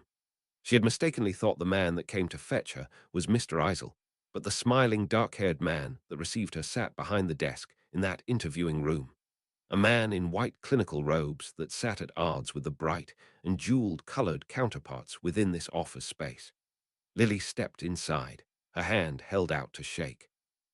She heard the door close and click behind her.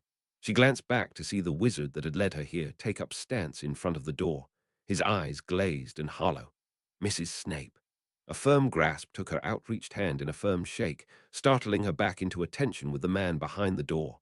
Hello, Mr. Eisel," Lily greeted nervously, noticing how cold the man's grey eyes seemed upon his pox-scarred face. But his smile was ever so friendly, even as he said, "Oh no, not me. Mr. Eisel is standing behind you."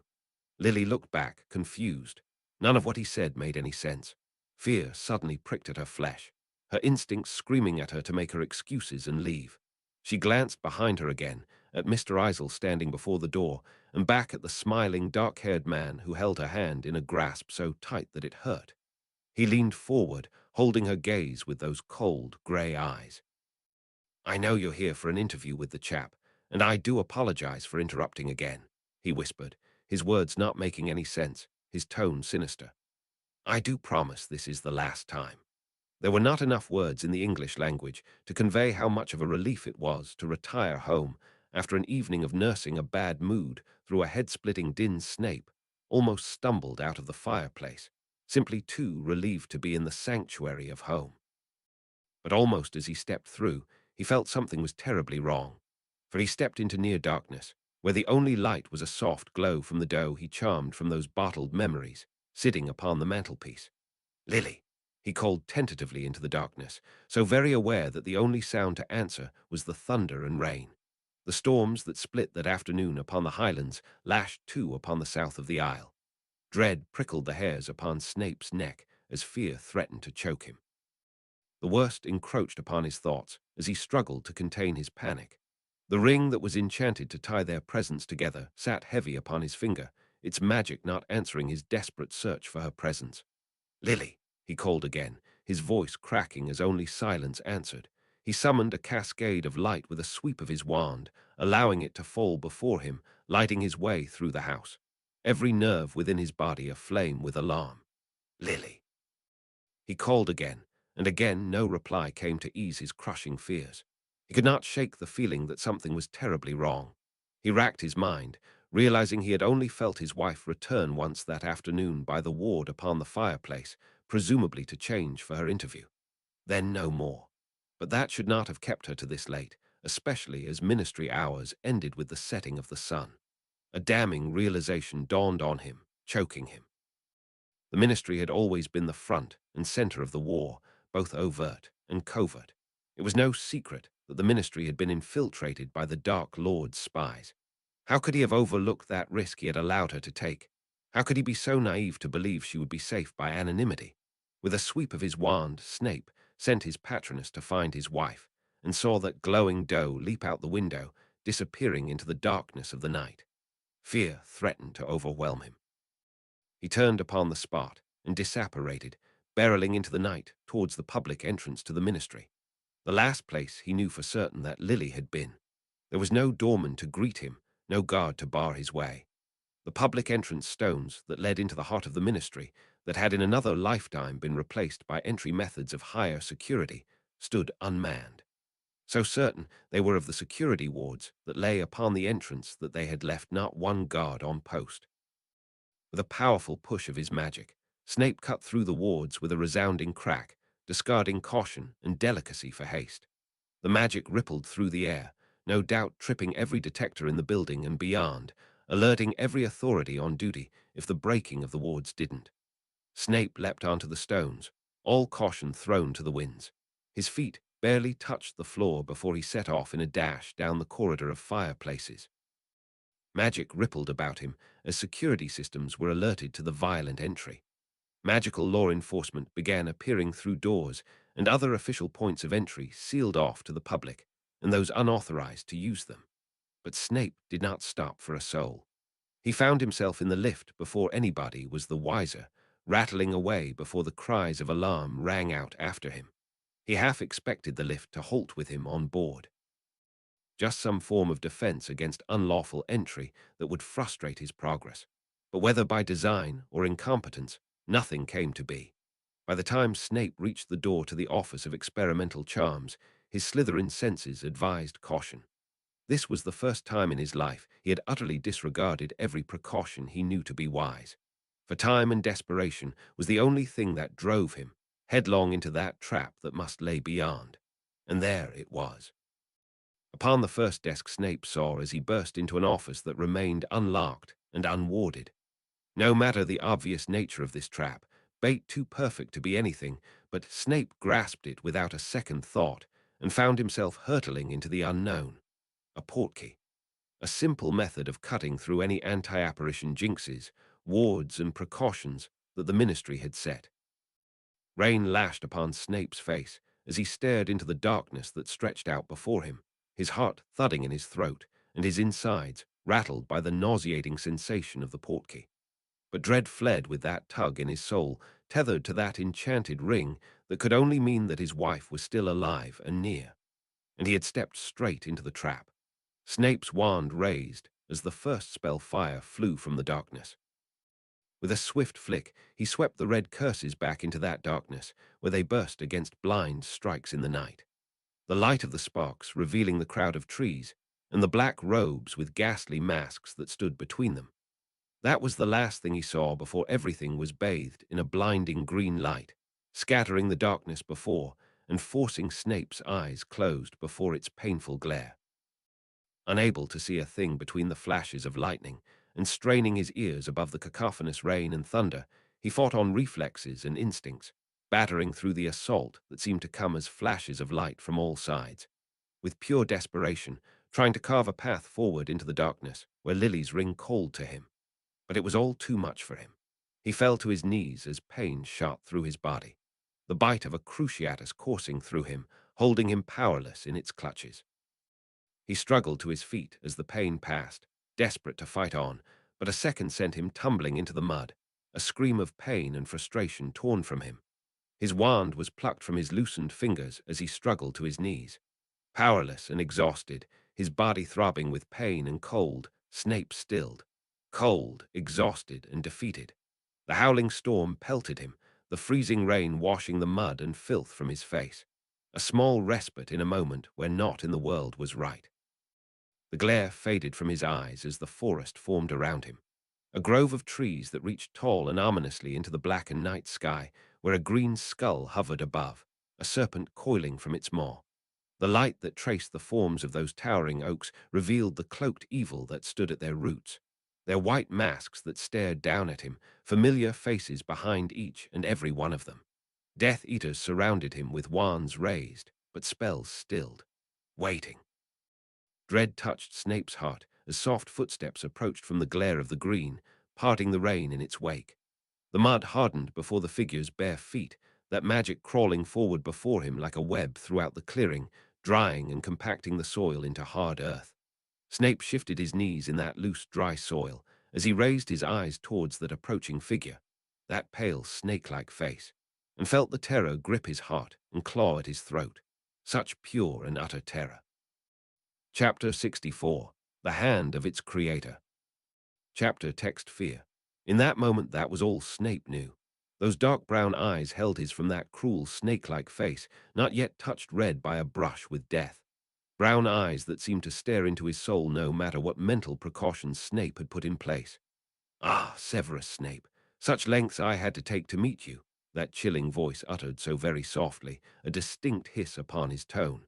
Or should I say, the protector of Slytherin. Cruel laughter rang from the cloaked and masked standing around the clearance edge. Anticipation hung upon the air like dogs that scented blood, or a lethifold sensing the unsuspecting breath of a sleeper. The storm raged dully in the background, howling against the magical barrier that denied it its reign. Though he knew it useless, Snape reached out with his magic, testing the spell that held the storm at bay, the jinx that grounded him. He would not be able to escape through disapparition. But escape had never seemed likely. Snape's breath came rough and ragged, his heart straining against his ribcage. His eyes were turned downward as terror clouded his mind. He had seen too many terrible things to believe that there would be anything that this man, this twisted imitation of a man, would hesitate to inflict upon another. He was well and truly at this monster's mercy. Those ungarbed feet paced into view, long toenails biting into the dry earth. Snape felt a force pull his spine straight, forcing his head up to meet those cruel brown eyes.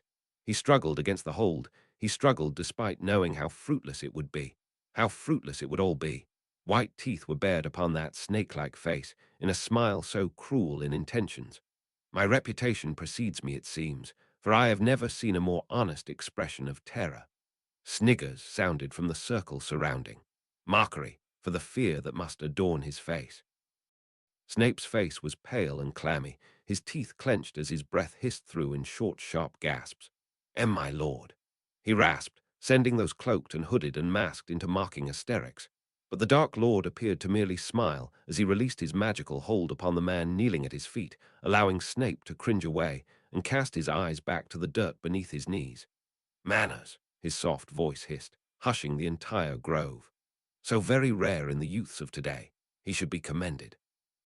Uncertain laughter bubbled in little bursts, but then quickly silenced. The tall skeletal man stepped forth to pace slowly around his prisoner, a prisoner who needed no cages or restraints to remind him of this fact. As those footsteps fell, that soft rasp hissed in his ears. "Your reputation, too, precedes you, Severus Snape." Words that would be meant as compliment, but a compliment from a tongue that only sought to take and to hurt. "A polite young man, I can see. Very bright, I'm told. Very talented." Snape could not help but shake where he knelt. "Brave, too," mocking laughter rippled through. For Snape's wide-eyed, trembling prostration seemed anything, but he could not find the muster to raise his eyes. His last moments of another lifetime played over and over in his mind, holding him in the grips of unshakable terror. The pain of that moment haunted him, the unescapable realization he was dying as his body burned so unbearably hot, then fell inexplicably cold. Knowing he was going to die, and die alone, taking with him any hope of victory in that terrible war. But then those green eyes appeared before him, comforting him in his final moments, allowing him the chance to pass on his knowledge that gave the light their chance at victory. Those green eyes of a boy whose fate he'd failed in another lifetime, and another whose fate he was about to fail. His mind stopped reeling as reality ground itself. He unstuck his tongue, mouth dry and voice hoarse, but he had found his voice. "Just so, my lord. I had not meant any insult by my actions." So, the insult was unintentional. More laughter came. Snape took that moment to compose himself and his thoughts, as to the realization he had still in his grasp the very portkey that had brought him here. It was a tactile key, one that he only needed to part from briefly for it to activate once more. An escape route overlooked by those who held him, whether by ill planning or miscommunication. One key, one lifeline to hang on to. "I have always admired you, always believed in your cause." Such black words to pass his lips again, his decades of spying, guiding him with his words and conduct. If the Dark Lord had one weakness, then that was his ego and his inability to understand love. "But I never had any cause to stand before you. I had nothing to offer and nothing to show for my life. I did what I did to gather influence and dignity." Those cruel brown eyes met Snape's, an almost contemplative expression upon his serpentine face. "And you thought the best way to gather your influence would be turning my Slytherins away from me." "They were easily swayed. They were unfit to serve," Snape answered, his mind racing a mile a minute. "I shook the hearts of a few children, proving how unworthy they would be.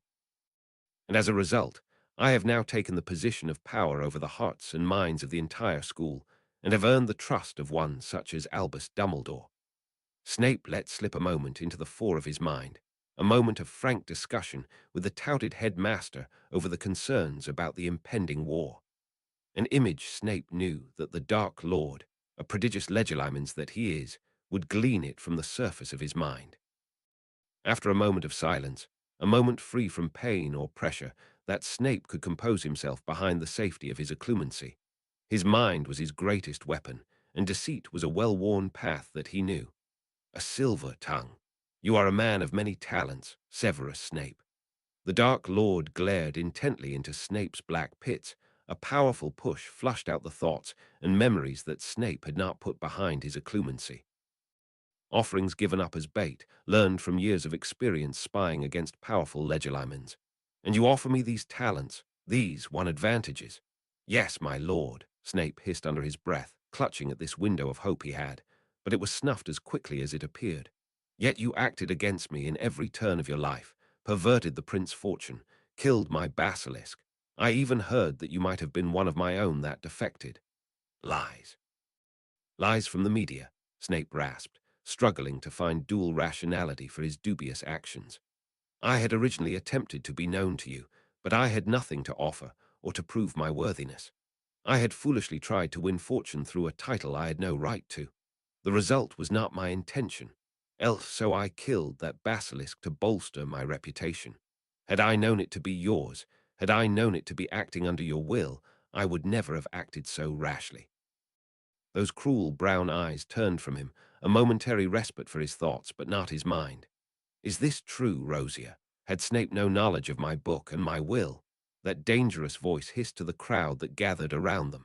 A masked and cloaked Death Eater, one that hid to the back of the crowd, drew up straight as if made anxious by such sudden attention. Rosia did not escape his fate, it seemed. It is true, my lord.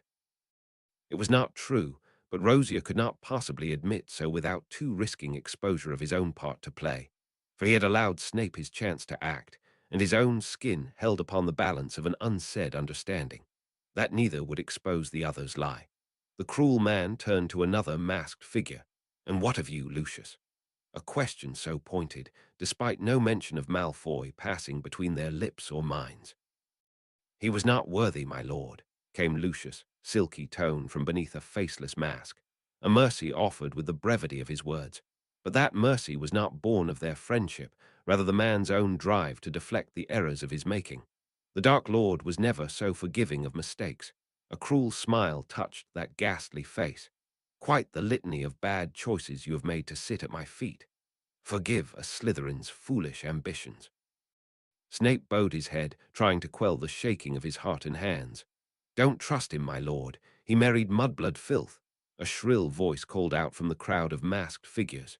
Snape's heart turned cold as he recognized that voice, and worse still the figure that she brought out into that dusty circle.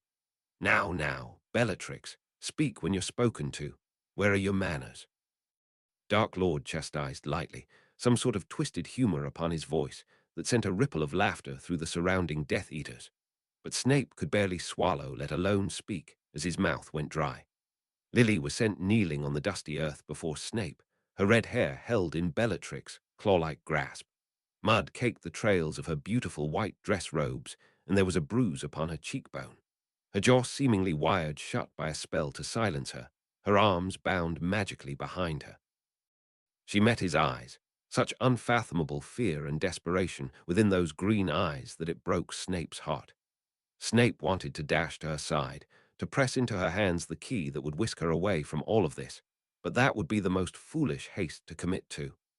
An opportunity was what he needed, and he dared not even meet her eyes for fear of what a moment's weakness might bring. He needed to commit himself to this deception for just one chance. My lord, forgive a foolish young man for his taste for beautiful things, for it seemed a harmless fancy at the time.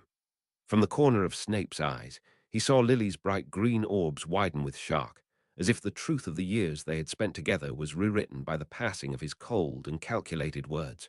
But Snape persisted, preferring to apologize later, rather than soften any of his barbs and forego all chance. Please, give me a chance to prove my worth. I already have the trust of Albus Dumbledore, a place at his side within his very walls. I will be a valuable spy. The thought brought bile. That hated stalemate of another lifetime he had fought so hard to avoid. Lily, too, glanced away, as if unable to meet his eyes over such a horrifying thought. Disbelief over the words that spilt forth from the lips of the man she married. Her genuine horror, lending Snape's words such valuable credence to a legilimens who no doubt saw her thoughts as plain as the ever-burning sun. A fascinating proposal, Severus Snape, that snake-like man paced forward between his two prisoners. But forgive me when I state that I do not find myself in a state of mind to believe you." His cruel eyes turned from Snape's huddled form to meet the wide green eyes of the terrified Lily. "I require proof of your loyalty." Snape's heart thudded dully in his breast as his wand appeared in the dirt. The Dark Lord stepped aside, clearing a path for Snape to his wife, as did Bellatrix release her grasp upon Lily and step back into the faceless crowd. His demands clear and so very cruel, and so blind in their cruelty. Taking his wand firmly back into his grasp, Snape pulled himself to his feet, the portkey grasped in his hands. Those green eyes met his, wide, shocked, as if she actually believed, and it stung so. He would cut through the enchantment that bound her, and in that instant he would charm the portkey to pass into her hand. Once chance he had to save her, but there was no chance for himself. There was never a favorable outcome to be had, and this was as close to one that Snape could get. At least she would survive. He met her eyes and pushed beyond those boundaries, violating his vow to never trespass upon her mind, touching her thoughts just to say goodbye. But there he realized, her fears had not been about him, but for him. She did not believe for one moment that her husband would betray her. Such a firm conviction that everything Snape had said was a lie, that he might be planning what he was planning in that unprotected mind. He could not even complete the arc of his wand when he fell to the ground in agony. A harsh, rasping laughter rang forth. "Did you truly think I believed you?" As the stars faded from Snape's eyes, he found himself curled in the dirt. The portkey burned before his eyes and fluttered away as ash. My lord." Snape choked as the air was stolen from his lungs. "SHH," said the Dark Lord as his prisoner thrashed upon the floor. "No more lies, Severus." Snape gasped as he was released from that magical suffocation, unable to find it in himself to do anything more than heave in exhaustion. Laughter rained dully in his ears, as to the thunder that pealed across the sky. His ears ringing with the crowd's cruel laughter, or perhaps it had been the sound of his own screams. Those pale bare feet paced into his view. Snape felt himself pull upwards, his body protesting every movement. The Dark Lord's crucio burned like no other curse could, a spell of pure hatred from a creature of pure hatred. "But I do believe one thing you have told me," that dangerous voice hissed in his ear. "You have access to knowledge I would find very useful." Those hateful brown eyes met his, pushing through his as he scrambled to put down his mental walls. Such hasty, inelegant walls he had not the time to mentally prepare or hide. The Dark Lord's powerful presence smashed against the barriers of his mind, almost sending him physically reeling. Dark Lord almost crooned as he leveled his wand and commanded in an almost casual tone, "Crucio." Pain shot through Snape's body, white and hot like a brand through his very being. When it finally abated, he was left spent, throat bloody and hoarse from screams he could not even remember, his bleary eyes unfocused as he searched for those green ones that filled with tears. Lily struggled against her bonds, as if trying to break the curse that held her, as if to reach him, futility. "I failed her." Snape felt his spine pull straight, again his mind violated, and again he resisted. He did it by instinct, not to prove anything. His mind was reeling with the pain and hopelessness, and he was unable to collect himself. He was about to lose his world, and he could not muster any semblance of mental fortitude to even attempt deception. "You have an unusual strength of will for a boy your age," the Dark Lord rasped lightly, almost a compliment. His words eliciting no more howls of undisciplined laughter. They all watched with such blood-lusted anticipation. Such a waste of potential. The pain came again, and yet again Snape resisted. He didn't even know why anymore, as he felt his mental barriers crack metaphorical fissures across his mind. This time when those cruel eyes met his, he felt his mind falter and slowly give way. Memories trickled through those cracks as he desperately fought to stem the flow. Images of Lily flowed past his mind. Moments of love and joy, moments that was for nobody else. But then a terrible memory slipped through, one that had no place upon this world. The Dark Lord, surrounded by his supporters, the masked and cloaked, standing in the heart of the ministry. A grizzled man was dead at his feet. Rufus Scrimgeour, an aura who had, in another timeline, become minister, then died as he defended his seat and office. All around them, the defenders fell. What was left of those who resisted threw down their wands and surrendered to the mercies of their conquerors. Suddenly, Snape's mind was his own once more as the Dark Lord's presence withdrew. Those brown eyes that met his were feverish from that vision of utter victory, of his legacy assured. A seer, that rasping voice hissed, before a terrible laughter gurgled from that unnatural throat. This was Dumbledore's secret advantage. He had a seer. Snape said not a word to the contrary, had even the breath to speak. The reality of what such knowledge in the hands of that madman could mean tore through the haze of his mind. All the knowledge he possessed, everything he could bring to ruin, and his mind was drawn and spent. He had not the will to resist any longer. Snape could not even pull himself straight any longer. He could not meet those green eyes, the eyes of a woman he had failed so utterly. But a moment's respite would not be had. Snape felt himself pulled straight again against his own volition. But this time when he braced, his mind remained unassailed. Instead, those cruel eyes met his with such vicious anticipation. I had never imagined that you were the key all along. A terrible smile touched those malformed lips. I will extract every morsel from your mind, he hissed, drawing a wand up the length of Snape's neck, then pressing the point into the dip beneath Snape's chin. Don't stop your valiant struggle. I wish to enjoy this. Snape's eyes closed as he braced for the pain again, his body tensed in terrible anticipation. But that pain never came. Imperio, came the command, almost gentle in comparison. Snape found his pain-racked body pull upwards and onto his feet, his wand somehow finding its way back into his hand. His mind could barely comprehend what was happening as his body moved without his volition. His eyes darted about in panic, glancing about the surrounding crowd, feeling so many anticipating eyes upon him. But then it rested upon Lily's kneeling form, her tear-stained eyes wide, such unmistakable terror upon her face. For Snape's wand was held leveled, pointed against her form. With a cry of horror, Snape recoiled, breaking the curse's hold upon him. His abused muscles gave way when his control returned, causing his knees to buckle. Laughter rang down upon him, delight in his suffering.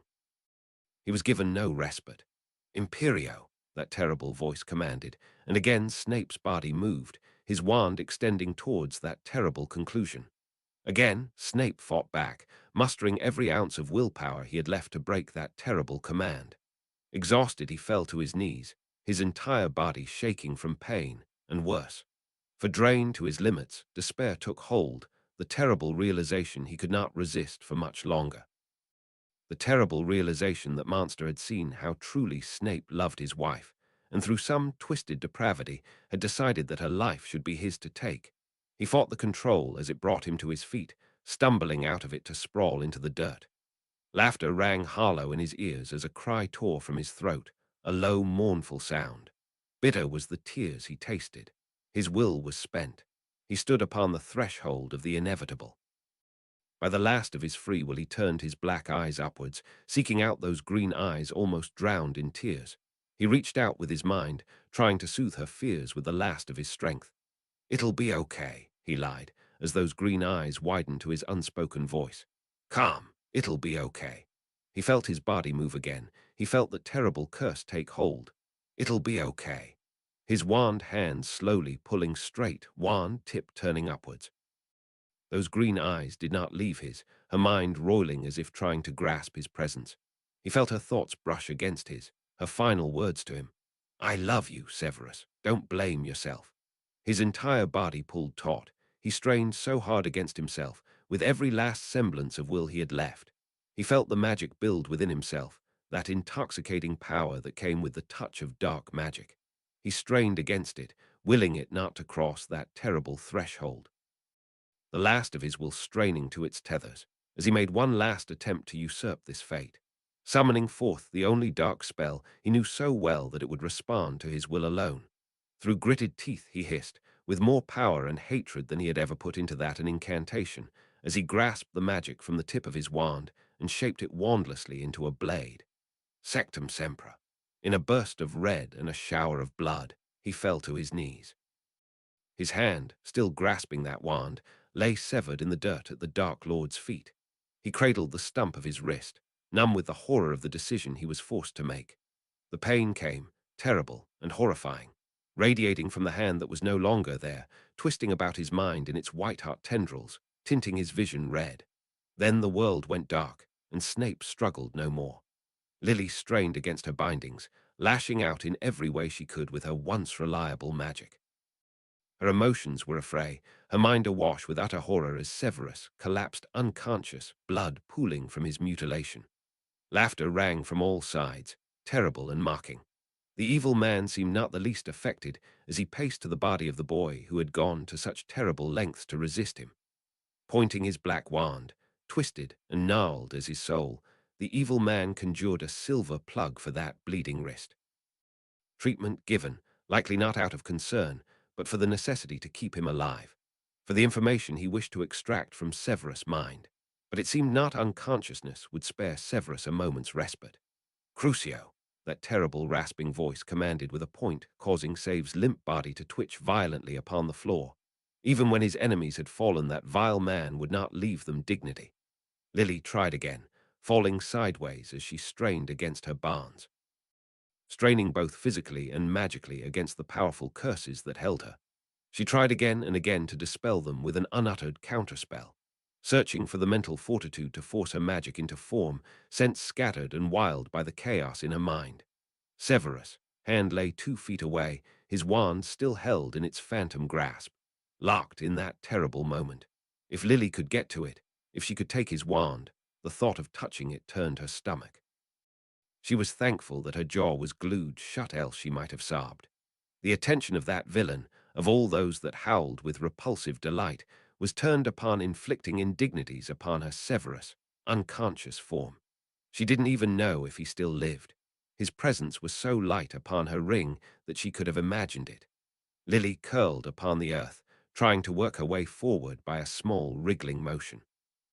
Hands were bound behind her back by a spell she could not force apart by physical means, and her feet had been bound together when she had been forced to kneel across from her husband.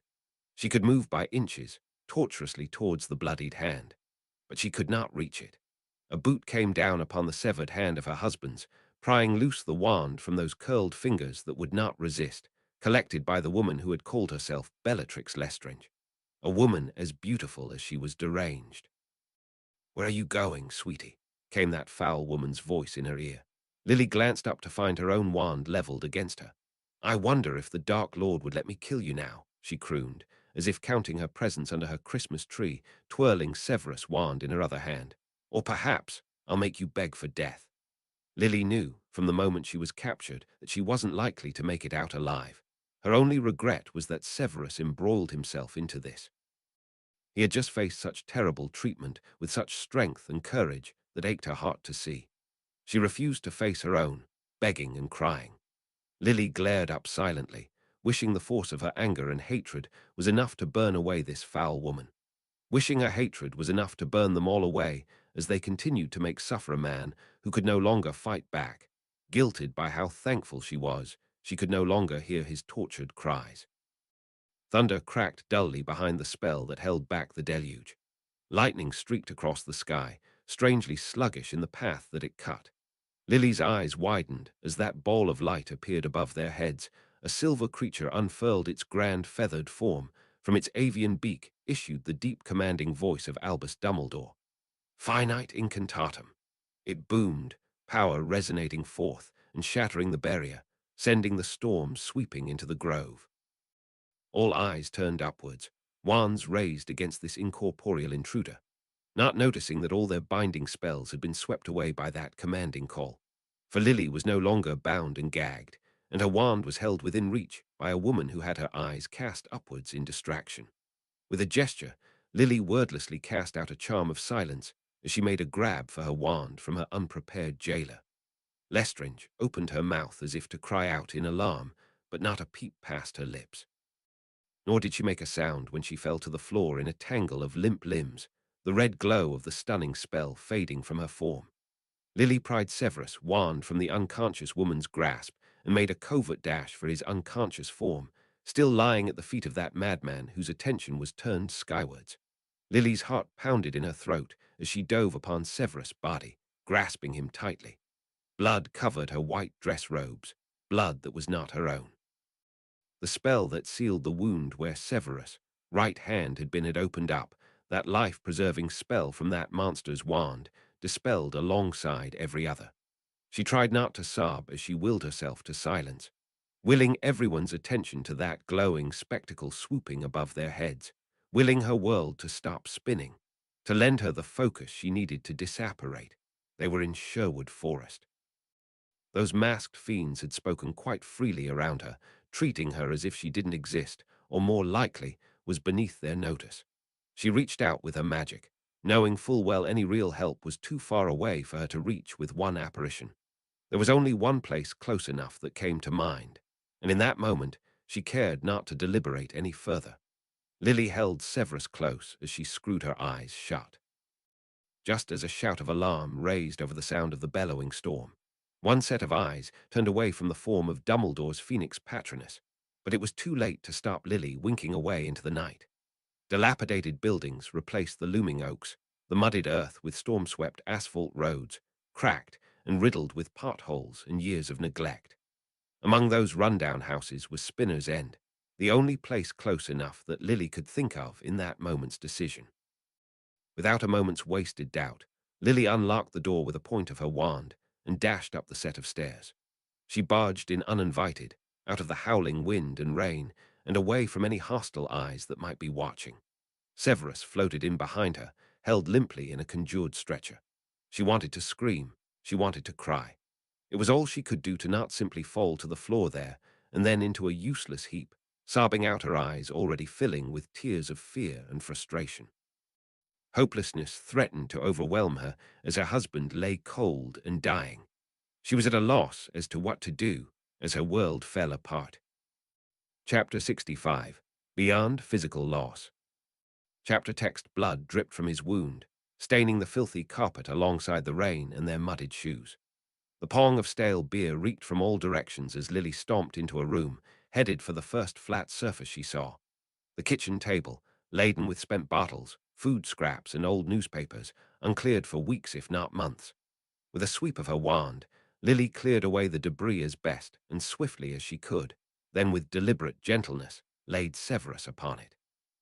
She bit back violent racking sobs as she saw the full extent of the devastation wrought upon him. Sleeve torn, cut away at the head of the silver doe, his wand hand was gone, struck off at the wrist. His screams still rang in her ears. She reached desperately for her healing spells, school-learnt spells that might as well have been from a lifetime ago, wishing desperately that she had paid more heed. Spells to heal, to slow bleeding, to seal flesh. Nothing worked. That wound bled defiantly, draining the last of her Severus away. A sudden sound startled her, movement treading heavily down the stairs, sending her heart racing. She spun about, wand held aloft in a trembling hand. "Who's there?" she screamed, on the verge of hysterics. "Thar's my question," that slurred voice barked with biting hostility. Tobias Snape, Severus' father, stumbled into the kitchen, grasping a fire poker in his hand as if he anticipated an affray. His clothes were in stained disarray, as if he had thrown them on in a hurry, or more likely, had fallen asleep without undressing. His face still covered by scars that reminded Lily of how damaging that uttered spell could be. "You're in my house." In that moment, all animosity she had for that man was swept to the back of her mind, as she found herself begging for any help she could. "He's dying." Lily sobbed, clutching desperately at Severus' bloodied sleeve, unable to pull it up lest she had to look upon that horror of his mangled flesh. "I can't stop the bleeding. I can't stop it." The elder Snape stood at the door, his eyes unfocused, as he stared from her to the form of his son upon the table, as if he couldn't quite comprehend what was happening, and it was even real. But when he finally moved, when he reached out to pull up that bloodied sleeve to look upon the hand that was no longer there, he moved with the speed of a man half his age and twice the sobriety. He pulled from the hem of his pull-up pants the string, lacing it about the bloodied stump in a swift and precise motion. "Yeah, bloody magic types. Only no magic fixes. Ever hear of a tourniquet?" Lily watched the man work, feeling relief wash over her as the bleeding slowed to a sluggish pulse, then stopped altogether as the string, tied just above the mangled wound, cut off the blood flow. But the man did not stop, holding two fingers to the side of his son's throat and counting slowly under his alcohol-tainted breath. After a moment, the man raised his unfocused eyes. His pulse is weak. He's lost too much blood. What do we do? Lily asked, her heart in her throat. At this moment, she was worse than useless. All magical knowledge slipped through her fingers as she struggled to find any means to save Severus, to save her husband's life. A blood replenishment potion. She could brew one. She could, but she had not the means. All her potion supplies were at home, tucked away in the cozy heart of the West Country. And even if she could go back, the time she would need to brew a dose, would Severus even survive until she returned? Biting back a sob, Lily buried her head in her hands, her fingers grasping at her hair in frustration and despair. He was dying right before her eyes, and she could do nothing to stop it. Needle! A commanding voice barked in her ear, bathing her suddenly in a whiff of terrible breath. Lily glanced up, confused and slightly repulsed, only to see Tobias Snape holding a matchstick before him. A needle, 2 inches long wide, a hollow through and through. I need 2 of them. When Lily blinked back, stunned and confused, the man barked with a voice of absolute authority. Now. Lily did as she was bade, creating 2 needles as the man had described, only realizing belatedly that she had seen the instruments wielded before in the hands of her father. Instruments of a doctor, a muggle healer. The elder Snape pulled a length of hose from beneath his sink, unfurling it and cutting a length from it with a swift chop using a dull, rusted knife. I need this shrunk to just larger than Thar needles, and make it clear, if you can. It's always easier when TS see-through. Lily did not hesitate this time, doing exactly as she was bade, and then standing back as the man taped the needles to either end of the shrunken see-through hose, using a heavy roll of silver tape.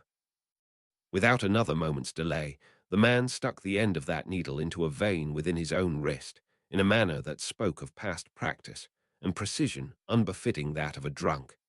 His blood filled the length of that clear tubing, pouring through it until it budded into a droplet on the needle tip on the other end.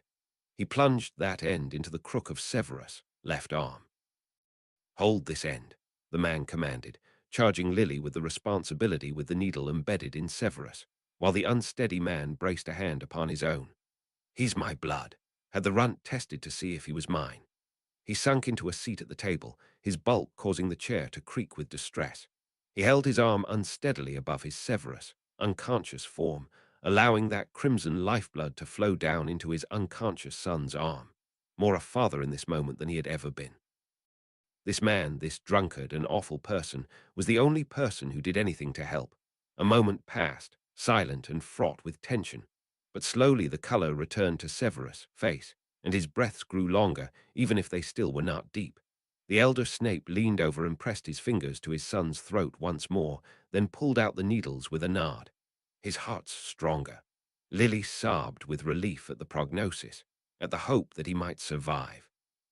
Snape stumbled to his feet, still swaying as he stood. He's got a bit of booze in him now. He'll probably not wake, not for long bit. Thank you, Lily breathed, unable to put to words how grateful she was. The man stumbled to the kitchen door, leaning heavily against the frame. Didn't get much out of career, but what I did learn, I learnt well. Keep my mind under pressure. Listen to what the smart medic boys told me about keeping friends alive. Not Thar, it did much good. They all died before me. He turned away, swaying for a moment, as if in indecision. If he dies in the night, wake me. Then he stomped away with unsteady steps, out across the hall and into the dingy lounge. The squeal of tortured springs sounded out his bulk finding the couch, then silence fell upon the house. Only when the calm had settled had Lily finally thought to send a message to someone. Dumbledore was the only figure that came to mind, the only person she could conjure in her rattled mind. With a whispered spell, Lily sent a doe to him with her plea for help before finally sinking into a chair. She stared about fruitlessly, finding herself at a loss as to what to do. Conjuring a blanket and pillow, Lily tried her best to make Severus comfortable. Not that he complained. His breathing was still shallow, but at least he still breathed, and Lily could do no more to help him. She had briefly thought to siphon off the blood and dirt, to clean him up a little for his comfort.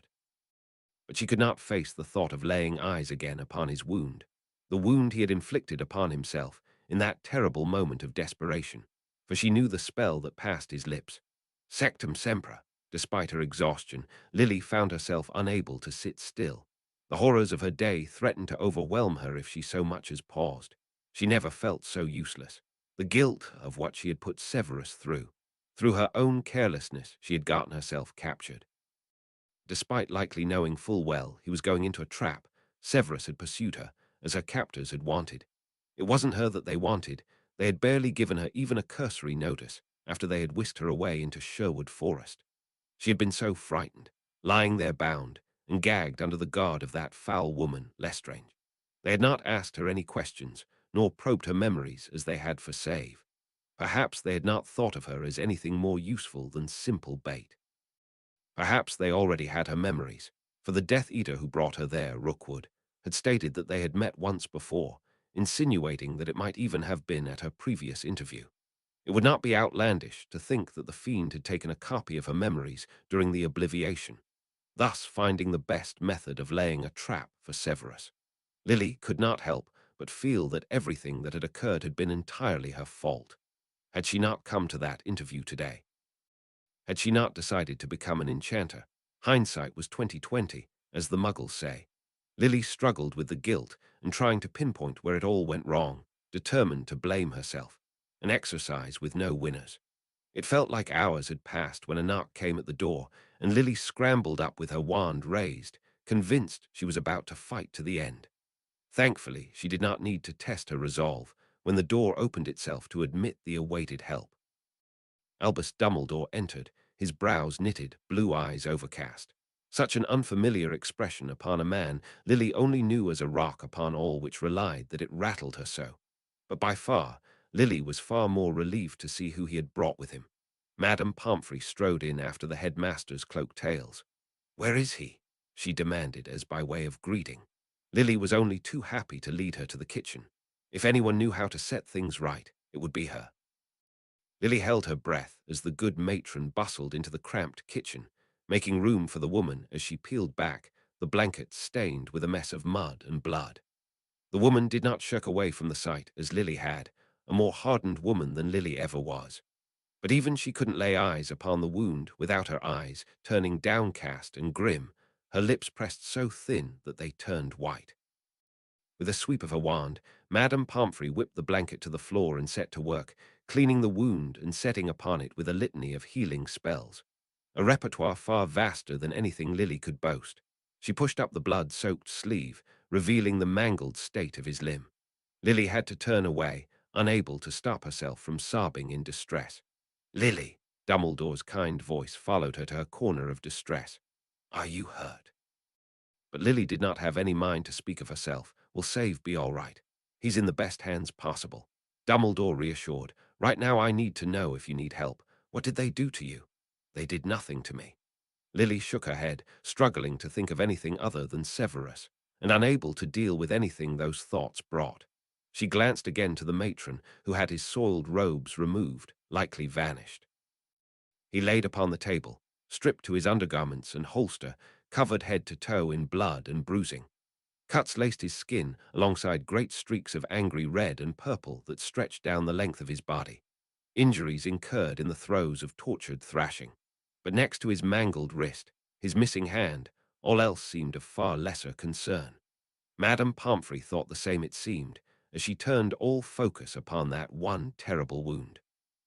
"It stopped bleeding, but there is little more I can do for it," Madame Pomfrey muttered as she stepped back. "Whatever curse had done this defies all attempts to fix the damage. The injury is permanent." Those crushing words sounded upon her ears, but her mind and heart refused to accept it. "No, no, you can fix it, can't you? You've fixed worse from splinching, skelegro. Believe me, I know my available options. If there was anything I could do, I would." "Believe me," the matron informed the girl as gently as she could. "But whatever dark magic had done this, it was made to inflict injuries that cannot be healed. Lily, can you show me what happened?" Dumbledore urged, meeting her eyes with those piercing blue ones. And this time Lily knew the sensation of a mind within hers, and she understood what was needed of her. She closed her eyes and pressed her mind towards those final moments, those final terrible moments. When Severus stood against his will, his wand brandished towards her against his will. That moment where everything seemed to be at its end, before he uttered those words and struck his own hand off at the wrist, and he went down in a rain of blood and screams. Lily opened her eyes, sweat beading her brows as her heart threatened to strangle her from within. The room was spinning, and she could not get those terrible images from her mind. She didn't want to think about it any longer. Sectum sempra, Dumbledore muttered darkly, his expression sending a chill clutching at Lily's heart. A spell Lily had only ever seen cast by Severus once before. What sort of dark spell is that? Lily asked in a husky, strangled voice. One that I did not wish to fall into the hands of our enemies. Dumbledore muttered grimly as his blue eyes cast upon the form of the battered boy. One that I had hoped that Severus would keep from casting ever again. Wounds inflicted by that spell cannot be healed by magical means. The cold horror of what that meant fell upon Lily's heart like a shadow. Why, you mean you can't regrow it? The ancient headmaster glanced away, his expression mired and so terribly troubled. There is a counter-curse, but it cannot be used to regrow lost limbs, merely seal the wounds where they were inflicted, leaving terrible scars still. Lily's mouth was dry, her mind was racing a mile a minute. Despair nipped at the fringes of her mind. Then if we find his hand. Lily, Dumbledore urged gently, but she was in no state of mind to listen. It was Sherwood Forest. There were oaks. Lily struggled with accepting what was done, struggled with the thought that this battle was lost. I could find that grove again. I could look for Lily, Dumbledore urged again, with a far more assertive tone of voice. Severus will wake again, and he'll not thank you for thrusting yourself back into danger when he has already done so much to protect you. There is nothing more that could be done by you or I, except be there for him when he awakes. With a slow shake of her head, Lily sunk into her seat, unable to find any more strength. The tears of anguish and frustration she had been fighting spilt forth. Such bitter guilt threatened to overwhelm her. Guilt for what he had sacrificed to preserve her life. His hand. His wand hand, dexterous and skillful by magic and by motion, lost. How much harder would his life be? Motion sounded from the other room. Whether from the general commotion or Lily's untempered anguish, Severus, father, had awoken, and he stood again at the door, that same fire poker in hand. This time his eyes no longer had that glazed quality he had greeted Lily with. This time he seemed to realize what was going on. You're all here for my son, he asked, glancing about his crowded kitchen, his eyes resting for a brief but uncomfortable moment on the girl sobbing in the corner. How bad is he? Lily didn't know how much Madame Pomfrey knew about this complex family relationship, but the woman's eyes flashed when she laid them upon the sorry-looking man, as if she knew of what this man had to answer for. But it was Dumbledore who spoke, and only with words to reassure. He will live, but he needs help. We will take him somewhere safe, and we'll see that he's taken care of, Mr. Snape. Tobias Snape scowled as he looked away, obviously uncomfortable by some notion of that statement. He glanced down upon the form of his injured son, taking in those terrible injuries, the sight of which seemed to unsettle him. Yeah, and where would that be? To Hogwarts, his school. Dumbledore answered without a shadow of hesitation, where we know he'll be safe. That volatile man's attention was immediately upon the headmaster, disbelief upon his face. A school, and not a hospital. Precisely as what I have said, Albus. Why are we not taking him to St. Mungo's? Madame Pomfrey voiced, her voice sharp but touched with concern. They have superior healers and facilities that could better tend to his extensive injuries.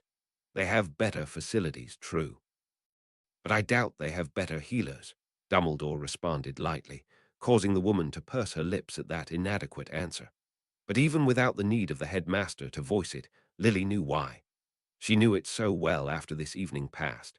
If the enemy could compromise the ministry, a place where lawmen and hunters of dark wizards called their base of operations, then what chance would St. Mungo's have to keep Severus safe? Only Hogwarts remained that impregnable castle, where no darkness could pass the threshold, except that which the children could carry in their hearts themselves. Don't let them take him, Lily breathed under hitched gasps, her sobs puncturing her words. Don't let that evil man get save. Who? Mr. Snape hissed, seemingly only just realizing that the injuries might have involved a malicious other, rather than just magical mishap. But Lily did not answer the man. She could not even catch her breath under her tears. Everything was just too much to bear. A gentle hand laid upon Lily's shoulder. I'll do all I can. Dumbledore promised with a soft voice. "No harm should fall upon him while he resides in Hogwarts walls. This goes for you too, Lily." The sobbing girl glanced up with tear-stained eyes to meet those calm, piercing blues. "I made a promise to Severus that I would do all I could to see to your safe existence. I should have made good on that promise. I can only hope that acting too late is still worth something." Lily hiccuped, unable to fathom what was being asked of her. With a kindly smile, Dumbledore answered the question that did not pass her lips. "I invite you to Hogwarts, Lily, to keep you two from the reach of Voldemort, and because when Severus awakes, he'll need you by his side." Madame Pomfrey approached, seemingly resigned to the headmaster's will, perhaps swayed by his words. In her hands, she held a tea kettle, one that she held carefully away from all others' reach. "This is a portkey straight to the heart of Hogwarts. I made it knowing that I would likely lose the argument. Disapparition is the safest way to move Severus, and Albus is the only one able to do so to and from school grounds." Lily watched as the headmaster cast his cloak over the form of her wounded husband, levitating him smoothly by the fabric of the garment that wrapped about him like a hammock. Then, with a hand upon his charge, the headmaster disappeared with a loud pop, whisking Severus away to a haven of safety. Lily stared at the bare table, seeing the blood stains added upon that filthy surface. She closed her eyes and willed herself to stop imagining him in that state. But her mind was mired and exhausted, and all she had the strength left to do was cry and dream. A hand touched upon her elbow, comforting but firm, and leading her to turn about to face the matron. "It's all right now. Hush, you'll be able to rest soon. You'll have a bed next to your husband in the infirmary, because I need to take care of you as well." The thought of having him close somehow brought some measure of comfort to Lily, despite the distress the sight of him had caused. Madame Pomfrey set the tea kettle upon the table, taking her hand off its handle gently and deliberately. "We must both touch it at the same time. I take the handle, you take the spout. Understood?" Lily could only nod mutely, for after tears only exhausted compliance was left. But a frustrated growl sounded from the back of the room. Save's father paced forward and slammed his hands upon the table, upsetting the kettle with the force. It took every ounce of self-control for Lily not to automatically reach out and steady it. "Tell me what happened to my son," he demanded, seeming to realize this was his last chance to find any answers. "Who did this to him?" "Answer won't do you any good, Mr. Snape," Madame Pomfrey answered, her voice gentle despite the man's aggression or her previous flash of disapproval, the professional nature of a healer overriding any personal thoughts. The man's sudden fury ebbed away as quickly as he came, a sorrowful frustration in its place. "Then, at least tell me, when he gets better, if he gets better, that he's all right. And if he doesn't, I want to know too." The matron replied in a steady voice. "I understand, Mr. Snape." Did she? Because Lily didn't. She didn't understand, but she promised anyway, with a small bleak nod. And with that the man withdrew with no more protest, permitting his unexpected guests some privacy to leave by their magical means. His body felt too hot and too cold in turns. He felt sweat bead his brows and coat his body, as consciousness knocked upon the fringes of his mind, bringing with it pain of the likes he had never felt before. Snape groaned, unable to fully fathom what was happening. He lay in bedding of tactile softness, but his body felt as if 1,000 hooks had pierced his flesh and held him down. He could not move, he could barely think, and he felt too much. But then through the haze of pain, a thought touched his mind. A terrible strangling fear he knew not from where it came. He awoke with a terrible gasp, his entire body racked with pain as he thrashed for enemies unseen. He reached for his wand, wherever it might be, only to find his body scream in protest. It was all he could do to edge open his eyes and allow them to adjust to the hazed and filtered lights. Curtains haloed the view of the ceiling, a waking sight only peripherally familiar, but not one he had ever awoken to. Where was he? Had he died? Why was movement so difficult? Breathing was painful, as was every attempt to claw himself up. He glanced down, a motion that sent radiating pain throughout his body, to find himself clothed in a hospital gown and tucked under clinical white sheets. He lolled back, trying to understand what had happened and how he came here. He reached again for the curtains, slowly and carefully, his entire body singing with the motion, only to find it wasn't a hand that had responded. He stared at his bandaged arm, an arm that ended at his wrist. A strangled cry tore from his lips as he recoiled in horror.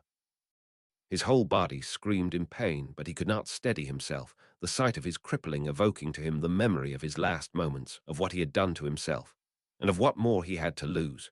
Lily! His voice tore from his throat, rasped and cracked. Lily! Desperation tore at him. He needed to know what happened. He needed to see her alive. He needed to know that everything he had sacrificed had been worth something. Lily! His thrashing upset the curtains, causing it to slide back and revealing the clinical expanse of the hospital ward. Rows upon rows of beds sat empty beside him, except one by the door which held a young Slytherin in Quidditch gear who stared at him with startled panic. Madame Pomfrey rushed in from a side door, a tray held in her hands with potions lined ready for dosage. "Severus, she's fine. Lily's fine," she urged before she was even at his side. "You must listen to me. She's fine. Please settle, you're scaring the children." He realized then it wasn't just the Slytherin, but a slew of children in green that had no doubt come to visit their injured, one of which was his prefect Rockers, who looked upon him with wide-eyed horror. But they weren't who Snape had wanted to see. "Where's Lily?" he screamed, refusing to submit to the matron's ministrations, no matter the pain he inflicted upon himself. "She's safe," Pomfrey insisted, attempting to administer the potion to her clearly distressed patient. "Drink and rest, Severus." But Snape would not comply. He needed to see Lily. He needed to see her with his own eyes.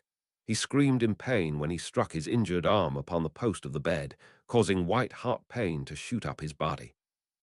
The matron stepped back, and with a swish of her wand, a spell netted about Snape, causing his motions to slow and cease, taking with them the pain associated with movement. "Now drink," Pomfrey commanded, an order to which Snape had been powerless to oppose. A calming draught. He recognized the brew before it had even touched his tongue, before even when that soothing herb-like smell touched his nostril. He felt the power of the draught take hold as the spell that held him ebbed away, allowing him to fall back onto his pillow in a daze. Around him, he heard voices, young ones raised in curiosity and distress. Madame Pomfrey's ever calm and reasonable tone commanding them away as the curtains drew back around Snape's bed. He closed his eyes and faded out, unable to find the energy to fight that liquid calm. It was perhaps hours that passed before he awoke again, but this time it was not through fear or fight. As his breath shortened and he fought to the surface of consciousness, a calming touch alit upon his brow. Green eyes swam into focus as he edged his own open slowly, and in that moment all was right with the world. "SHH, you're safe now," she murmured softly as her fingers gently stroked his hair. "I heard you gave some students quite the fright today." Her voice took on a hitch, whether in humor or in tears Snape could not discern. "They ran all the way down to the potion storerooms to fetch me." Snape said not a word in reply, unable to find his voice as his heart constricted with relief. She sat there under the setting sun, the slanted golden rays striking her hair and evoking it like fire. Alive and unscathed, and still by his side. More than he could have asked for, more than he could have deserved. Despite the pain, he reached for her, wishing to touch her face, to know she was alive. But the hand he raised no longer existed, and both Snape and Lily turned their eyes to that grotesque reminder of the cost of their survival. Fear bubbled in Snape's heart, the knowledge that with his right hand, his wand hand, so too went his power. There were no prosthetics that could take the place of a lost wand hand. Any other limb certainly, but not a wand hand. He looked away, unable to stomach the sight, horror eating away at his heart as his mind reeled at the implications. He was powerless now, in a way he had never been. Soft fingers followed the contours of his cheek, so gentle in their press. Soft lips touched upon his brow, bringing him a measure of soothing to his so troubled heart. He had not yet lost everything, for the one thing that mattered was still with him in this world, and that alone was worth any sacrifice he was forced to pay. His black robes hung about him as he turned his attention to his buttons, a task made complicated by the lack of a second hand. He winced with every motion, his body still singing with hurt. But after days of bed rest, such that he had long lost track of time, and the constant trickle of curiosity seekers posing as concerned student visitors, all Snape craved was the privacy of home. With clumsy motions, Snape worked the leather straps of his wand holster tight about his mangled right arm. He no longer had a hand to stop the contraption from slipping off, so he had to strap it far higher upon his forearm than he once had and make doubly sure the straps were secure. With a heavy heart, he slipped his wand into the sheath, knowing he'd never again wield his magic the way he once had. But by a combination of unfamiliar positioning and how tightly the straps held on, when he bent his arm, the deathly focus stone poked through and touched upon his skin. For a moment, the entire world went bleak, and light and sound seemed to rewrite their rules as the world existed through a monochrome filter. He was old again, with lines and scarring upon his fingers that he no longer had. Spectral visions of a hand he no longer had. He stared, longing such as he had not felt in years stoked within his heart. The magic he had once taken for granted. Snape extended his arm, allowing the stone to release him from its touch. Color came back into existence, and his hand disappeared from the world. He had traded it all for the life of a woman he loved, and he was satisfied with the cost he had to pay. He would have paid it again for her. With a shake of his sleeve, he allowed the material to fall over his injury, concealing the thick white bandages that covered his wound. Madame Pomfrey changed it several times, keeping it clean to allow the healing to progress naturally, the only way this wound could heal. His last item to take was his wedding ring, the silver band that was taken off him when he was admitted to the hospital wing and stored in the drawer beside him. He slipped it into his focus stone pouch, unable to fumble it onto his finger.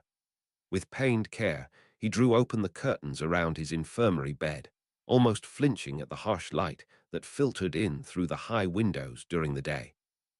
The sound of movement attracted the notice of the good matron. Pomfrey hurried from the storeroom, calming potion already trayed up. She stopped upon sight of her patient, seemingly horrified he was already up on his feet. "Back in bed with you. You're in no shape to wander about," the healer fussed as she placed down her tray to assist him back into bed. But Snape shrugged her off. "I just wish to spend the rest of my recovery in the comfort and privacy of my own home." He wanted to see Lily, to be reassured by her presence, to find some aspect of his life unchanged. A sentiment perhaps the good matron empathized, for she gave a taciturn inch. "Then remain in your quarters, Severus. I will come to visit and check periodically. I wish to return home." Snape held on stubbornly, but the matron drew the line with a harsh check on reality. "Albus no longer thinks that is a good idea. He asked me to tell you he no longer wishes for either you or your wife to reside in that household. That was the only part of his life, lived separated from this castle and all the bad memories that dwelled within." "What of Lily, then?" he asked, dreading the answer. But the answer the matron gave was one that settled the matter. "Lily has been invited to stay as ancillary staff. Albus has seen to the arrangements to make her part of staffing. She's been quartered in your room behind your office." He had heard of Lily's newfound employment within the castle, how Dumbledore had seen to her safety for the period Snape had been infirmed. But he had not known that arrangement was to become permanent.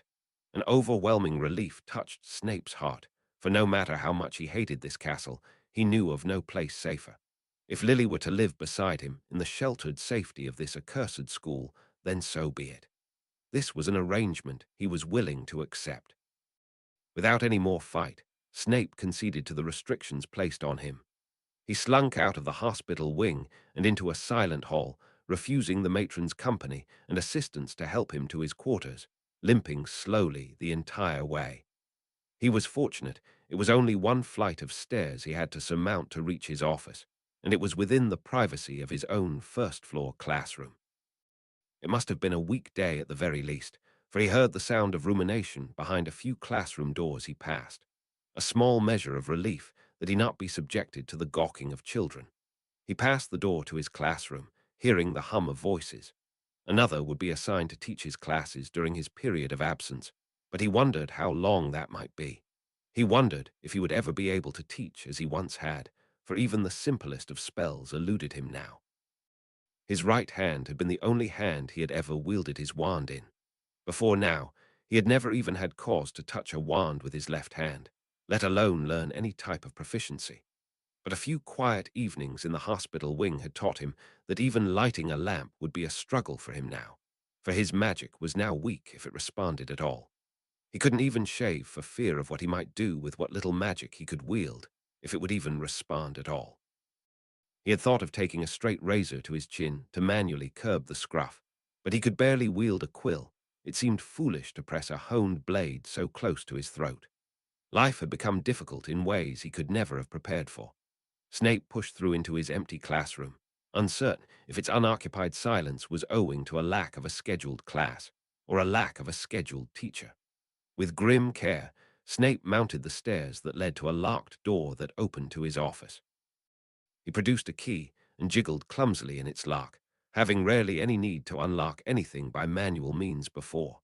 His entire body was singing with pain, so it was with utmost relief he crossed into his private quarters. One of the few times he had ever stepped into his resting quarters, for he had always gone through the emerald green fires in the fireplace at the back of his office to his off-campus home. A small lounge received him, already furnished and decorated. Lily's touching colors and flair, and the thought immediately set him at ease. A gentle upholstery permeated his cushioned seating, a style and color he would have never selected for himself. The little muggle painting of the happy rabbits had moved in, as too did the small coffee table that had never found a place since the move from Lily's muggle home. The small square table that had once been the casual dining table in the kitchen of her Cokeworth home had found its place by the window, visibly shrunk down a touch further so it fit without overcrowding the room. The hidden wall Snape had entered from already had a painted frame hung up, untouched by the magical mechanism of the moving wall. The fireplace that warmed the room with its belly of banked coals was already adorned with those distinct assortment of snow globes, his own charmed doe among them. Snape limped slowly through the cozy lounge, past the door that led to the soapstone-paved bathroom, the only room in his assigned living quarters he had made full use of. That too had changed, with a cluster of flower pots upon the rather wide stone sill of the bathroom window. There was no garden to be had in a living space so small. The bedroom was the only other room in these quarters, attached directly to the far end of the lounge, divided only by a small mahogany door. A queen-sized bed filled up a third of the room, the rest shared among two dressers and a wardrobe. This was far smaller living space than he and Lily had enjoyed in recent months, one that far more suited his tastes, for after 2 lifetimes of living with limited space, he never knew what to do with too much room. But Lily was a different sort, with a far different life and upbringing. How she must wither so in this restrictive space. But of all the challenges her life had now presented, creature comforts would likely rate low, for she was now married to a cripple, and so too must share in all that must mean. Snape would never again be offered a high-skilled job, never be able to take earnings to support them both. He would never be able to hold any position of professor at Hogwarts. I didn't even need the blighted jinx, Snape muttered darkly to himself as he unbelted with such blighted difficulty. He fished his ring from his alchemy pouch, setting it upon the bedside table, unable to figure out how to slip it on one-handed. With a sigh, he turned the fingers on his remaining hand upon his buttons, struggling upon every one. All he wanted now was take a bath and wash away the clinical smells of a long stint in a hospital. He wanted no more reminders of his harrowing ordeal. Simple routine day-to-day tasks, too, were made all that more an ordeal. Before he unbuttoned even a third of the way, which could have been 10 minutes' work, the wall that led to his living quarters shifted with the sound of grating stone. "Severus," Lily uttered urgently, as she almost tripped through the door in her haste. Snape reached on instinct to steady her, only to remember midway through the motion that he had no hand to respond. Lily caught and righted herself by the doorframe, seemingly not any worse for wear from her haste-induced mishap. "I heard you were let out." "How are you feeling?" she questioned as she stepped into his personal space, her hand bracing upon his torso. Even such a light touch caused pain to ebb through his body, but even so Snape threw his arms about her, pulling her in, so desperate for her closeness. So desperate to know nothing had changed between them, despite his entire future crumbling before him. His own mutilated arm propped upon her shoulder at an angle, as if hesitant to touch her with its unnatural form. The sight of it churned his stomach, forcing him to release her despite all his wishes otherwise. "Should you not be sorting out Slughorn's cupboards?" Snape muttered under his breath as he withdrew, suddenly finding himself unable to meet her eyes. Lily seemed to sense his discomfort, for she didn't try to approach again. Perhaps she assumed his wince of pain was explanation enough as to why he drew away. I was helping him do class set up. He doesn't need me while he's teaching. Dumbledore had, in his infinite wisdom, struck two birds with one stone. By assigning Lily to the forever unmotivated Slughorn, he satisfied the man's grumbling for easier work and took Lily into his employ under the guise of easing the potion master into retirement. According to Lily, during her evening visits to the hospital wing, Slughorn had been over the moon. But of course, why wouldn't he be? Lily had always been his favorite, and with her reliable assistance, he had far more time to dispense upon his frivolous parties and gambling with the future of his hand-picked cohort. He had even offered to pull a few connections to have her assessed for a potioneering masterclass certificate without any need of an interview, so that she might one day take over from him, and he could abscond happily into retirement. Her future looked bright. Snape wondered if it might not look brighter without him. For he was once a wizard full of potential, his magic honed and his skills second to none. Now, now he was simply a burden.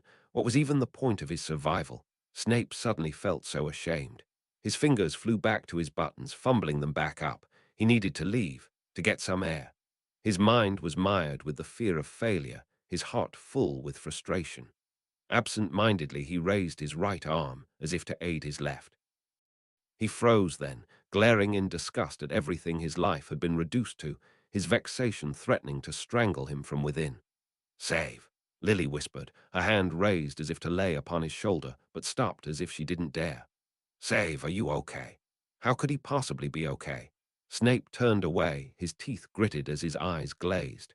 Tears threatened, but he refused to let them fall.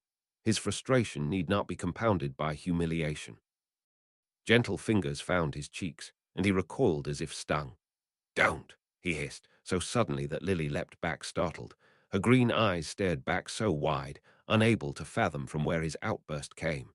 Something he could not find it in himself to explain to her. He could not even find it in himself to calm.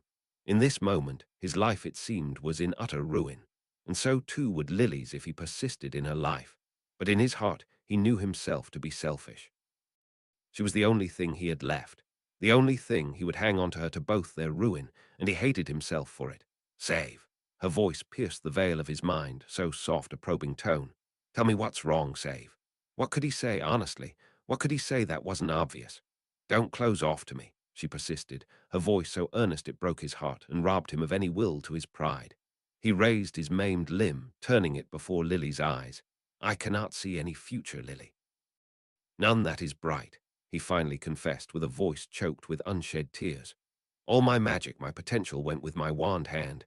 I have nothing to barter with the world." Her eyes drew to that aberration of flesh, her lips parted but no words came.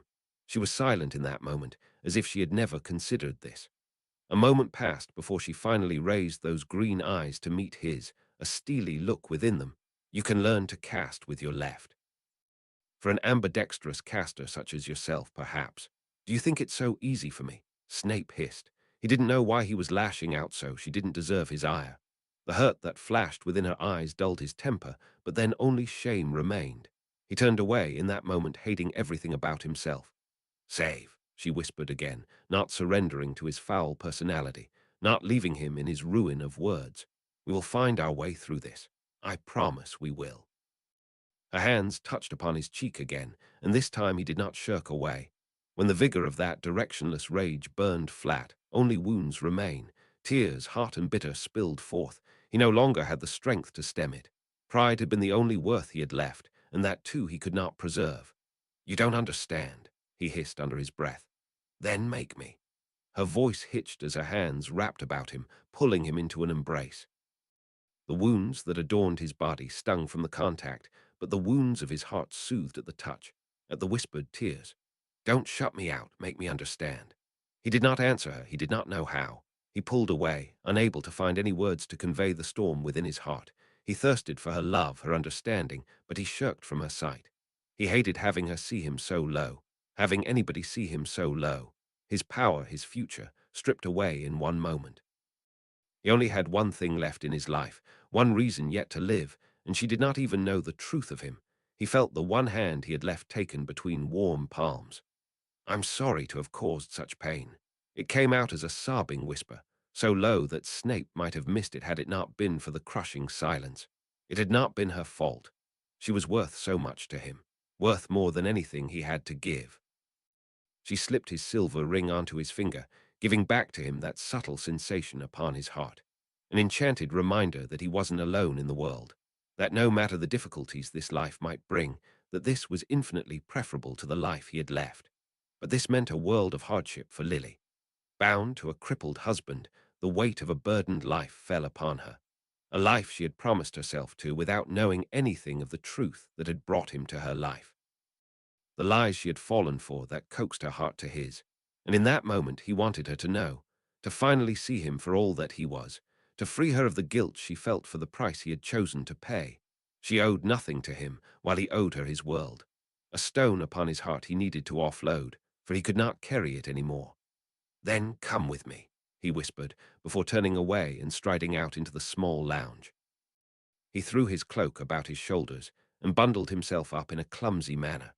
Then, without a word, or a moment's thought or hesitation, picked up the crystal vial from the mantelpiece, unsettling the silver dough within. He strode through the hidden wall, passing the door that led to his classroom, and heard a bustle of voices and movement. A class was in session, it seemed, but he was in no mind to indulge his curiosity over who was leading his class. Instead, he headed past that for a second door, one that led straight out onto the second floor. In his mind was a singular compulsion. He did not wait to see if Lily followed as he limped from his office down the silent hallway. He knew she would. He had faith that she would. And when he heard her light footsteps scramble down the hall behind him, he knew that she had. She drew level with him just as they approached that crouching gargoyle that stood as a silent sentinel down that familiar corridor. Doubts nipped at the back of Snape's mind, a sudden fear that came with caution and reason. There were some things that Lily did not need to know.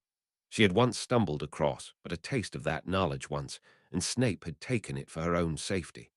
That risk was no longer a worry in truth, for her anonymity had been well and truly compromised by that encounter on Hallowed Eve, and with that anything that withholding her memory would shield her from. Once those memories that had once been of a concerning nature, but no more. The Dark Lord already seen the proof of the future from within Snape's mind, though he had interpreted it with a mistaken premise. It would make little difference if any of his agents were to touch upon the brief pieces that Lily knew, for none of that pertained to this war. So, too, did those memories hold a promise, not just of the one he held close to his heart, a promise he had thought of far less. She had asked of him to return her memories when he felt her ready. That had once meant when all danger had passed. Now the danger was inescapable, and all that was left was his choice.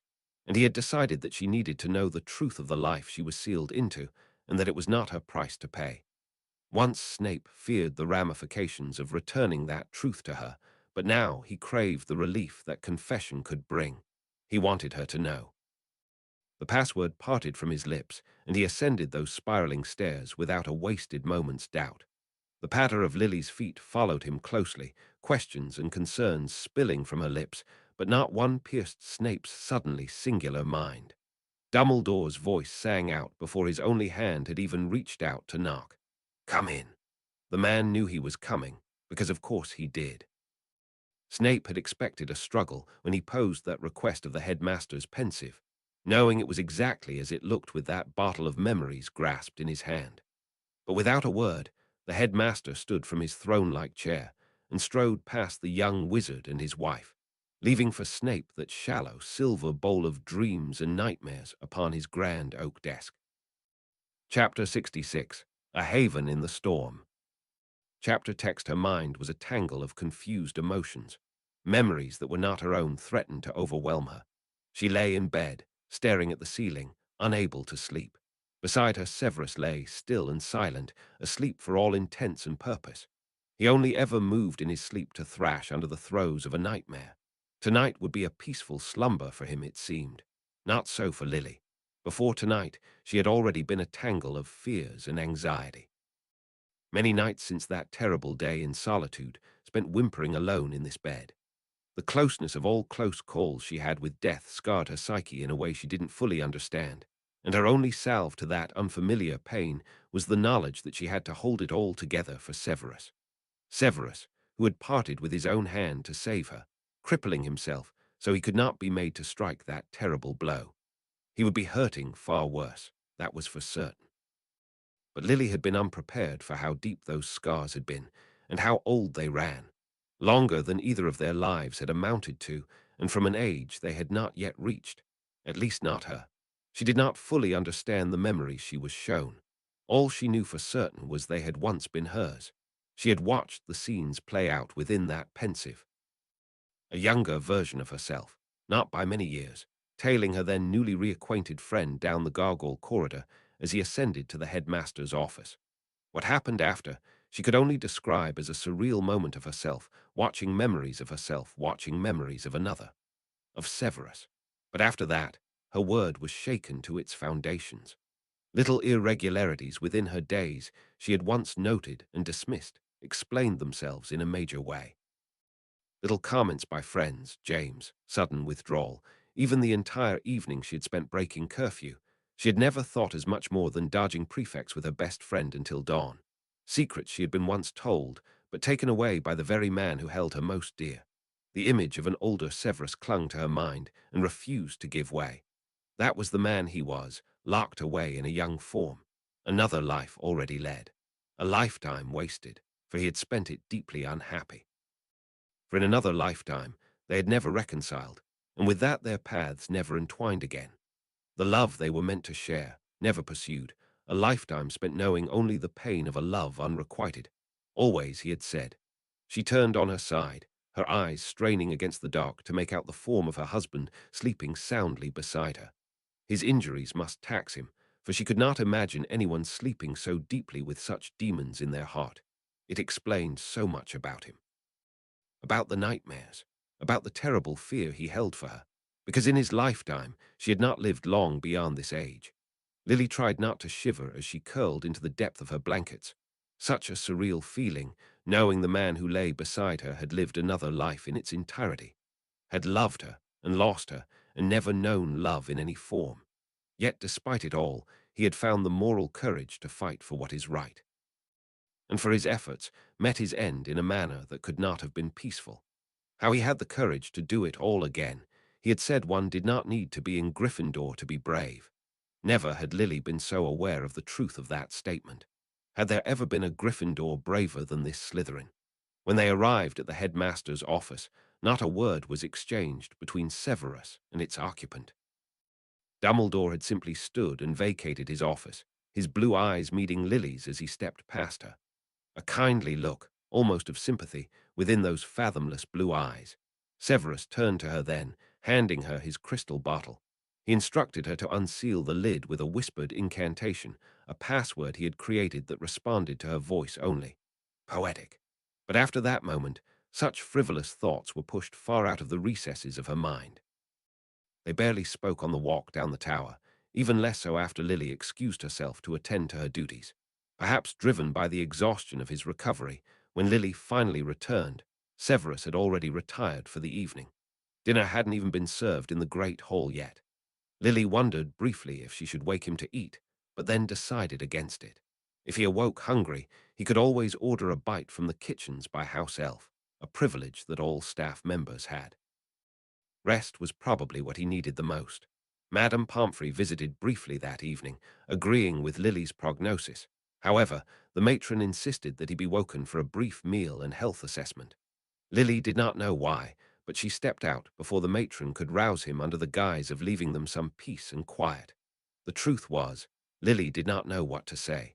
She had not yet put her reeling mind to order. It was just too much to take in all at once. Even now, as she lay in bed across from her husband, her mind would not stop reeling from all that she learned. It shouldn't change anything about what they were to each other, but in many ways it changed everything. She had once feared he would come to regret the price he paid for her life, that it would sour their relationship and bring her too much guilt to bear. Now she knew, to him there would have been no price higher than her loss. Always, he had said. Though the magnitude of it all caused Lily's mind to reel, she knew she had to find the courage to speak to him, and soon. She could only hope rest would find her before the night was up.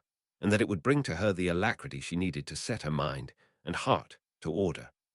Before the sun roused, Snape had, against any desire to do otherwise. The waking world brought pain as his body, still bruised and strained, moved with all the zeal of a door hinge on an antique wardrobe. He gingerly slipped out of bed, his bare feet touching those cold stones that tiled the floor. By instinct, he reached for his wand, only to find his hand unable to obey. Snape scowled at his bandaged atrocity, feeling the will to face the day bleed out of him. He turned slowly back towards his warm covers and looked across his bed to the slumbering form of his wife. His heart twisted in his throat. She hadn't taken the revelations as well as he had thought, or at least hoped. That distance that cropped up between them weighed so heavily upon his heart, so much so he briefly thought to wipe the whole event again from her mind. He yanked himself away, silently berating his cowardice. If she should want to forget then, he would gladly render that service, but he would not meddle with her memory without her consent. As silently as he could, Snape dressed for the day. His lack of two hands made what would be a daily process an ordeal.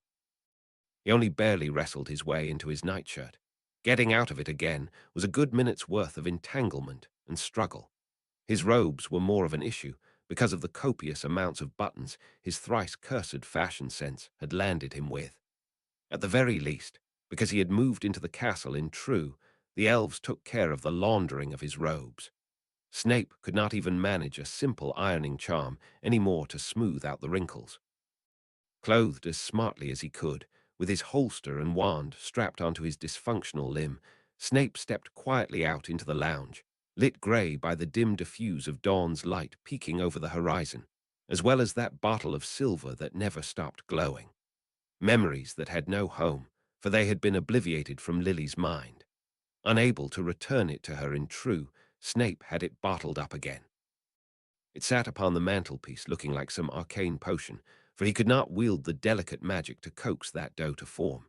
Though that were but a small matter to add atop his pile of failings, it was too on the nose for him to brush off.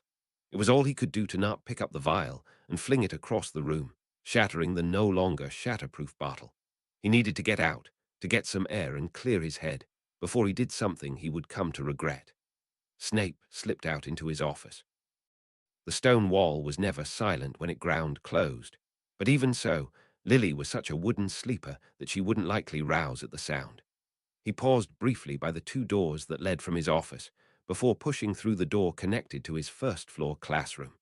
It seemed the most direct route out of the castle, and as it were, the route with the least chance of encountering signs of life, or death, as it were for the castle's ghostly denizens. He had intended to pass straight through, but the writing on the blackboard gave him immediate pause. Upon it was scribbled one of the most incomplete dissertations on Inferi, in the worst handwriting he had ever had the displeasure to lay eyes on. Whomever Dumbledore had hired to be his substitute had not been properly vetted, it seemed, for he had never seen the inside of a dark creature's theory textbook. He stood before it for the longest moment, wrestling with his frustration at such outrageously lazy work, pondering who on earth it could be that Dumbledore had hired to cover his subject, when the villain himself entered through the front doors. His world appeared to be running on dark humor, for of all those Dumbledore could have hired to cover this subject, in an act that must have been deliberate, it had to be James Bloody Potter. "Snape, I hadn't expected to see you up and about so soon," the infuriating man greeted as he shuffled in through the door, his arms filled with abused scrolls marred with red ticks and careless ink blots. Are you well enough to teach yet?" But then his bespectacled eyes drew downwards to Snape's maimed limb, his eyes widening with horror at the sight. Merlin's breath, they never said you. In a subtle motion, Snape made to hide his wound as he fixed the unwelcome man with a scowl. "It doesn't matter if I'm well enough. If I don't reprise my role, a whole generation of students will be failing on their finals." In a moment of restraint and tact unexpected of an arrogant fool like Potter, the young man glanced to his blackboard. "Yeah, no. I was never really good at dark creatures. Better with magical creatures that I could raise," he said, as if he could brush aside his arrogance for long enough to see the shoddiness of his own work. "Thank the small mercies you'll not be permitted to raise your own inferiors," Snape muttered as he raised the duster and proceeded to remove the chalk with painstaking sweeps, like a muggle would. Each motion set off creaking pain through his body, but at the very least, he was able to finally move like a human being save for one limb. "Allow me," Potter offered, as he dumped his handful of scrolls haphazardly onto the desk and whipped out his wand. The duster left Snape's hand and proceeded across the surface in long, unaided arcs. The sight was somewhat galling. "I did my best to follow your curriculum. It was just a bit content-heavy," Potter continued, his voice grating on Snape's every nerve. "But we're doing well in the practicals. Dueling's something I know how to do, so teaching's been no problems." "Knowing how to do and knowing how to teach are two separate matters," Snape growled, unable to fathom the mental process that led Dumbledore to place such an inexperienced and frankly reckless youth in the position of imparting knowledge onto young and impressionable minds. Surprisingly, Potter didn't argue the point as Snape had come to expect of that arrogant boy. "You're right. I have no idea what I'm doing." He was acting humble. It felt like a trap, or at the very least pity oozing with false sentiment. "You want to tag along for the next class? It's a practical. You can correct me." "Are you forgetting? It's my class," Snape snapped. "Well, until you can teach it, it's my class too," James retorted, before the color drained from his face. "I didn't mean that. Save it," Snape hissed, knowing exactly what was meant. That jab had been unkind and utterly expected. Potters always eventually show their true colors. Potter darted forward as Snape made to leave, blocking his free passage. "Look, I'm sorry. I don't have anything more to say to you," Snape hissed. He was furious. Furious at the boy for raising that point against him. Furious at Dumbledore for placing his worst antagonist into his path at his time of greatest vulnerability. And he was furious with himself. Furious that he allowed this to happen. Lily's life was something he could not have compromised, but how did he allow himself to be cornered into that trade-off? In that moment he had no other choice, for there were only a few spells he could cast without word or wand with any kind of intensity, and of those fewer still could have helped at all in that moment. He had played this mind game, over and over. All the what-ifs he had tormented himself with. Had he snapped his wand, could he have saved himself as well? It was said a wizard's first wand was near impossible to replace, that it would be like replacing one's own hand and expecting it to work the same. But as a man who had lost his wand hand, he could attest that replacing a wand would have been far easier. But that sacrifice brooked no guarantees, not when the spells he could cast without the aid of a wand produced such gruesome effects. It was folly to think that his suffering would have been allowed to end while he had still been conscious. There wasn't a better solution to be had, he had told himself over and over, as often as that scene replayed in his disturbed mind. He had won Lily's life. He needed to be satisfied with that, for he already knew that loss keenly. He had once been so keen to sacrifice everything for even just the chance to save her. He was finally made to keep that bargain, but it seemed to a Gryffindor he was still not enough to warrant any form of respect. He didn't know why he expected any more from the arrogant likes of a Potter. James Potter blocked his path and grasped Snape's sleeve, as if he had any right to. With a hiss, the Slytherin head shook off the offending hand and produced his wand as if with intention to hex the boy, but knowing all too keenly how wanly his magic responded now to his non-dominant grasp. As if humoring this improbable threat, Potter backed a step, his hands held up in a placating gesture. "Snape, I'm sorry for what I said. I wasn't trying to. I didn't mean for it to come out as it did," he put forth in a low-pitched voice, probably intending to sound humbled. "I don't want this antagonism to go on. If we are to work together, we will not be working together," Snape hissed, incensed by the gall of this boy. To presume to walk into his classroom and mentor his students so inadequately. But the arrogant Gryffindor would not let go of his foolish notion. "If you would just," I said, "we are not working together," Snape roared back, his hand gripped so tightly upon his wand his knuckles went white. Snape's unused hand was unsteady, as was his magic produced, the sway of his wand tipped too evident to even the least observant Gryffindor. Setting his jaw, Potter's demeanor changed. "Well then go on," he challenged. "Hex me." Snape needed no tempting. He would if he could, but no magic came forth when he called for it silently, and he balked at the humiliating thought of needing to voice aloud the incantations to such simple spells. especially if even then it would not come to him. You can't, can you? Potter continued, all semblance of apologetic pretense discarded. You've never practiced casting with your offhand. You can't do what you used to be able to. What chance do you have of teaching anyone spells if you can't cast them yourself? How dare he? How dare he? Snape was livid. Anger choking him, strangling him. One brief horrified moment stealing his voice and any retort he might have had. But if Potter saw the hurt he wrought, perhaps because he sensed the hurt he wrought, he did not cease. Well, guess what? I can cast those spells. I can teach those spells. If you're not too proud to let our history interfere with this arrangement, maybe you'd stand a chance to continue your post as professor, because Merlin knows you're worse than useless right now. Snape had no words to return. Even as he took hold of his wild emotions, he could muster no words from his lips. Finally, the Gryffindor boy's tone dropped again, dulling its edge.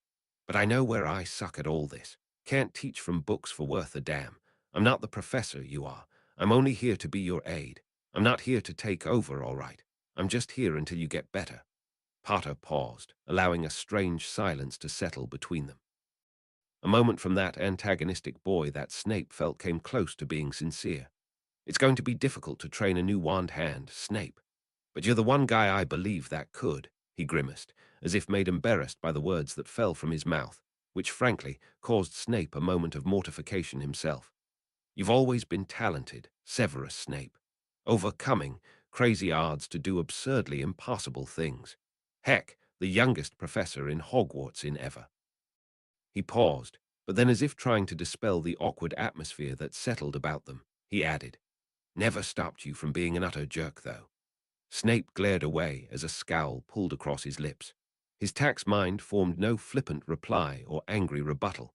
Instead, an odd calm settled about him in a way that was unsettling, for after days of seething frustrations, to find himself calmed from an exchange of words with Potter could only be described as unsettling.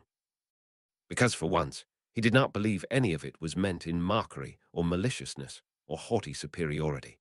He tried to shrug away the awkward oddness, flexing his fingers only to be reminded that motion was futility incarnate by the pain that shot up his arm.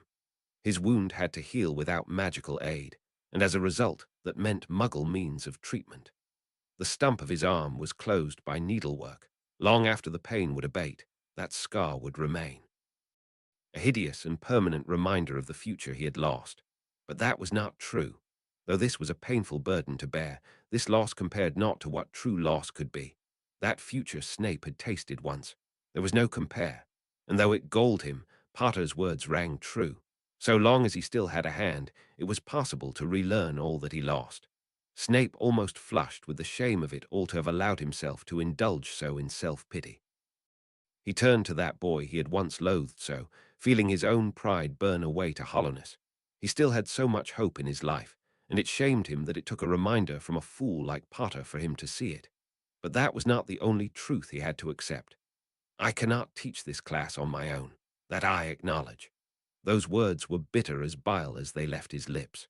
An admission to his own failing, acceptance of where he was now and what he must do. But that does not mean I would simply accept any fool to assist me with the class, Potter, especially not one prone to peacocking and dangerous stunts. You're particularly guilty of such tendencies. For a moment, Snape thought the boy might present his argumentative streak once again, but instead James Potter grimaced and agreed. Told Dumbledore the very same. Surely they were better qualified to assist you with the teaching. I mean, apart from dueling, I was never good with the theory in anything but transfiguration. But Dumbledore was adamant that nobody be allowed into this position other than another member of the Order. And out of everybody who could be spared from their roles, you were the least useless, Snape muttered under his breath in a sigh. When the absurdity of having another new graduate take on the responsibility of teaching was set aside, the professor could appreciate this measure of caution. Of all the teaching staff in Hogwarts, the defense position had been the one vulnerability in this castle of trusted and thoroughly embedded staff, and with Snape's crippling, there was a need to introduce new personnel to the roster. This was a period of great volatility, where good people traded their allegiances out of duress, both magical and mundane. Those within the Order had been vetted thoroughly enough, And even then, the enemy once slipped through in the form of a rat. Perhaps the one other advantage of foresight was knowing the true loyalties of all those he stood beside, and though it galled him to admit it, Potter was not one to render him any harm. And what a strange thought to have passed through his mind. After a childhood of enduring the persecution of the boy, of challenging him on opposite sides of a field of battle, of cursing his name into the grave, Snape found himself suddenly in the position of trusting him. He felt his fists clench, and a twinge of pain shoot up his right arm. Any motion in his phantom limb replied in like with pain. The only thing in his life that seemed to be making sense right now was Potter. His world was entirely off kilter. "I don't appear to have any better choice in the matter," Snape muttered, hating everything that was his life right now. Potter, however, perked with hopeful light in his eyes. "Does that mean you're fine with this?" As much as anybody held hostage to circumstance could be, Potter grin lit up the room as if the results he had just achieved was tantamount to miraculous. But considering that it was affirming words from Severus Snape, it almost could be. "I'll toast to that. How about we go down and grab breakfast?" Not one to let a life-affirming moment get out of hand, Snape scowled away any semblance of conciliation. "We're not friends, Potter. We are barely co-workers," he barked in sharp reprimand, turning away as if to snap his cloak, and he strode away, only to realize he had not worn his cloak. Indeed, apart from his newly laundered robes, he presented barely respectably. His shoelaces were hastily knotted and tucked messily into the lip of his house-elf polished shoe. The nails upon his only remaining hand had grown to an unacceptable length, as did the whiskers upon his chin. He was in no state to meet the outside world. It was perhaps a mercy on Potter's part that he did not make mention of Snape's atrocious presentation. Perhaps the poverty of his youth had made the sight of his unkemptness less unusual, and Potter had simply not noticed a difference. Despite this, or perhaps because of this, Snape felt shame burn, that he would have allowed himself to slip so far. What Lily must think. He shook his head, still hung in abject contrition, finding the courage to muster himself only through utter self-contempt. Though he could not envision life finding its way back to how it was, he took a perverse solace in the fact that this life was never his to begin with. She knew the truth now. Whatever might happen now, whatever Lily would decide, her life would at the very least have been returned to her control. While his own was beyond salvation, it would behove him to not wear it so obviously upon his form, by appearance or by despair. He had taught through far worse heartaches, and while the school would have him, he had to make the most of it. His finances would never see such an offer again. "Tomorrow, I'll be back to my teaching role," Snape announced in a rasped mutter under his breath, not even looking up to see if his words had been heard. Indeed, he could not find it in himself to meet another's eyes, not even Potter's. "See that you have your previous week's teaching notes prepared. I want to know how far behind my students have fallen." A late wake-up sent Lily scrambling for her robes. She hadn't expected to oversleep this much. Forget breakfast. She would be lucky to get all the pickled newt eyeballs portioned for the third-year class, let alone preparing the depetaled orchid buds. Lily scrambled into her robes, not caring if they were inside out or right side up, almost not even caring to match the color of her outerwear to her waist sash. But even she had enough time to give pause for something other than orange to tie upon her purple robes. She rushed out of the bedroom, only just remembering to take along her wand. It was an honestly terrible habit she had worked herself into. It wasn't that she didn't appreciate her wand. Her visit to Ollivander's was one of the greatest moments of her life. Having natural talent in wandless magic, added to the fact her muggle-born background meant a lack of parental reinforcement, Lily had always taken a far more lackadaisical approach to wand ownership. But there had always been a distinct power and control difference between what she could do with a wand and what she could do by will. And that had never been as pronounced as when her life had been at the mercy of those who would show none. Wand stowed hastily into her robes, Lily pushed through the bathroom door, only belatedly realizing it was rarely closed unless occupied.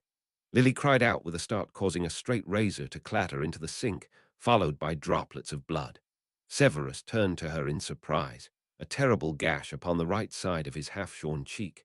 "You're bleeding," Lily gasped as she stared with horror at the thickly oozing cut. that bloodied moment invoking all the worst memories of recent days from the recesses of her mind.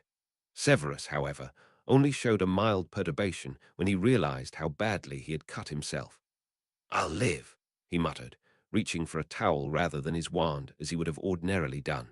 With a chastising huff, Lily batted his hand away to put her own wand tip to the gaping gash, feeling her stomach flip at that gruesome sight. With a gentle push of power, she stitched closed that wound, but she had never been particularly skilled with the healing arts. The wound closed, but a jagged scar formed, red and raw upon that bloodied skin. Lily opened the sink-side potion cabinet, pushing past the eclectic collection of potions she had shifted from her Godric Hollow household, past the few bottles of calming draughts she had been prescribed by the school matron. Potions to combat the first few nights back at Hogwarts that had been rife with anxiety and sleeplessness. But her nights of unease were not over, as evident from the night she just had. Any moment given to overthought was dedicated to doing just that. But the days leading to Save's recovery, Lily had promised herself she'd pull herself together. For his sake, as well as her own. Now she wondered if they might both be better served if they split the bottles between the both of them. She withdrew from the potion cabinet, clutching the essence of Dittany Save had extracted back when he was working down a checklist for their then newly formed household. What a different world that seemed. She unclasped the lid, and with a gentle motion, she worked that yellow paste into Save's scarred cheek, smoothing away the angry edges of that newly healed and deeply rendered cut. With a straight razor, really. Lily tutted under her breath as she turned her eyes from the sight of Severus' bloodied form, laying them upon the bloody blade in the sink. She couldn't stand the sight of him covered in blood, not after. She took a slow and grounding breath, turning her wand to her husband to siphon the blood off his skin and clothes. Severus submitted to her ministrations. His eyes held a hollow, almost defeated look. But after what he had gone through, it was at the very least understandable. He held himself gingerly, turned on his side as if to hide his terrible wounds. Lily's heart clenched. They needed to talk, and she had so much to say, so much they needed to discuss. They had gone through a world of pain together, their world broken most cruelly. And just when Lily thought they might have a chance to find their feet again, she found out the truth of it all and how deep and terrible Save's wounds truly reached. They needed to talk, but it couldn't be now. Lily started, almost upsetting the razor blade from its far safer perch in the sink in a scramble to make morning preparations. "I'm late," she cried out by way of explanation, as she almost barged Save out of her way in her haste. Severus took a quick step back, still with enough reflexes to steer him clear of obvious danger. He flicked open his silver pocket watch, as if to confirm the validity of Lily's claims. "You really are," he stated, rendering her no form of reassurance. Without waiting for the foam to settle, Lily spat and dashed out, using magic to clean away the rest of her dental debris. "Don't you dare try to shave yourself again," Lily exclaimed as she maneuvered herself out the door into Severus' office and proceeded to dash for dear life down the hall towards the dungeons. Half an hour later, it was only by some arcane measure of luck that Lily had managed to have all the bits and barbs for the morning brew set up before the first young bodies made it through the door. Luck akin to that of a dose of Felix Felicis, because goodness knows not a single portion of Lily's work was made easier by Horace's own class preparation duties, for he always saw fit to leave even that to his new and utterly inexperienced assistant.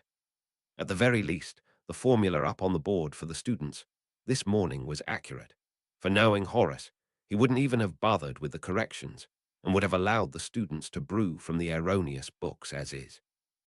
But that wasn't even what bothered Lily the most about the man's sense of professorial responsibility. It was how he took the role of substituting for Severus as the role of head of Slytherin, essentially reshouldering the responsibility that was his only a mere year prior, and seeing how he could not give one iota of concern to any of those snakes in his responsibility that were not also in his social club. But honestly, without Horace's subpar standards, Save would not have a job, nor Lily for that matter. This all came with the field she found herself employed into, and with it all the privileges that working in Hogwarts came with. Not least of all, the safety within the castle walls. It was never a concern in the past, but with all that had happened, Lily balked at the idea of living outside this fortified haven, even at a heavily enchanted household like the Godric's Hollow address. The world outside of Hogwarts grounds just did not feel safe anymore, and she balked at the thought of having to spend the days she had spent in that household alone again. The only part of her old life she missed most dearly was her employment with Madame Swelly. The path of an enchanter that Lily had been building to swung shut with the cruel strike of a spell.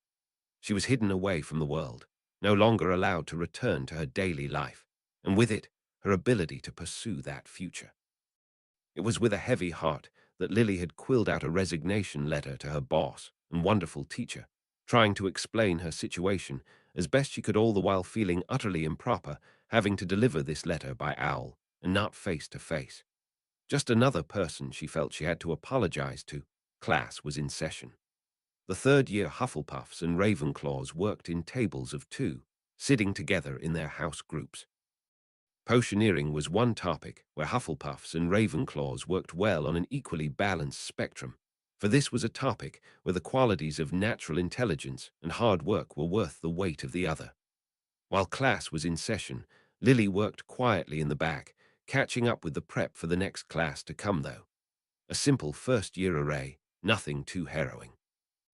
Ordinarily, she would have gotten the second period ingredients prepared alongside the materials for the first class, but today she simply hadn't the time.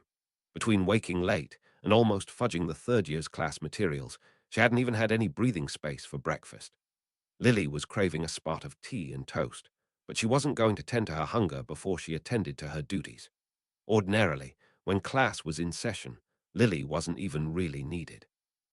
If she had all the materials pre-prepared, she only needed to set up 10 minutes before the start of the next class.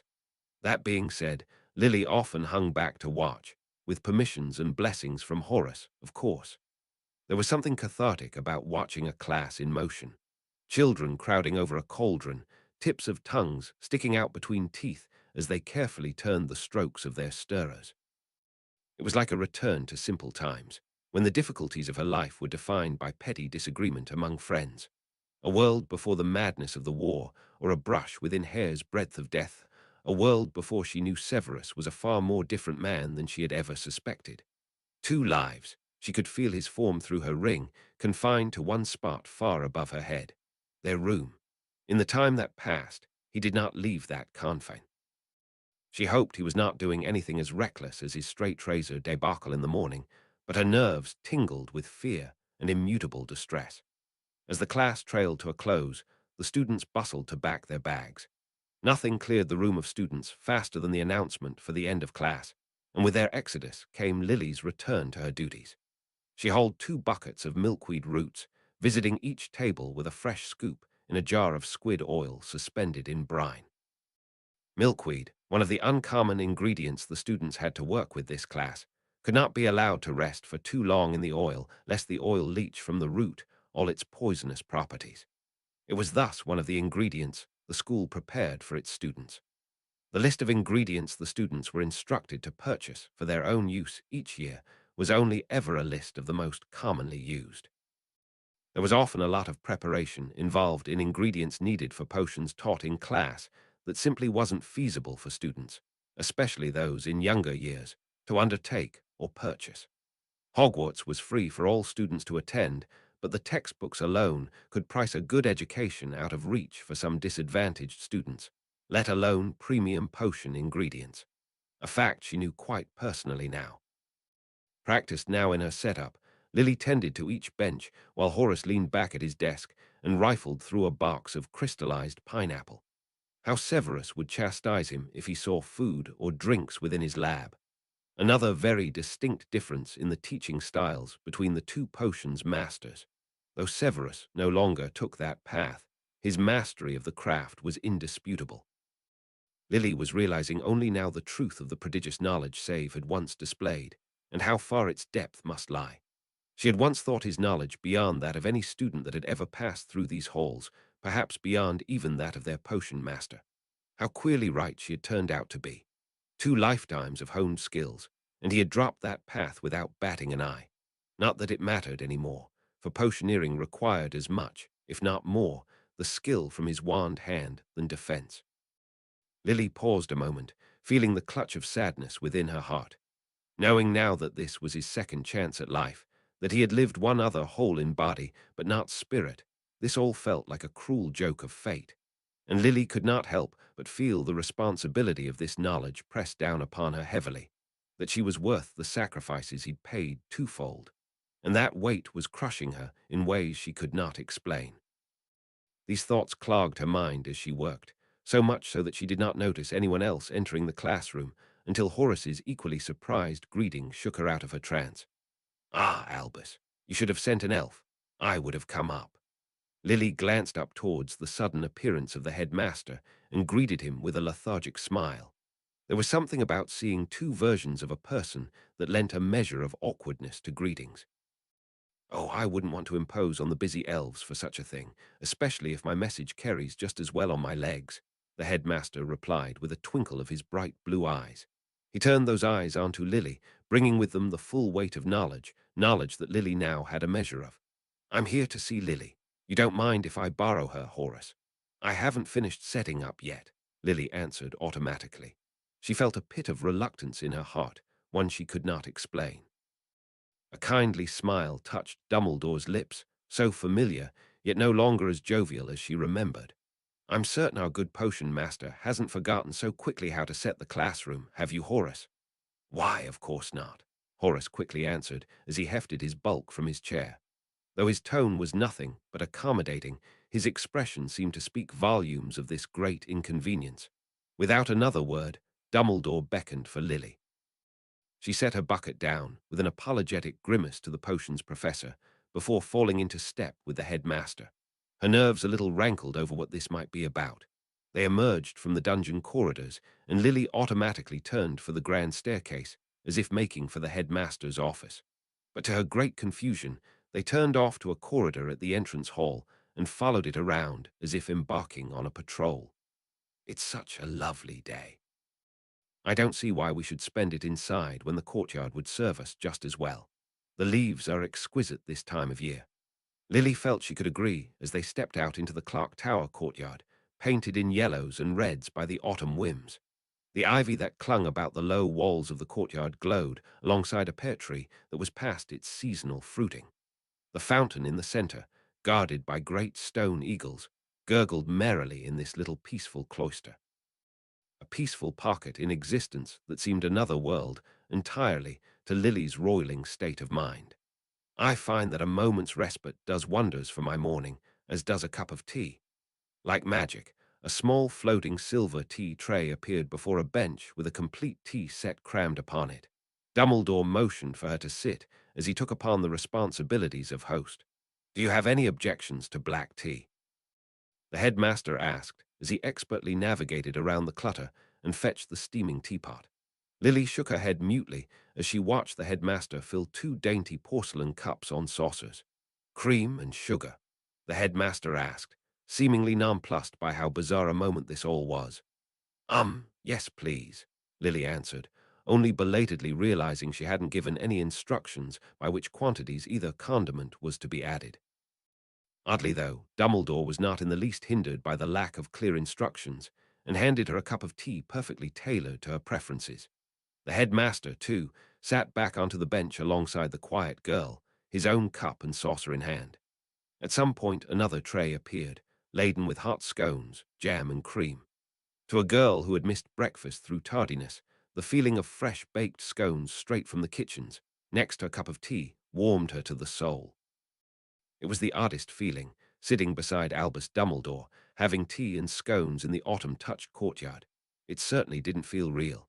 But in that moment, she almost felt as if she could finally breathe, a weight off her chest, one that she did not know she had been carrying. "I find the griefs of the world but a distant thought with a cup of tea and good company," Dumbledore offered in a calm, worldly tone. "In times of great stress, I find it helps to take a moment away from it all. Take a breath and step away. It's just all too much," Lily offered, unexpectedly, then fell back into a mortified silence. She had never meant to vocalize it, certainly not to Albus Dumbledore of all people. Those blue eyes were on all, seemingly staring straight into her soul. "I will listen, if you wish to speak of it." Lily wanted to. She wanted just for someone to listen to the thousand thoughts sent flying about her head and heart. So many questions she now had, but had been too cowardly to ask them to her husband directly. Her heart had already been in knots over the ordeal that had just transpired. The revelations now only sent her world spiraling further. But how many else in the world could she speak to of all this, truly? It was not something she could come to Marlene to, or Mary, no matter how calm and accepting that girl was. Apart from Severus, there were few others who could possibly know, and one of them was sitting beside her right now, willing to listen. Do you know about Severus? Lily ventured hesitantly. Those blue eyes did not leave her. I do. So it's true. She felt the breath leave her lungs and a lump form in the back in her throat. Everything that I saw. It is true, Dumbledore confirmed with a slow, deliberate nod. And you knew about it? For how long? Tears fought in the corners of Lily's eyes. She didn't know why the thought twisted so sharply in her heart. Those blue eyes held true, deep, and full of sympathy. I knew not long since he first took his second breath of life. He sought help, and I was the only one equipped to render such aid. It bothered Lily that his first port of call was not her, that, even after she had found out, he went so far as to take those memories.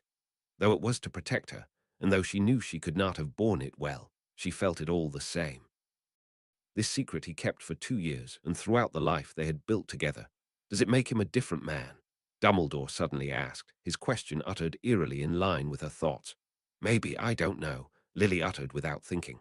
I mean, he's the same man I married, the same man I fell in love with. I don't know, he's just not the same boy you fell out with. Dumbledore uttered with such a knowing look in his eye, and he'll never be that same boy. He smiled as Lily turned that thought in her head. I don't expect you'll miss that, Severus. Lily felt a smile come unbidden. Wasn't that the truth? Those days felt like an age ago, but she could still remember so starkly the fears she held over her then best friend's darkening disposition. How she had to cut off ties to protect herself, and how much that had broken her heart. She had thought it a miracle that he had changed so much so suddenly, and now she knew it had been. This Severus is my Severus, she muttered, her heart calm with the thought. It felt such a simple thought to come to, yet it granted her so much relief. It was a wonder why it had gnawed at her at all. Severus needed her now more than ever, and here she was, wallowing in confusion and doubt. It shamed her how long it took for her to pull her emotion-scattered thoughts together, especially now, when Severus needed her the most. The headmaster took a slow, deliberate sip of his tea. A smile twinkled behind those blue eyes, so knowing and wise. Sometimes, when turmoil darkens our world, the most obvious answers become the hardest to see. In those times, a second set of eyes become most welcome. A small rush of air escaped Lily's lips. Is this what you do when you're not headmastering, sir? Sit in gardens and offer sage advice to passers-by? Whenever I run out of knitting wool, Dumbledore answered, smiling lightly at the jest. But even the wisest of us need another's counsel from time to time. Lily shook her head and set her drained cup and saucer upon the floating silver tea tray. Do you ever need help with silly worries like that? Oh, all the time, I assure you, Dumbledore replied lightly, setting his cup down upon his saucer with a clink. Why, without Minerva, I don't know where I would be. Without my deluminator, no doubt. I'm certain you can appreciate how difficult it could be to put together all the components of a new enchantment. He produced what looked like a little silver lighter from within his robes and gave its little button a click. A small orb of light shot out of the lighter and settled into a lamp set above their bench, shining merrily even in the brightness of daylight. With another click, that light stole away and retracted back into the silver lighter. An oddly novel invention for all the grief a brilliant man like Dumbledore claimed to have had, that Lily was sure he must have meant it in jest. I can't imagine you worrying over silly things like the rest of us silly mortals. You're like the wise man on the mountain, Lily quipped with a tilted smile, to which Dumbledore's smile retreated a fraction, and an almost saddened expression took its place. No man is born wise, my dear Lily. Every wise man lived his share of mistakes, and their share of regrets. Perhaps that is the price of wisdom. Those blue eyes turned glazed, taking on a far and remorseful glint. Your husband is a rare man, to have been allowed to suffer his mistakes, then be offered a chance to redeem them. And though given every opportunity to grasp his happiness and abscond all obligations, He had chosen to stand and continue the fight and paid a price once more. I truly believe I know no man braver than he, and perhaps one day no man wiser too. When that day comes, I hope that he too will find a moment from his day to sit down with another in need of good counsel and share a cup of tea. With one last sip, Dumbledore returned his empty cup to its saucer and set it upon the silver tea tray. With one last nod and enigmatic smile, he clasped his hands in the small of his back and strolled off without another word. With the classrooms cleaned and dinner attended to, Lily returned to her room to change. Her heart pattered in her throat as she climbed the grand staircase, steeling herself for the confrontation to come. No, not confrontation. She shouldn't think of it as a confrontation. Lily had been hyper-aware of Severus' presence through her ring all day, especially the fact that he had not moved from that room since morning. The matron's orders had been calm and bedrest, but still, Lily could not help her concern when she glanced down from her end at the high table to the empty chair among the heads of houses. She didn't like the idea of Severus spending all that time alone when he must feel at his most vulnerable. On the small tea table by the window was a half-eaten plate of steak and potatoes. Both pieces of cutlery appeared to have seen use, despite the obvious drawback in Severus' ability to utilize them. Perhaps that was why the knife was located upon the floor, halfway across the room. The gnaw marks on the half-eaten meat on the plate too wore evidence of a battle lost on the field of etiquette. The frustration of it all was so evident that it broke Lily's heart all the more to see. Almost as if in answer to her mirroring thoughts, a great roar greeted Lily upon her entrance behind the office bookcase. She startled, before sprinting through the living room, tearing open the bedroom door. "Severus!" she called, her heart racing a mile a minute. He stood by the bed, wand in his offhand, and several tomes upon the floor by the bookcase across the room. His hair unbound, as he was wont to in his teaching days, but his recent circumstances rendered him unable to tie his hair as such. Upon Lily's appearance, he glanced away, shame coloring his features. He tucked his wand up into his sleeve, pushing it deep to sheath it into his wand holster, now displaced by his disfigurement. She strode in, her hands flying up to brace upon Severus' torso, searching for any sign of injury. He flinched suddenly, stepping back before her touch could land. Lily hesitated, her green eyes peering pleadingly at those dark ones that could not meet hers. He was as withdrawn as the day he stumbled back into her life. "Are you all right?" Lily almost whispered. She took another step forward, reaching out slowly for the muted man as if he were a skittish animal. "Please don't hurt yourself." "I don't want to see you hurt." He turned his eyes upwards then, his chin cleanly shaven, but that scar from this morning still pressed starkly upon his pale skin. He had cut too deeply for Dittany to smooth it away, it seemed, as too for Lily's novice healing spell. She reached out to trace her fingers down that scar, feeling the smooth bump of the scar's trail down his shaven chin. "Did I not ask you to not attempt another shave?" Lily murmured, searching him for cuts by touch and by sight.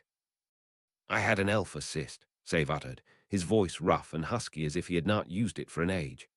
"One of your better decisions," Lily quipped with a tilting smile. "Honestly, what were you doing?"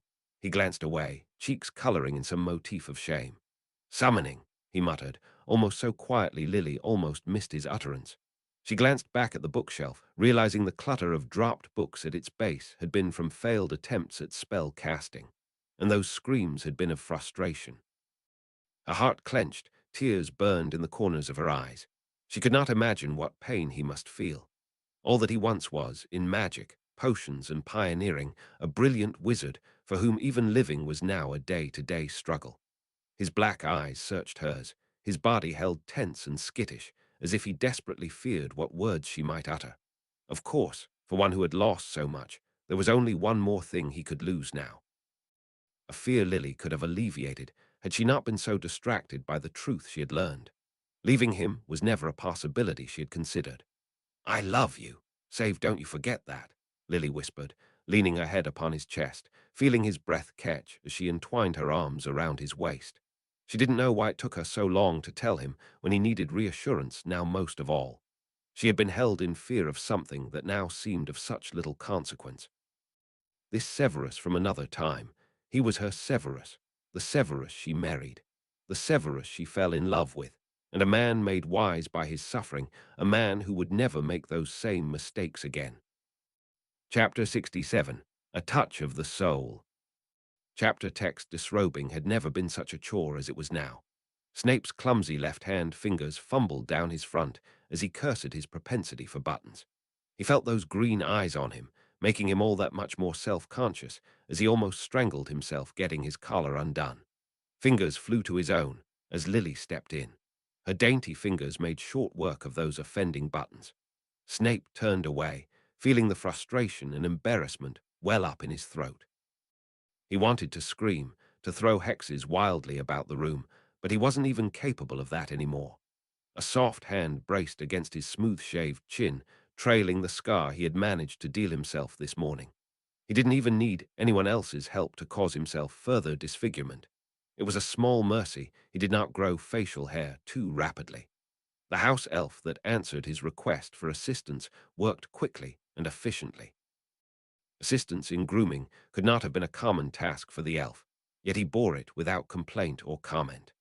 The half-cooked beard that Snape had almost beheaded himself to be rid of was scraped clean from Snape's skin with expert skill, and so too were his neglected fingernails brought to standard, on the one hand that still yet existed. He didn't know how those green eyes could stand to look at him, let alone peer with such loving earnest. He was worth near nothing now.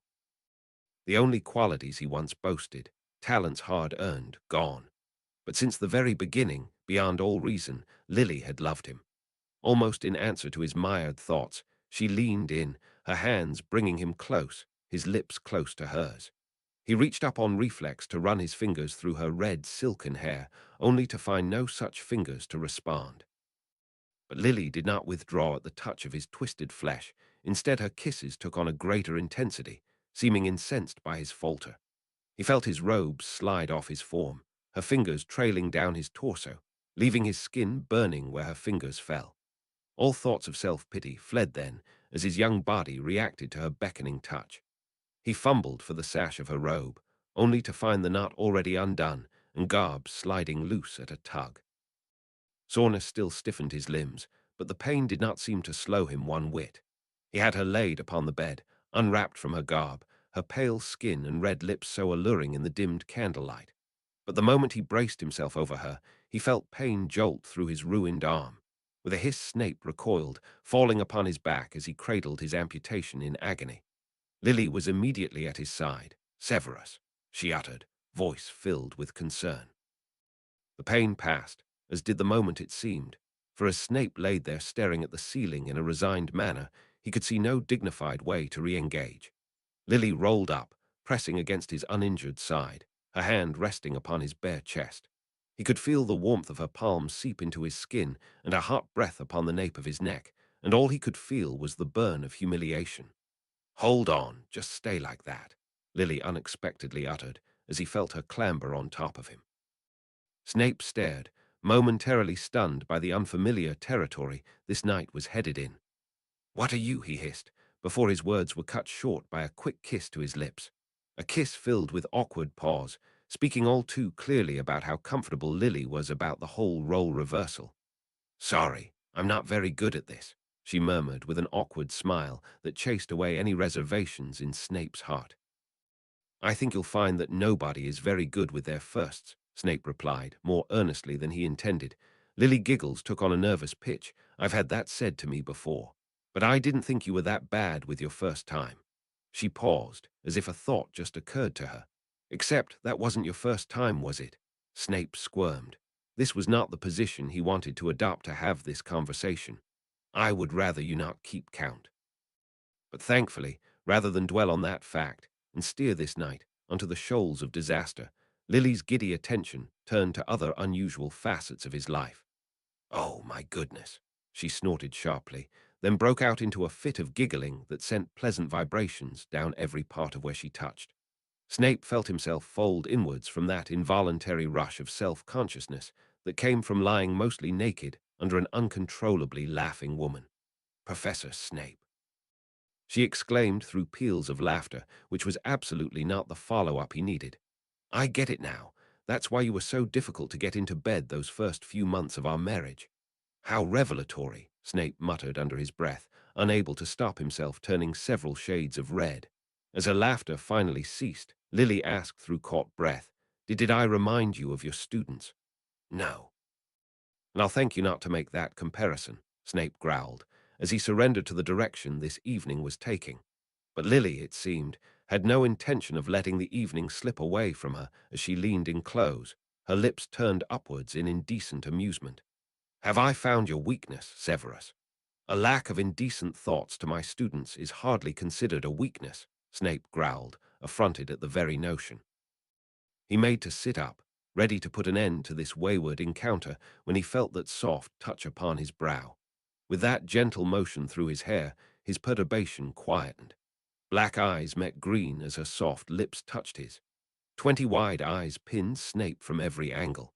His first day back in the classroom, and already the blasted children were brazenly staring. 6 years, of whom his Slytherins made up a commanding portion, and from whom he felt the judging eyes most deeply, whether or not true the sentiment. They were numbers who sat on either side of the dark and light divide. Not just within Slytherin, for the young Bartemius Crouch stared with a silent, unfathomable expression upon his face, all struck by sick fascination at the injury the dark arts had wrought. Snape had stood at the front of the classroom with his mangled arm tucked behind him under his cloak as he lectured on the principles behind curse-breaking, and how it fundamentally differed from counter-curses, and felt his words fall on deaf ears. The wide-eyed attention was not for his words, but for the curiosity he was now, a professor who could not even muster the magic to chalk up the bullet points of his lecture. He had to delegate that simple task to James Potter, whom he had to rely upon to a humiliating degree for even the simplest of magic. Even the power of unaided flight eluded him now despite never needing a wand to be mustered in the past. The loss of his wand hand had disrupted his magic well beyond the act of holding a wand. It had scarred his very magical core, a wound he had carried from that forest of despair, a helplessness he would never escape. For once, the relief that came with the end of class was more profound for Snape than for his students. He could not sweep out of the room fast enough ahead of his still-packing students, needing a moment's breather before he set himself to endure the second years. But it was immediately apparent that taking shelter in the hallway during class transition time was a mistake as students poured in from all directions, all eyes drawn to Snape, whispers rippling through the crowd. With a scowl, Snape turned down the hallway, striding towards the grand staircase with every intent to loop around to the second floor and find his way back to his office. Why he didn't choose to go directly there through his classroom was beyond him. Potter had been headed up those stairs to deliver the homework scrolls wrapped in oilcloth, but in hindsight, even the company of that foul boy didn't seem as offensive. Today, it seemed, was a day for bad decisions. Severwhy, or should it be Stumpy now? Came a shrill cackle and an ethereal swoop overhead. Stumpy Snape of the Severy Hand, Peeves the poltergeist, the exact miscreant to make a bad day worse. Snape turned away from the foul creature, quickening his step up the stairs with his mangled arm hidden intently under his cloak. Around him, the students traversing the grand staircase turned their eyes up at Peeves before turning their eyes about in curiosity, realizing he was among them in the crowd. Snape pushed roughly past a pair of dawdling students, eager to get into the shelter of the second-floor hallway. With a cackle, the poltergeist swooped him, causing a ghostly gust of wind that swept Snape's cloak away, revealing his missing hand to every gawking eye in the stairwell. With a hiss, Snape spun about, his wand leveled against that spectral mockery, and feeling no magic respond to his command. He felt his heart drop, his face burning with humiliation as Peeves swooped again, cackling as he blew raspberries. Stumpy Severy is now a squib, the foul creature mocked viciously. Stumpy Squibby Snivel, Langlock. The poltergeist's tongue flew to the roof of his mouth as his tirade ended with a strangled gurgle before another hex swept it through the wall. The casting wand was raised upwards from the crowd of greens who had poured in from the first floor. Snape did not pause to see who it was that felt the need to intervene. That he needed anyone at all, he swept away into the second-floor hallway, burning with humiliation. The fifth years were chattier this morning. It was the second period of the day, after the fifth years had finished cleaning their benches. Several had stuck around to pepper Lily with questions that were mostly centered on Severus, some of whom had been distant friends of Lily's only mere months before, were now approaching her with an almost reverence. No doubt, the rumors of their professor's return to duty had spread like wildfire, as well as the probable cause of how he came by his horrific wounds. It struck Lily as particularly odd that the fifth years seemed to know exactly what transpired that night in Sherwood Forest, despite neither Lily nor Severus speaking to a soul about it. Well, other than Dumbledore, that is. But he wasn't exactly the sort to hand out gossip to the student body. It took a good 15 minutes and a reminder that the students would be late to their next class, but the fifth years finally filtered out of the classroom. It didn't take long for Lily to have the classroom spick and span, and she quickly ran out of work to do, as she had no second class to cater to until third period. Ordinarily, Lily would take this opportunity to get some sun and fresh air. Sometimes in the staff room, sometimes in the courtyard just outside the hallway by the entrance hall. It depended on how cold the day was. The thing that always rubbed Lily the wrong way about potions class had always been the dungeon setting of the subject. She understood many of the advanced recipes were volatile to sunlight, but surely curtains would have done just as well. The fumes alone would have been worth the solution, rather than having air-cleaning enchantments worked into the classroom ceiling. Today, however, Lily had set aside the second period to brew for herself. She had been meaning to stock up the potions cabinet in her bathroom for a while now, and it was only this morning that she realized how low she was getting in certain supplies. Namely, the important brew she was tasked in remembering to take every morning after certain deeds were done. Lily would be utterly mortified if she had to seek a dose from Madame Pomfrey, who no doubt had her own supply problem, if James and Marlene's school days were anything to go by. Lily hummed under her breath as she sliced the dried Chinese persimmon as her already pinkish brew bubbled away. She was fortunate that Severus had finally seen fit to teach her this brew after they left Hogwarts, else she would have had to make a few unfortunate explanations to Madame Pince about her reasons to enter the restricted section of the library. Lily flicked the fruit in one slice at a time as her left hand made counter-clockwise circles with a stirring rod. The potion was slowly turning its trademark vivid pink as the smell slowly morphed from that of the Daucus carota flower she'd used in the base of the potion to that of ripe peaches. That smells heavenly. What are you cooking, Lily, my girl? I do love a peach crumble. Horace's booming voice rang through the room Lily had thought to be empty, startling her into almost upsetting her brew. Lily righted her cauldron, resuming her stirring as quickly as possible to not allow the sediments to settle.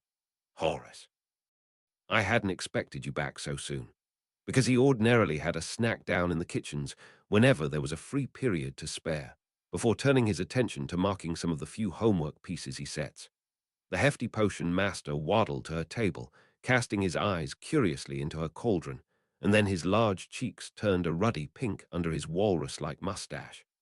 Pardon my prying, he quickly uttered as he stepped back. No doubt the frequent requests for stock in the hospital ward ensured the potion master stayed quite familiar with this particular brew. I'm brewing it from my personal stores, Lily assured the man quickly, hoping to steer conversation into professional territory to ward off the embarrassment.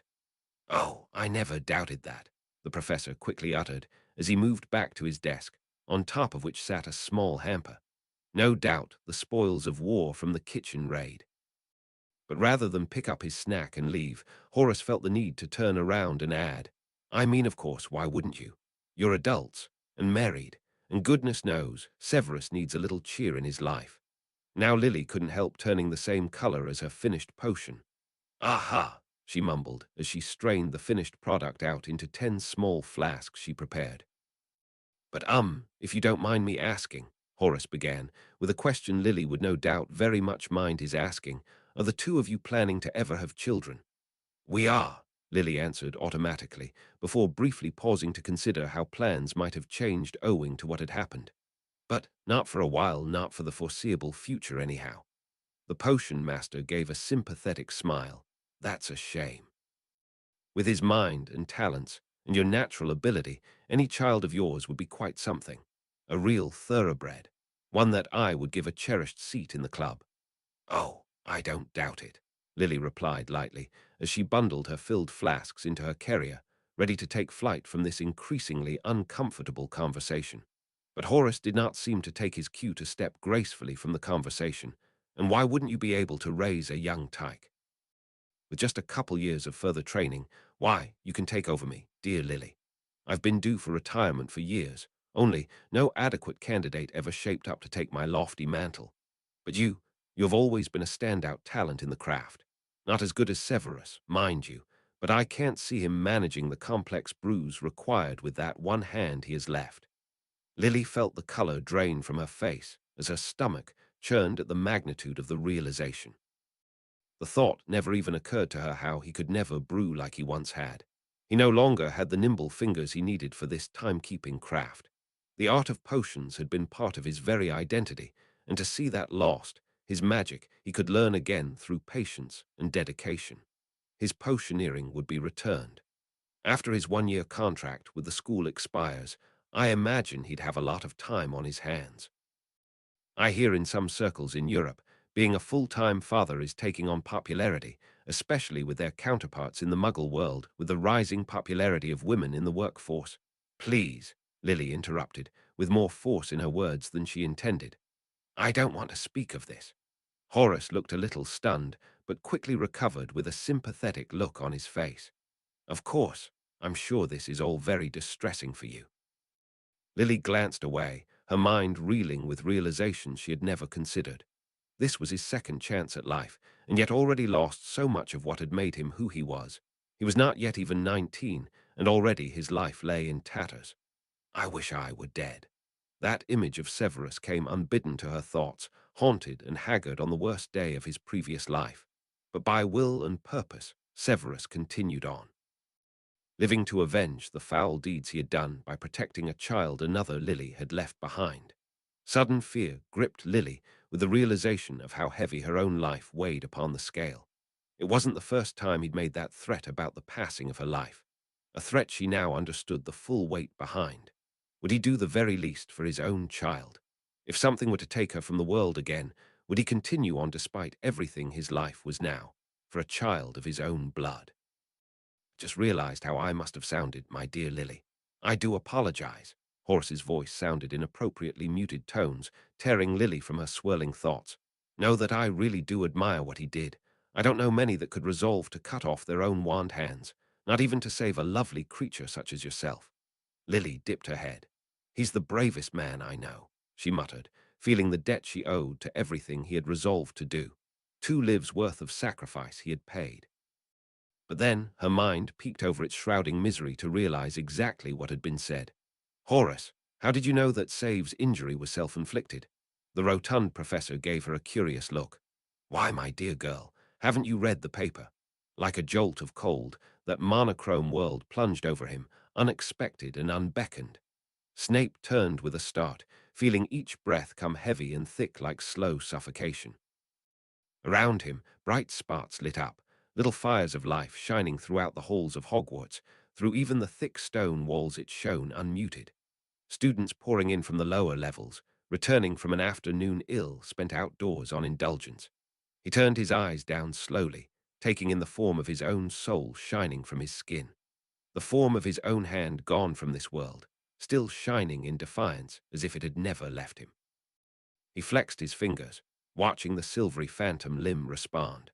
Snape stared for a moment more, feeling a deep hungering longing, before he gritted his teeth and adjusted his holster, allowing that monochrome filter to fall away. The silver hand dissolved into the ethers as cold reality fell into place. With a deep and disgusted scowl, Snape rolled up his sleeve to reveal the amputation, still dressed and bandaged owing to the slowness of Muggle methods of healing. His wand sheath sat just above that, strapped so higher than it was ever supposed to sit such that it buckled when he bent his elbow. And it was because of this fault that the eldritch focus stone, stored in the second wand slot of his harness, was able to make contact with his skin. In a disgruntled motion, Snape loosened the straps to allow the harness to fall to a more natural position on his forearm. Then, with deliberately aggressive motions, he tightened it upon the bandages, causing the wounded flesh beneath to clench with pain. taking his anger and frustrations out on himself to no avail. Nothing was going to fix this. Nothing would make this disability easier to live with. He hunched over, cradling the stump of his arm in self-inflicted pain, willing himself to calm as the moment passed. But his moment's respite was cut short by a rude gust, followed by a cackle. His cloak was torn off from his shoulders by that blighted poltergeist. Peeves swooped in lazy circles above Snape's head, his cloak clutched in its pseudo-spectral hands. With a blown raspberry, the spectral creature flung it onto the chandelier hanging above Snape's head, thankfully just far enough away from the candle to stop it from catching light. "What's wrong, snivelly severed hand? Cat got your cloak," Peeves mocked from up high.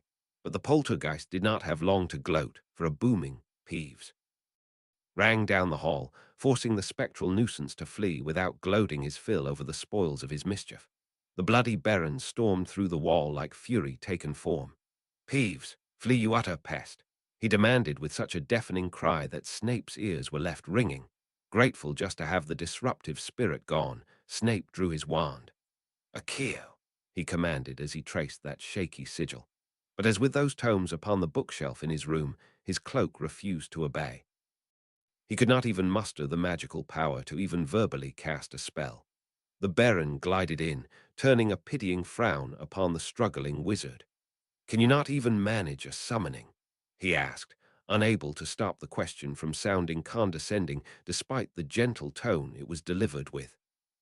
Snape scowled, unable to stop himself from burning with shame as the ghost ascended to the chandelier and passed through it, attempting to dislodge the cloak inefficiently with that ghostly disruption of the air akin to a gentle breeze. "I'll have that menace set this right," the Baron declared as he descended on high. "Don't," Snape growled, unwilling to endure the presence of that poltergeist, even with its leash held by the Baron. Seeming sympathetic to Snape's reluctance, the Barn relented. A teacher, then. Perhaps a student. And with that unsavory thought, the ghost made to leave by the nearest wall.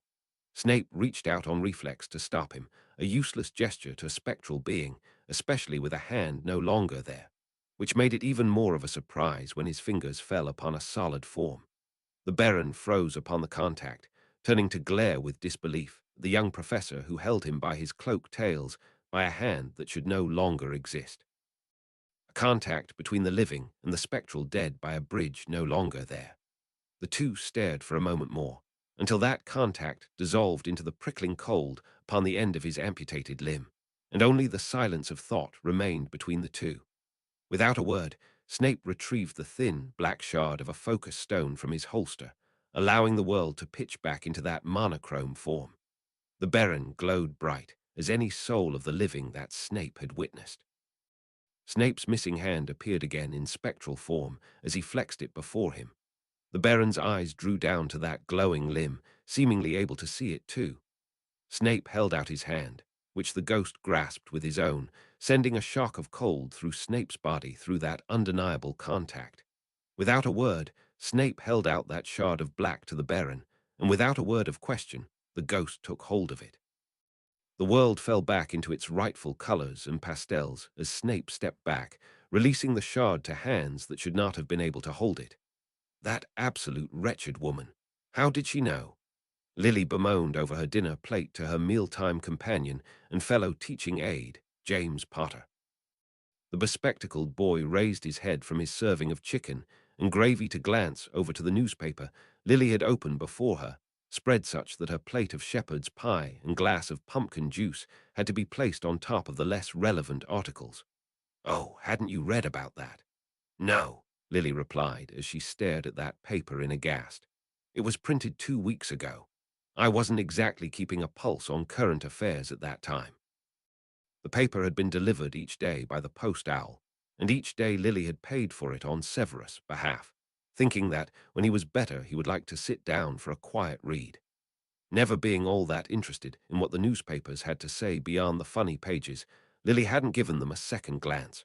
But if she had, she'd have realized what transpired, that Halloween night was the worst-kept secret of the wizarding world. Though no photo save stock salvaged from previous articles garnished the page, the accounts scribed into the article could only have been from one who witnessed the ordeal. A harrowing account of Severus, ploy of trickery, ending with his last desperate sacrifice. A story that was more narratively accurate than any news piece that Skeeter Woman had ever generated. Except it was all told from a distorted interpretation of Lily's perspective, through an interview she had never given. Lying through the tip of her quill, I never gave her any account of what happened, the nerve of her. She almost slammed the table in childish tantrum, though given the circumstances she saw it completely justified. James blinked. Oh, I thought it a bit weird, you running to the tabloids while Snape was at death's door. That wretched woman. Lily fumed in her seat. Never had she wanted to hex a person more in her life. How dare that Skeeter woman turn a terrible tragedy into a flavor scoop? James grimaced sympathetically as he swallowed his mouthful of potato. So, any of that true? Lily felt her fury give way to confusion. Yeah, everything but the whole getting it from me. What I want to know is, how did she know? Think Dumbledore got her to write the piece? James pondered. Lily paused on that thought before shaking her head. I didn't even tell Dumbledore. At least not the whole story. It can't have been him. But for a Skeeter piece, it wasn't that bad. As in, it didn't really paint either of you in a bad light. James continued, before giving an apologetic grimace. I mean, that doesn't make it okay. Lily gave the boy a small, tired smile. He was such a sincere guy when all his strutting was taken down a key. In moments like this, it was easy for Lily to understand how things could have been so different, or had been, as the case may be. In Severus' lifetime, Lily had married James, started a family with him, loved him. And though that decision had not been this lifetime's to bear, Lily could not help but feel a stab of guilt over a decision she had never made. It made her all the more aware of how her seating arrangement at the high table at meal times must look. An arrangement that would no doubt set Save's hair on end, should he ever come to the meal table. But since his release from the hospital wing, when he was given the clear to rejoin life within the castle, Severus had not graced the high table once. The decision to sit with James that had caused Lily guilt had been made during her period of ignorance. Her intention was to find conversation in familiar company, and James' sudden hiring had been unexpected and welcome. They both sat on the same far end of the table on the Slytherin side of the room, the exact opposite side they were both used to. It was more due to Slughorn needing to fill the seat of the official head of house, and Lily finding no better place to sit along the table than with the head of her faculty, to the professor's great delight. Though officially there were no rules as to where ancillary staff sat, both she and James gravitated together as familiar faces in an unfamiliar territory. But now, after all she now knew, she couldn't help but feel guilty to spend such frivolous time with James. She shouldn't, though, should she? They were just friends, and nothing more. Ever since these boundaries were established, Save seemed to have been content to step back and leave this friendship be. But now that she knew the truth of it all, she couldn't see how Severus could not be affected.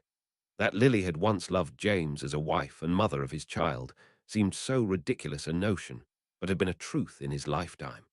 Lily turned back to her plate of cuts and gravy, trying her best not to let her thoughts seep upon her face. James, however, ever the concerned friend, took Lily's discomforted silence as a measure of how much the article in the paper had bothered her. All right, it stinks that you have a stalker that makes up stories about you. And I'm sure it doesn't make you feel right to know that everyone that's looking at you knows exactly what happened and is probably thinking it. Lily glanced up to see that earnest boy with the unruly hair set his jaw. But, and I'm not supposed to tell you this, so zip.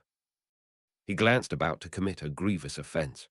Truth is, the Order's been using Skeeter to scope out rumored Death Eater gatherings to act as the forward scout, especially in the case of a planned Aura bust, or at least just to confirm their location. You know, cause of her special skill. He gave a wink that was not nearly as subtle as he must have intended. When she goes out, she carries a tracking spell and wears an animagus-friendly pair of enchanted glasses to help her see the borders of magic-detecting wards, and it helps her see through her eyes to what she sees, even in beetle form. Lily glanced about, instinctively knowing this was all news from deep in the know. In return, we said she could write articles of the bust under the guise of interviewing one of the fellows involved. So she can, you know, maintain her personal dissociation from events. Apparently that's important for covert operators. Lily winced. Are you saying the person Save and I owe our rescue to is that slimy journalist? Well, I wouldn't go so far as to say, oh, she isn't exactly doing all this for noble altruistic reasons. James shot back with a grin. Good, I can still be a little mad at her, Lily muttered, feeling her heart patter in panic over the mere glancing thought of what happened. Madame Pomfrey had told her this was a normal body reaction to brushes with death, a trauma of the heart and mind that lingered on after the threat had gone. How about we talk about something else? Lily requested with a slightly high-pitched voice. How is Marlene doing? James chewed slowly, seemingly deliberately so, before he finally swallowed to speak. She's up and about, but nowhere fit to return to the fight. Really? Lily glanced over with such alarm. Last she saw of Marlene, she seemed to be well on the road to recovery. How badly is she still hurt? James winced.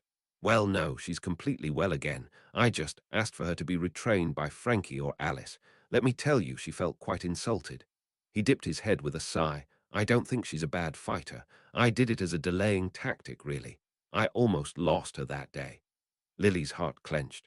She knew all too well of such veins of thinking. But now she's not talking to me, and I have no idea what to do to make things right. I had originally thought to ask you to talk to her, but well. He paused with an awkward grimace. Well, it's my problem, not yours. Perhaps it's for the best. I always seem to make things worse when I try to help between you and Marlene, Lily confessed with a relenting grimace. Ha! She tell you that? James asked with a ruffle of the back of his hair, seeming to disregard the greasy fork he almost smeared into that mess of larks. Let me tell you one thing. Without your meddling, we wouldn't have gotten together in the first place. Remember that little spurring you gave me that night in Gryffindor Tower? Oh, yeah, Lily murmured, feeling a smile of nostalgia creep across her lips. That felt like such a long time ago. A simpler time. James set his fork down, seeming to realize how close he had been to combing himself with it, then turned to the girl with that sincere smile. You're an important person to the both of us, Lily, and no matter how much she might complain about it, I'm sure she hasn't forgotten we're together because of you. Because dating a good friend is such a far-fetched notion, Lily couldn't help but add so sarcastically with a feeble smile. Well, I mark it, but I had the same block-headed approach to Severus. 2 for 2, it seems. Not a bad record you hold there, Lily, chirped James as he returned to cleaning the scraps off his plate. He was nowhere near the meticulous eater that Save was, but he never lacked for table manners. Etiquettes taught by pureblood teachings. No doubt, the same origin as Save's. They were both of a different world, though by different degrees, but once upon a time, in another lifetime, she had made it work with James. Though Severus, life changed him in ways Lily could never fully understand. He was the same man she had married, and the same man she had loved. Through the difficulties they faced now, with patience and love, Lily would make this work once more. With his dinner finished, James bade Lily good night, leaving her alone at her end of the table to finish her meal off in ponderous thought. That seat was not left empty for long, however. Slow, plodding steps alerted Lily to another's approach a good while before the form of Professor. Kettleburn settled himself into the chair with an audible thud, folding his flesh and blood hand over his prosthetic claw-like one. Kettleburn presided over care of magical creatures, and Lily had always liked his classes despite being utter rubbish in them. Lily, a word if I might, the professor began, gracing the girl with a gentle smile. Lily turned whilst dabbing her chin with a napkin. Her table manners weren't terrible, but she had never mastered eating as clinically as Severus seemed to have. Of course, she murmured into her hand, trying her best to expose the bite she had yet to swallow. The professor didn't seem the least bit concerned about the hiccup in table etiquette. He had likely seen far worse in his line of work. What I want to speak about to you concerns Severus, the man began with a kindly tone. Am I right to say he is finally hale enough to leave the hospital ward? Yes, he's up and about now, Lily confirmed, pushing her partially cleaned plate away in surrender and allowing the house elf magic to whisk it away. Is he only taking meals in his room? The professor pressed on, concern written upon his lined features. Lily gave a small nod. I don't think he wants to be seen eating in public. Can't use a knife and fork, the professor muttered with a knowing nod to himself. I know the hardship well, but he doesn't need to hide from public sight. I doubt he'll tolerate having someone else cut up his steak for him with much dignity, Lily quipped, mutedly smiling at the only mildly amusing thought. It was far more disheartening than amusing. Well, there is good news, the professor began with a beaming smile. There are highly adequate prosthetics out there, made for every line of day-to-day life. Mine can produce a fork and a wine corker on command. The professor demonstrated with a flick of his clawed limb and produced an assortment of tools from the mechanism at his wrist equivalent. In fact, I wish to have a conversation with him about just that. I'm a bit of an expert in the field of lost limb management. This subject would well and truly fall within Kettleburn's expertise. Having worked alongside dangerous animals for the good part of his life, and only learning caution and good sense in the latter part, Kettleburn had lost a noticeable portion of his original body, namely his left hand, his two legs. Those in his class often took to speculating wildly about the injuries that precipitated in the replacements of 3 out of 4 of his limbs. So far, the presiding hypothesis was that of an improperly received bow to a hippogriff. He, however, moved quite freely despite his own injuries, owing to some quite advanced magical prosthetics. Lily perked in her seat at the thought, her mind teeming with magical possibilities with a limb replacement. Would he be able to get one that allows him to use a wand? The grimace that was given as a reply made her heart drop again. There is nothing in the world that can replace a magical limb. I need the both of you to understand that, the man offered gently. I was fortunate to have only lost my non-wand hand, and well, my feet as well. Life was easy to adjust around just the matters of manual manipulation and transportation. It won't fully replace his wand hand, but there are well-enchanted limbs that can manipulate like a real one could. Well, almost. Nothing beats your first hand, just like your first wand. Furthermore, they're expensive to buy. Very few enchanters have the skill to make them, but they're worth the extra coin. The professor flexed his prosthetic claw as if to prove that very point. I'll speak to him about it, Lily murmured, already counting the coin that it would likely take, and how little of it they had managed to generate in this brief period since graduation. But if it took her scrimping and saving every nut of her toils, she'd find a way to make him whole again, or as whole as he could be. Perhaps having the ability to manipulate a pen or cutlery would be enough. Or heck, he'd be able to at least brew at some level. That would go some way to putting back together the pieces of his identity. Speak of the devil, Kettleburn suddenly uttered, staring across the table in surprise, as a lean figure strode in through the side door into the grand hall. Severus had entered, his back bowed, his steps hurried, as he made a beeline for the grand table. Eyes turned to him from all angles of the hall. Whispers erupted from students and staff alike. Lily had a mad thought for a moment there that he had relented to company in search for someone to cut up his steak. But he didn't stop at his seat at the table. It was Dumbledore he finally stopped beside, bowing over to the headmaster's ear to whisper something inaudible.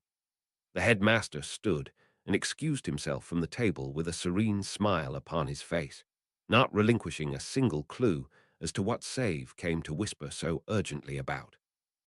Lily could only stare after the form of her husband as he strode quickly back out the doors he entered through, with the ever-composed headmaster following at his heels.